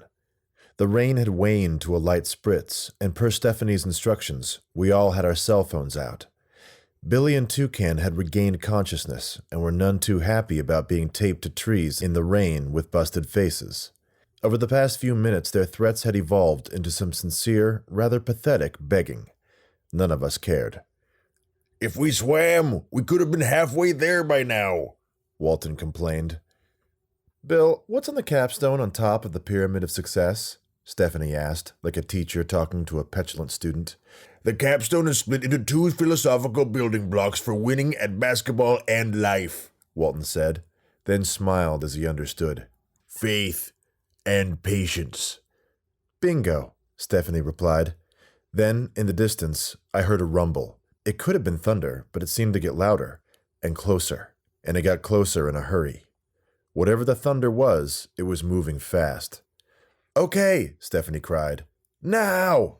We lifted our cell phones, which despite their lack of signal were not completely useless. They still had working flashlights. We pointed them in the air, lighting up our little circle. The thunder turned into a roar, and then we saw it. A Black Hawk helicopter shot up from the cove and hovered over our improvised landing zone. It made a 90-degree turn and slowly lowered itself down. It paused 15 feet off the ground, and 2 black ropes flew out of either side of the chopper. 2 men in full combat gear zipped down the lines. They landed and quickly, efficiently swept the vicinity, each with a semi-automatic rifle raised to their cheek. Seconds later, they gave a signal, and the chopper dropped the final 15 feet, runners sinking into the wet ground. The pilot cut the engines, and the roar of the blades turned into a whisper. A half-dozen more soldiers spilled out of the Black Hawk, making a perimeter around the man who came out last. A tall, ruggedly handsome Hispanic man who moved with the easy grace and confidence of a professional athlete. According to the patches and insignia on his uniform, this was Colonel Cabrera of the United States Army. I went to thank him, but he walked by me and kissed Stephanie right on the lips. I guess they knew each other? Stephanie broke off the kiss and turned to us. Bill, Dave, I'd like you to meet my secret government source, and my husband, Elvin, who luckily for us is currently stationed down in Medford, Oregon. So this was the guy Stephanie met in the Middle East and decided to start a family with. Nice to meet you, Mr. Walton. Big fan, the colonel said. And this is Dave Pash. Stephanie pointed to me. The colonel gave me a firm handshake, but not one of those knuckle crushers made by insecure guys who treat every handshake like a test of their masculinity. The colonel's handshake seemed to say, I could easily kill you, but let's be friends. Oh, Dave Pash needs no introduction, the colonel said. I'm a big fan of yours as well, Dave. I don't know how you keep it together with this guy sometimes. He nodded to Walton. I'd love to get your autograph. I smiled. I like this guy. Wait, Stephanie said to her husband. Where's Anna? Don't worry. Our daughter's in good hands. I left her with the commander-in-chief. The colonel winked at us. My mom. Then he got down to business. Okay, Stephanie gave me the sit rep and we are a go to assist with your situation. For the sake of plausible deniability, I don't want to ask too many questions. Let's just say we are running a training exercise. So, where is this training exercise headed to next? Walton smiled. Colonel, I just want to take a moment to say that I was with you and every one of your military brothers and sisters throughout the entire Vietnam experience. I realize it was the civilian leadership, not the... I cut Bill off, knowing full well how much time this detour could cost us. We're headed north, sir. It just felt right to call him sir. To the Canadian border. We need to find a big man headed to Canada with... Let's just leave it at that, interrupted the colonel. Again, the less I know, the better. He turned to his team. 30 seconds, and this bird is in the air. They snapped into action. A soldier approached. "Colonel, what do we do with the two, He nodded over at Toucan and Billy. The colonel laughed. "Soldier, it appears 2 men have duct-taped themselves to a couple of trees on their own volition." He walked over to Toucan and Billy, who were thrown into a terrified silence by the unexpected arrival of the U.S. Army. The colonel inspected the right side of Billy's face and turned to Stephanie. "I see this guy has met my wife's left hand." She held up a bloody wedding ring and apologized. "Don't apologize, honey. That's exactly why I picked out that ring. It was always supposed to be a symbol of our love and a weapon of self-defense. Are we taking them with us?" She nodded. "Okay, we'll take them back to the base and our MPs will make sure they find their way to the nearest police station." Thanks, Colonel. I owe you one. "No, Walton, you owe my wife one," the colonel corrected. "And welcome to the club." Toucan and Billy were unceremoniously dumped into the helicopter, and as I turned to jump on board myself, I noticed the Bustamantes were not moving. I waved them towards us, but Trudy shook her head and looked to the cabin. Bill and I walked over to her. "We can't just leave him in there like that. We'll clean him up, and in the morning we'll flag down the ferry and take him to the authorities. But if you go to the cops, you'll have to explain what happened." "A man has died," Trudy said firmly. "This is over. No more hiding. No more secrets. We go to the police, and what happens, happens." Jackie and Caitlin stood behind their mother, in every way possible. "Bill! Dave! We gotta go!" Stephanie yelled behind us. We nodded. Bill wrapped the 3 women in one giant hug, and said something I missed under the growing roar of the helicopter. Whatever it was, it made Trudy laugh. Then she wiped the tears that came pouring out of her eyes. I never asked Bill what he said to her. It was their moment. I waved goodbye and we ran to the chopper. I made sure Bill bent down, clear of the blades. He stepped right into the chopper while I was pulled up into it by Stephanie and one of the soldiers. The Black Hawk lifted off the ground. The Bustamantes waved to us and got smaller and smaller as we went up over the tree line. Then we saw the entire island. The Bustamantes' special, hidden place. The place they came to escape the city. The place where 2 men had died. Died for money. Stupid money. The Black Hawk turned east and the island disappeared into the mist behind us. Epilogue. 6 months later. The skies were clear and blue, and the leaves of the trees shimmered in late summer splendor. Specks of yellow punctuated the serrated leaves of the aspen sprinkled throughout the evergreens. Occasional high clouds floated by, but visibility was clear. We could see the peaks of Mount Rainier, Mount Olympia, even Mount St. Helens with its signature flat top. Mount St. Helens, blown apart in 1980, forever changed, but not dead, still there. The volcano was an epic reminder of life's bigness and its danger. Scientists were shocked when the forests, completely destroyed by the eruption, grew back much faster than they expected. The ash acted as fertilizer. Walton stood still as a mountain. I stood next to him. We both watched and listened. "The Enrique Bustamante Memorial Clinic will be a place of hope for those lost in the cracks of America's broken healthcare system," Trudy Bustamante said proudly to the crowd of people and reporters standing before her. Her voice echoed, amplified by the PA. She was surrounded by orange balloons. Orange, the color of awareness for the disease that killed her husband.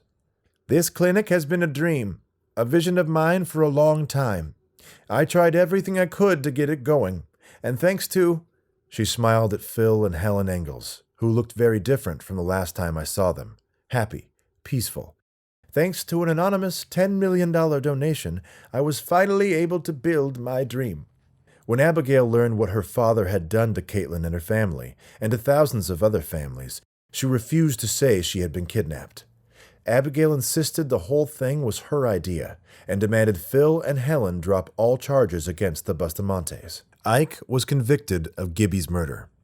Bill still writes to him in prison. Ike is playing basketball again, apparently dominating the federal detention center in SeaTac with an unstoppable skyhook.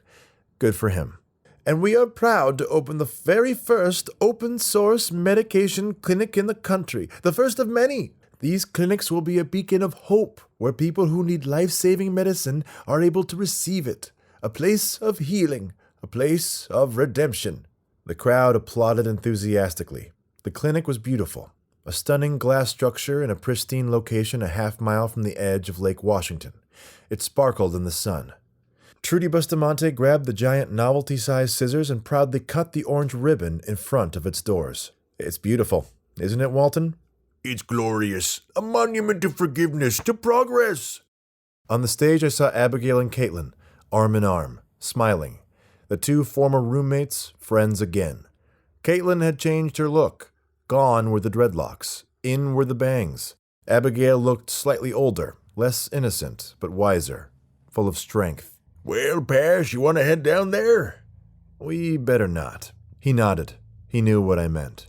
Going down there would just remind them of all the bad times from 6 months ago. They had all come so far since then. They had a lot to celebrate, and we left them to it. We walked back to the car. Walton was still limping from that kick to Ike's knee. His body was still recovering from that epic fight. I think he had been sleeping in bathtubs full of ice. The Grateful Dead started playing from Bill's portable Bluetooth speaker. Jerry Garcia was singing about the reasons he cries away each lonely night.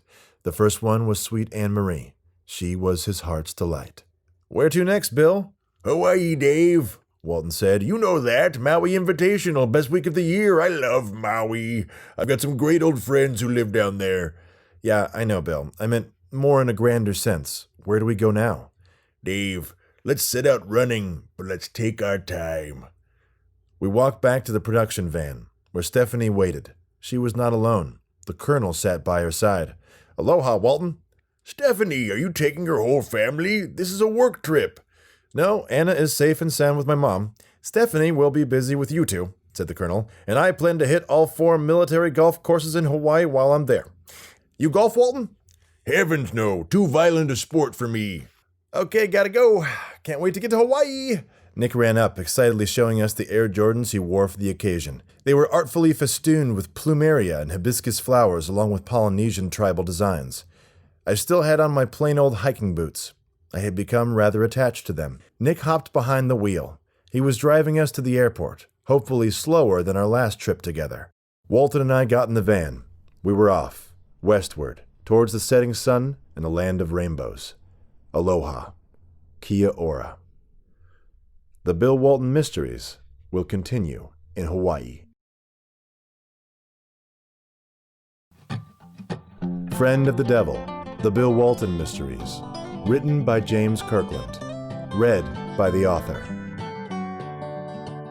Music by Jeffrey Downer. Published by Meat House Publishing. Copyright 2019. The end.